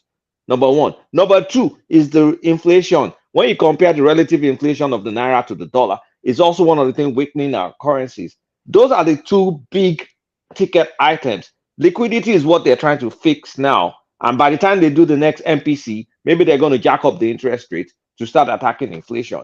It's not easy. If it was easy, like Peter Obi will be able to do it. It's not easy. Follow to call Peter Obi by using. Well, I mean, what do you consider Peter Obi on this thing? Momo It's the Sony. man in Aso Rock, the man that is there. The Momo Sony. Can I come in? Can you hear me? We can hear you. We can hear you. Go on. Yeah, I think it's not as if they don't know what they are doing, kind of. You know, when you are trying to tackle a particular item, maybe, for example, in exchange rates, there are a lot of variables that are involved.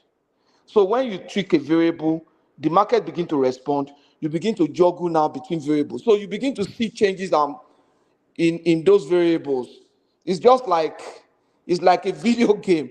You understand? You press a particular button, the game responds a particular way. You have to look for the other variable to adjust and tweak and tweak and tweak. So, and they have to keep doing it. It's dynamic. They have to keep doing it. You understand? If you see the market people, you see they are very alert, sensitive to every variable. They are watching things, and so that they can take positions, maybe go out, go in, different kind of things like that. So it's like that for Forex, and it's like that for maybe for CBN monetary policies and other stuff. So you need to you need to be juggling the variables. So, but one thing that I think we need to look at is this. These guys are trying to improve exchange rates. Exchange rate, major factor that drives exchange rates is inflation and interest rates. You understand? Now, with respect to inflation, you look at the consumer price index, look at the cost of goods and everything. The only way they can work on that is to fight insecurity, just like one of my brothers said, so that we can jack up even in the short term the things that we can produce. For example, food. Planting season is coming. I keep saying this. They promised us that Nigeria, they will make sure that 2/3 of the arable land are engaged. That will go a long way to bring down the prices and consequently the inflation. And when the inflation is down, the exchange rate will improve. You understand what I'm saying? Because if, for example, price of things are down in the market, yam, foodstuff, even let's look at the ones that are produced in Nigeria. Yam, cassava, agbado, other grains. You understand? Let them produce it. Now we have people who are ready to produce, people are already producing that. New people are ready to move into the market, but security is a major problem. Security is a major problem. A lot of that agriculture is very huge. I have a friend, this understand, I have a friend that produces ginger drink, so he uses ginger, lemon, and he was trying to tell me, say, it was my staff in the bank. He said, "Oh God, if you can grow lemon in Nigeria," he said, "you are made." It's because he knows how much he buys it, and a lot of people are buying it. He said, "If you can grow," so you can see that things they need to work on the agriculture. Then we can feed ourselves. The other things like But transportation. considering Patrick, Mr. Pato, considering that the resources at the disposal of the government, like they say, is very limited. What do you think? What do you think should be tackled first? Because we understand the problem confronting that country is just so numerous. Now, what do you think? Because you cannot say they want to do FX, they want to do this. They have to do one thing at a time. Maybe do two things at a time, perhaps, but they cannot do all of this because of the limited amount of resources to be able to. Because you're talking about security now. To take care of the police, to equip the police, send more out there. It's a lot of money. So, what do you think they should do first? Let me just kind of.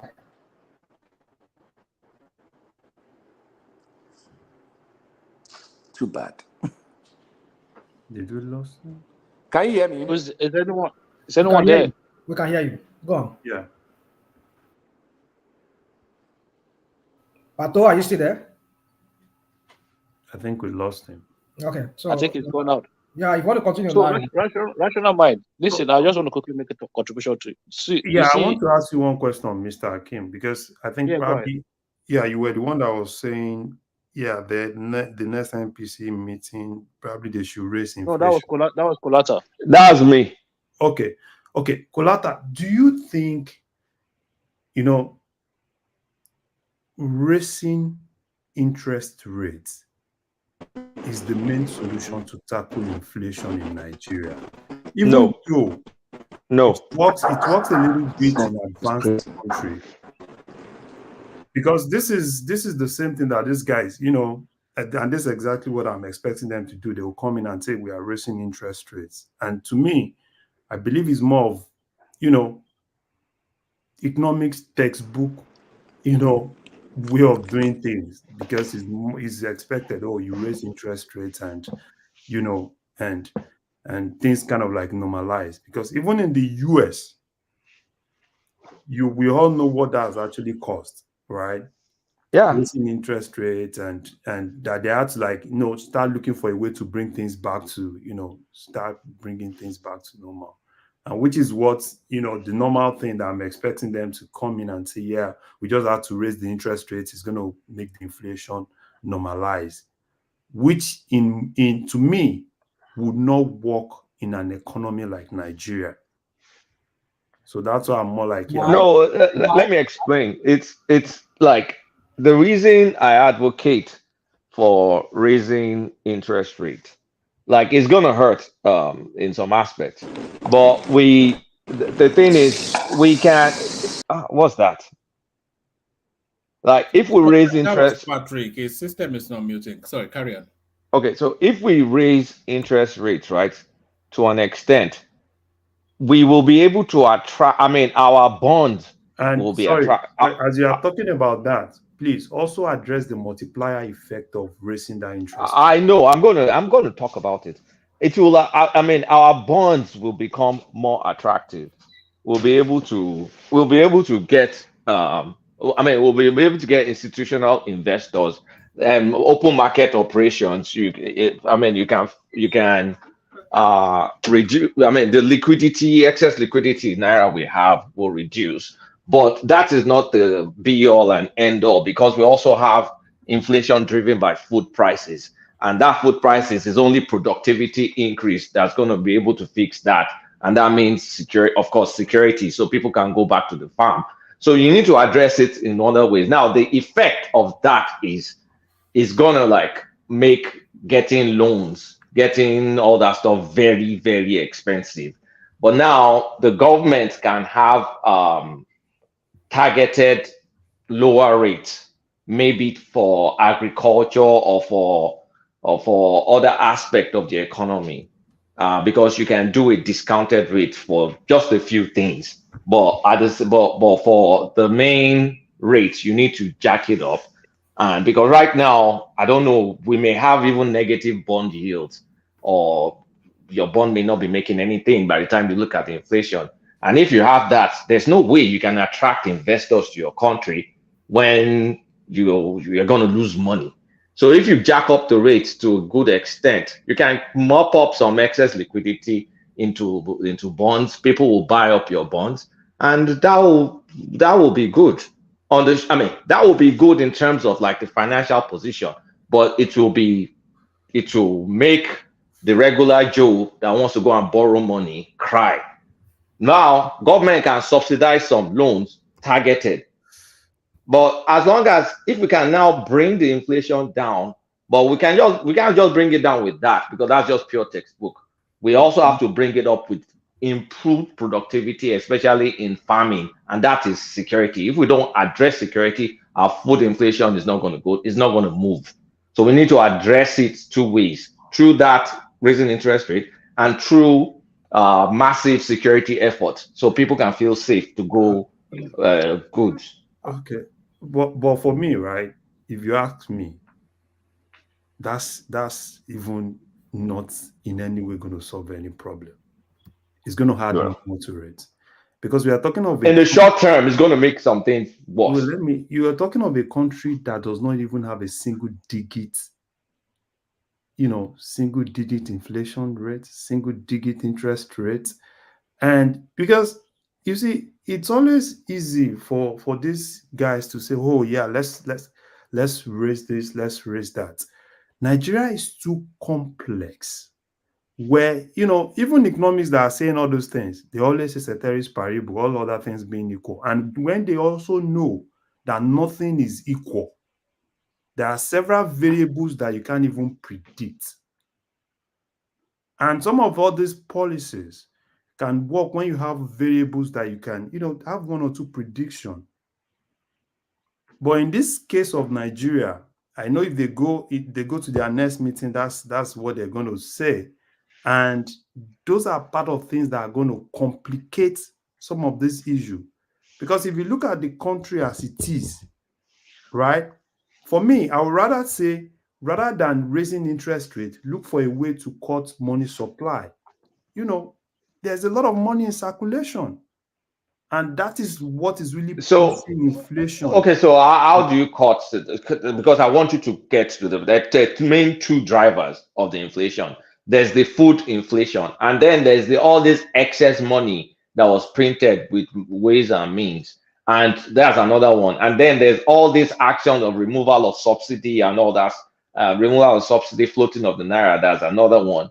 So when you cut money supply, then you're going into either the Emefiele draconian, some draconian measures to cut money supply, or to do price controls, or I mean things like that. No. I mean, economics, you cannot. There's no one method. It's all trial and error at the end of the day. That's just the truth. To me, right? It's not just you mopping money in the circulation. It's more of looking for a way to bring money that are out of the system into the system. Because one of the problems Nigeria has today, right, I can say 40% of the money in circulation in Nigeria is not even within the system that you can trace. So, I don't know how CBN wants to do it. And that's why you see that in most cases, it's always easy for these guys to bring that money where they are keeping it to buy dollars and mop everything. So that's what I think the main issue they need to start looking for a way to tackle now. Because if you say... but interest rates, raising up interest rate is a way of cutting money supply through open market operations. Yeah, but, well... Okay, now look at it in this. Larry, Marvin, hold on, please. I think I support your own method of trying to retard that. To slow down this inflation, because, like you said, the Nigerian inflation is double digits. Most economies that usually apply such method of trying to jack up interest rates. Usually economies where they are just on single digits. But what about Ghana? Ghana was at 40-something% before. It's now in 20-something%. So they raised their interest rates. Okay. Ghana mid last year or early last year was 45% inflation. But I think, like he said, if we can mop up the naira in the system, maybe we but there are tools to mop up the naira. Well, you have to talk about the tool. Interest rate is one of them. Jacking up the interest rate is one of the methods, right? Yeah, it's one of the methods, yes. So, but then, how about if we just limit people to, let people do cash do transfer by online rather than have physical cash? How about that? I don't think that doesn't matter. Money is money. It's not whether it's cash or whether you're transferring. It's still money. Because if the money is more in circulation, it makes it look like it's just, that's how I see it. Well, I think we are not considering the peculiarity of our own system, Nigerian economy. I think you guys are looking at the way the Western system works, that when they increase the interest rate, then it could result to this, it could result to that. Well, that's why we use Ghana as an example. Ghana was terrible last year, but now it's gone down. Oh, okay, it's gone down. Do they have this illegal currency exchange everywhere in Ghana? The entire Africa is facing currency and dollar liquidity issues. Even Egypt too is struggling. No, I'm talking about this Burundi change And I don't know. I don't know. yes, I don't know. I don't know. you can't have that. You can't have a system, a legal market, money market in your economy striving, and you think you can. There is no economic policy that you will put in place that will that will work. It's not going to work until when we kill all this illegality. There is no country in the world that you will see the humongous illegality that is practiced in Nigeria, that we have the economy, work for that for the people. It can never work. This Bureau de change must be killed. No, you cannot kill Bureau de change. It's not. You see, Hold on, you don't need it. Tell me what they brought. Tell me the benefit. Ajanle Koko. What's the benefit of them? Ajanle Koko, if you say Ajanle Koko, what economic impact have they done for Ajanle Koko? Let's discuss Ajanle Koko. The reason we have Bureau de change is because of dollar demand. If you kill Bureau de change, you can't really kill Bureau de change, because as long as people want dollars, they'll look for ways to get dollars. So it's more like, how do you control the demand itself?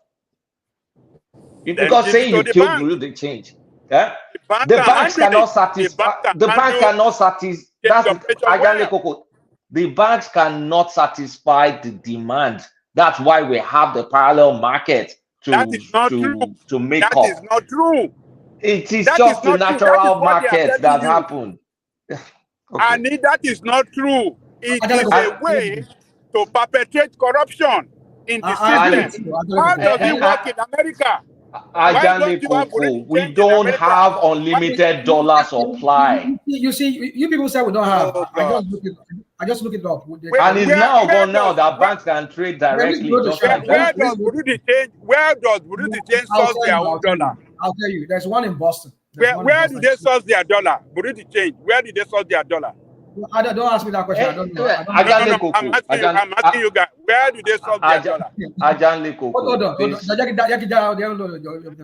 See, I just look it up. Boston has one Bureau de change. I think in all of that, Boston, city of Boston. I just saw it now. So I know I've seen it in one of the airports here in America, but I can't remember which airport. America is not a good example because the dollar is we don't really have it anyway. We don't have a prohibition like that. We have in other countries, like in other countries. It's not America. Where does Bureau de change source their dollar? Where? Let me land. You see, one thing about Bureau de change is this: is that some people can't go to bank. They rather go to like in Austria and Germany and those places I've been to. They have people walking there. They have people they take train maybe from some different countries to another country, maybe within the European Union. They just bring in their local currency. It's easy for them to just walk into a train station that has both banks and Bureau de change and just go in there and just change your money.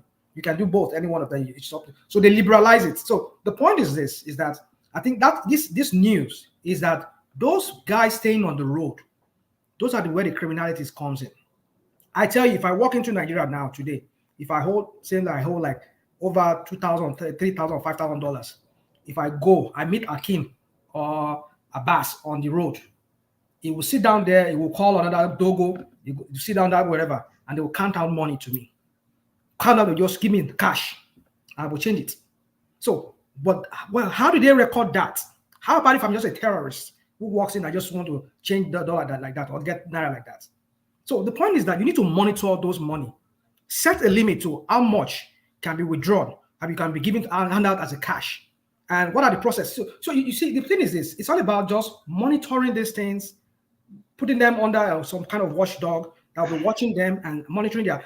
So to take out all of them on the street, nobody stay on the street. All this stuff you guys are talking about. If naira is not a proper store of value, there's no way people will not look for safety. Exactly. That's what I was saying to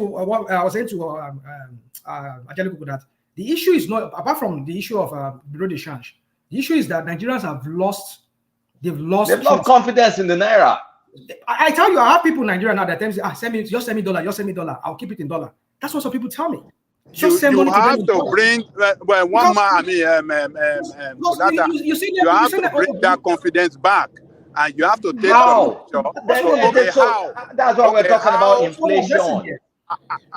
Okay, hold on. How is this? It's one of, what I'm proposing here is one of those that will bring it back. If you kill brute exchange, there's no dollar dominance of your economy. If you kill this black market, street trading, and you dollar in your economy on the street, then is it the dollar you will dominance have or the your fact bank. that Ajalo Coco, listen to this, just listen to this 5 seconds. 5 seconds.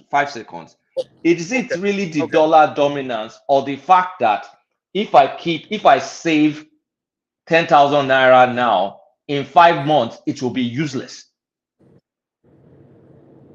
You say it's going to be useless. Of course. Yes, because of inflation. What I'm telling you is that as long as you have all this illegal money market in your country operating freely, then you will never get your value of your currency right. You have to get rid of the illegal value of your stuff. currency will appreciate.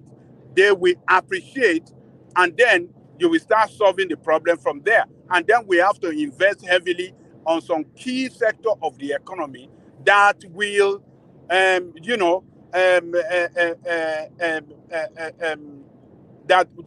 will energize productivity. That will energize productivity. So Technically, Nigeria is experiencing what they call stagflation. High inflation, low growth, high unemployment. One of the most difficult things to deal with from an economics perspective. Very, very difficult. Because those things are not really supposed to happen at the same time. So whatever you force Bureau to change or you don't force Bureau to change, we need to get productivity going and we need to stall the fall of the Naira. Without that, everybody will always run for safety. And when there's that demand for safety, there's no, in a country where there's the rule of law is lax, there's no way you can control people. People will go and buy dollar under the bridge if they have to go and buy it under the bridge. Okay. That's why we're saying get the Naira sane. I agree with you, but you see, this illegality must be eliminated. If you don't eliminate it, and you have all these saboteur, the economy saboteur. I agree. This is financial terrorism going on in Nigeria. If you don't kill it, they will kill your economy.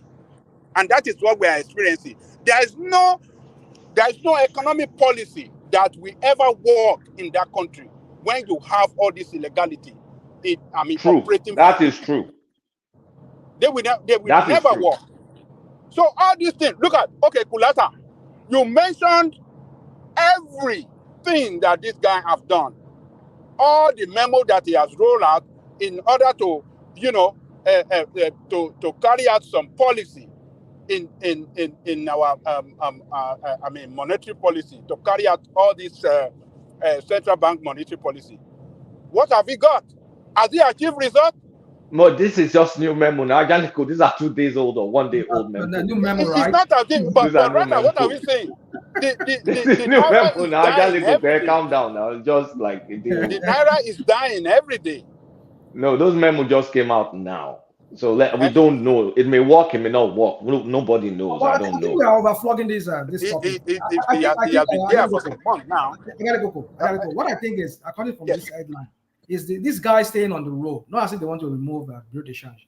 I think all these guys staying on the road under the tree, doing money exchange without any record bookkeeping for it. That is where the problem. You cannot have this crude way of economy, and whereby we are facing the kind of what we are facing currently right now. Some people just go under the tree, exchange. They can even exchange I mean, Tell me, you that are supporting Burundi change. Hold on. Tell Put them me, in you or all of us as ordinary people, what do we benefit from Burundi change?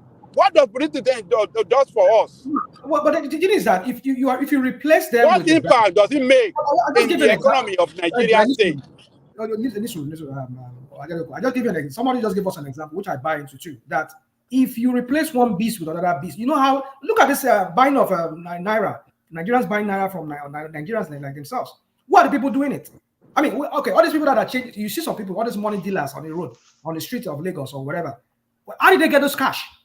You go to an ATM in a bank where you put your money, collect money. No, you won't vomit money out for you. But you go to a roadside, they will give you some new notes. Some of them have new notes. How did they get those new notes? It is the people inside the bank that give it to them. So now you are replacing another beast with another beast. That is why I'm saying they should be killed, because you see those Burundi change are connected with some bank manager. Hold on.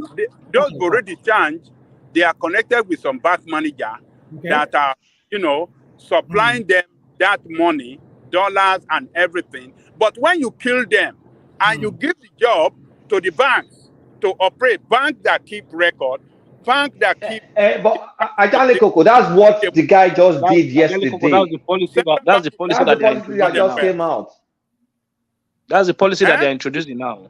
That's what they're introducing now, so the bank can will drive the thing out. What I'm saying is that they have not gone far enough to effect it. You are limiting it to Abuja.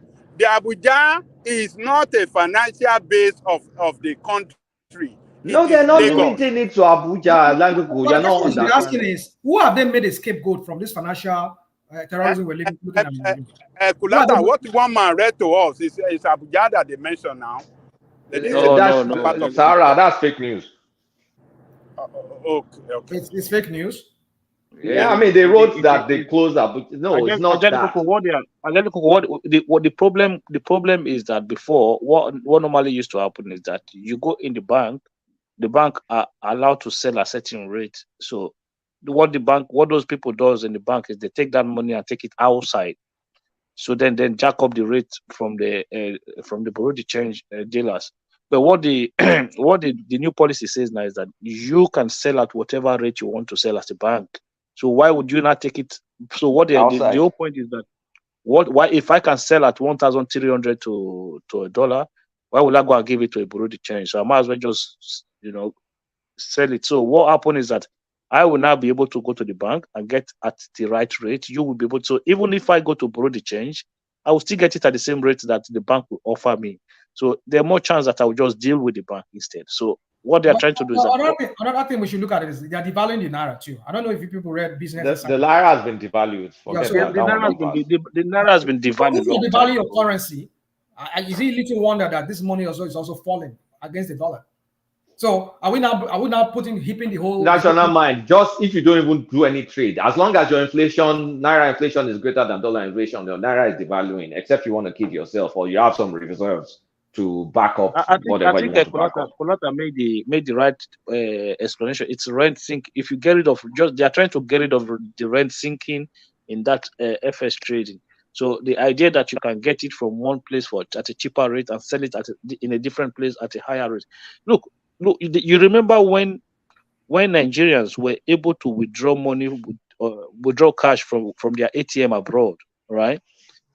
You will see a Nigerian man will have 50 ATM card and go to outside country and withdraw foreign currency just for the purpose of taking it back to Nigeria to trade that money. We are our kind of human being, and I've never seen before, man. Like we don't have this country first attitude in us. People come to Europe and just come with multiple ATM cards and withdraw money. That was one of the reasons why they stop this allowing Nigerians to be able to withdraw money with their ATM abroad outside of Nigeria at the time.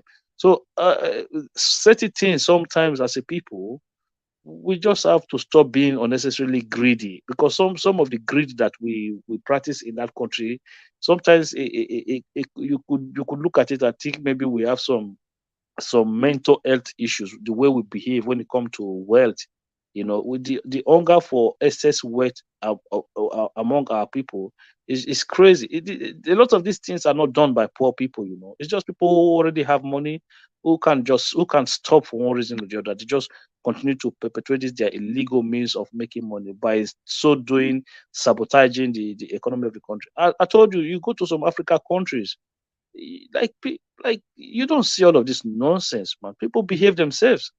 So I think certain things we have to do when it comes to our law and order, when it comes to criminal justice reform. I don't understand why this. If for the Tinubu government, I think they should focus more on the criminal justice reform.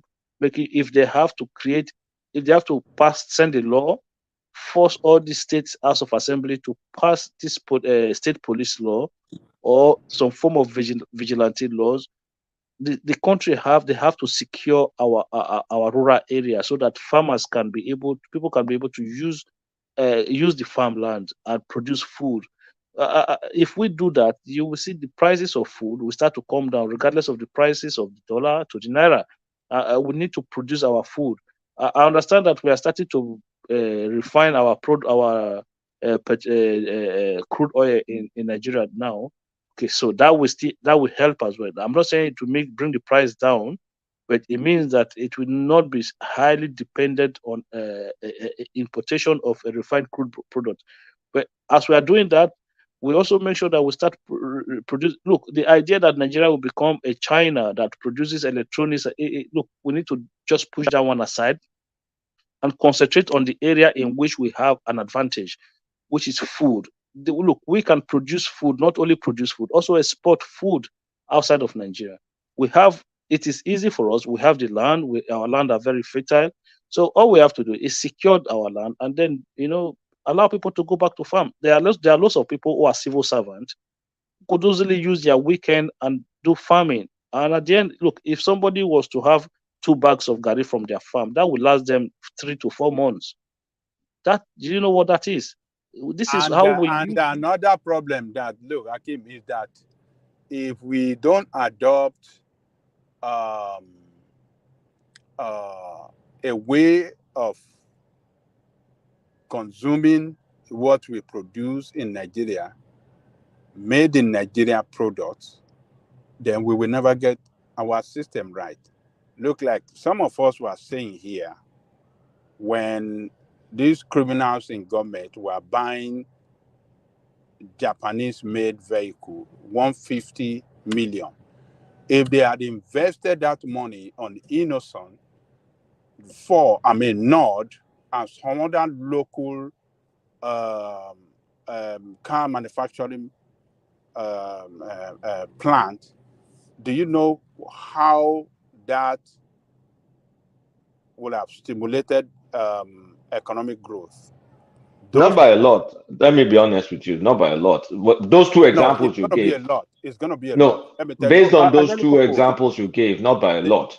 No, Polata, what the government should have done, the government should have done is placed. Let me land. Let me land. I will let you. Look, yeah, I'm very particular about Innocent and Nord, not by a lot. Other things maybe, but not these 2. Well, I'm talking about all of them we have in Nigeria that are, a Nigerian-made, vehicle plant. What we are going to see is that the government that will increase the productivity of made in Nigeria vehicle. They're not technically not. Well, I've explained this stuff before, but I don't want to go back to it because those two companies essentially import. You know what? Let's forget it. Don't worry. Okay, let me land. See, we're going to have those 2 companies will have their productivity increase. They will hire more workers. Government will get more taxes from those companies and from personnel working as well. And you know what that we do? Our money that we are exchanging for dollar, that will stop. Nigeria will start using their own money inside Nigeria to buy made in Nigerian vehicle. Those are the things that will get our currency stronger. We get it. We put our currency in a situation of getting its value back against those foreign. It is all about productivity. We don't produce. We only purchase from outside and consume everything. Furniture you don't produce in Nigeria. Yeah, well, Electronics you don't produce. Everything we don't produce. That is not good for our economy. So that is what we are talking and about. If we spend more money, even the agriculture, sorry, even the agriculture, I think Akin was saying, we don't have an advantage in agriculture. We don't have one. we do We may have be we why may we be are able to why we okay, are we may suffering be able setback on agriculture is because we have insecurity against, in every part of Nigeria, particularly the food basket area of the country, which is Benue and Plateau. We have insecurity there. So if we can invest more on productivity, on activity that can, generate productivity, I think we will start to get our courage, because that will eventually cut back yeah, our if you demand invest for a lot dollars. of money, if you invest a lot of money A in lot of money. agriculture, well, that'd be A lot of, fine. But at this a lot, point in time, we can only produce for local consumption. Okay, yeah. if we were to substitute everything that we buy import, okay, and concentrate on growing those produce, then um that'd be better for the economy. But at this point in time, we don't have the capacity, nor do we have the capability to produce in such a large scale for export that would bring in meaningful amount of money for the economy. I mean, we now we export some things, but at the same time, I think we are in a deficit. Collateral, somebody can correct me. We are in a deficit when it comes to agricultural import export. You know We, why? we, we, You know why? What I'm saying is that we have to get the value of our currency right, particularly against our neighboring country. You know that the currency that we have in West Africa against Naira is CFA. And CFA is stronger than Naira now. So the food we are producing here, in Nigeria, your farmer will prefer to send it to neighboring country to make more money than to sell it within Nigeria. They are losing money. They can make more money. That's It's true. but selling but, it but I got to no, to your quickly. district. But if we have a weak naira to the safest, it's actually good for economy to be able to export. But the problem again is that we don't have a real exporting manufacturer or agricultural base to be able to fulfill those needs. What I'm saying, but you must produce when it comes to food. You must Yeah, but produce in that surplus. is where the security. That's where we need to provide security That's what. for our farmers. Yes, you must produce in surplus before you can export out. What you Okay, don't but produce in no, surplus, okay. Let's exporting it concentrate out, on this point. you're going to Let's have. concentrate. Hold on. Let's concentrate on the weak on the weak naira. The advantages of a weak naira. Advantage of a weak naira. If we Is to be are able to producing, produce and export, in which we're not doing in a large quantity. Yes. If you are producing state, yes, we can export. The excesses of our product, we can export them and make a dollar, or this. Yeah. So we create a kind of a booming economy whereby we have a really strong exporting base to export everything. So it wouldn't matter really, because now with the weaker dollar, countries with strong currencies will be able to buy our products. But we don't have that base to be able to supply the global market in that scale. See, at both ends, we are losing. Weak naira, we're not exporting. So we want to use all kind of imagination to make the naira stronger. Illegal operation of currency market everywhere. Nigeria is just being bashed from from all. I mean, you don't I'm a born for God's sake. No, Baba Jalo Koko, you see, Les bonus, Baba Jalo Koko, you see when what is wrong with that country so much that I don't know. what is wrong with Nigeria if it's the one of the biggest challenges Nigeria face. If you look back, Kolata, I don't know if you have any data to back this, but face value, just looking at it from face value, we started experiencing food inflation in Nigeria, and the way like the trend start going up the way they are going in this direction since we started having these insecurity challenges in the country, especially since the time of Boko Haram and all of them things started. That is where we started having this. Like we used to have economic challenges, bad road, no electricity, but food, it's never been a problem. Like we never had issues with high cost. We used to even have a lot of waste. Yes, exactly. So it never used to be this. Even I said this was a country that faced sanction during the Abacha government. But then that's a different era. That's not a real sanction. You have to explain that sanction. It's not a real sanction in that sense. It's not a real sanction. No, because the real sanctions look, sanctions whereby even I don't know if you guys remember that. I remember. We started seeing in Benin that we started having V-boot buses because you have to take your car to the Panebita. There was no vehicles coming in, so Panebitas were even making lots of money at the time. People they started coming up with different shape of vehicle. You take your car to the Panebita to fix or to remodel or to redesign. It was the Panebitas that were remodeling vehicles for people at the time. One thing you're living out of so that created a new economy, right? So that sector was booming. That's good. Yeah. So those things. So yeah, and some even this is what I'm saying. We didn't have this kind of issue because people went to the farm at the time. People were able to go to the in thinking about it, I think if we have a really strong agricultural base, farming, I think our problem will be greatly reduced because now the need to want to import stuff or to go after hard currency will be greatly reduced.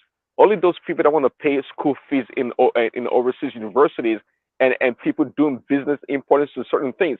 But in terms of importing agricultural produce, if we have a strong agriculture base in that country, I think we'll be fine. Naturally, the demand for dollar will go down drastically. That we won't need the dollar anymore. I think the single product that will make a dent is PMS import. By the time we can do local substitution for PMS import, I think our dollar demand will drastically reduce because, in fact, if we say all petroleum PMS import, so what is Dangote refinery going to do for us? Well, let's see, because I believe that's close to, I can't remember the number. Is it 30% or 40%? It's some ridiculously high number. Yeah, it's very high. It's very high. The reason why the reason why that figure was that high as well. Don't forget there were lots of people who were cooking up the books. Oh yeah, they were cooking the. they were cooking up the books, taking FS for product that they were not even bringing into the. They were not bringing in. You're right. You're right. Kulata, you see this issue of PMS, whether Dangote produces 1 million barrels a day. If we don't tackle security problems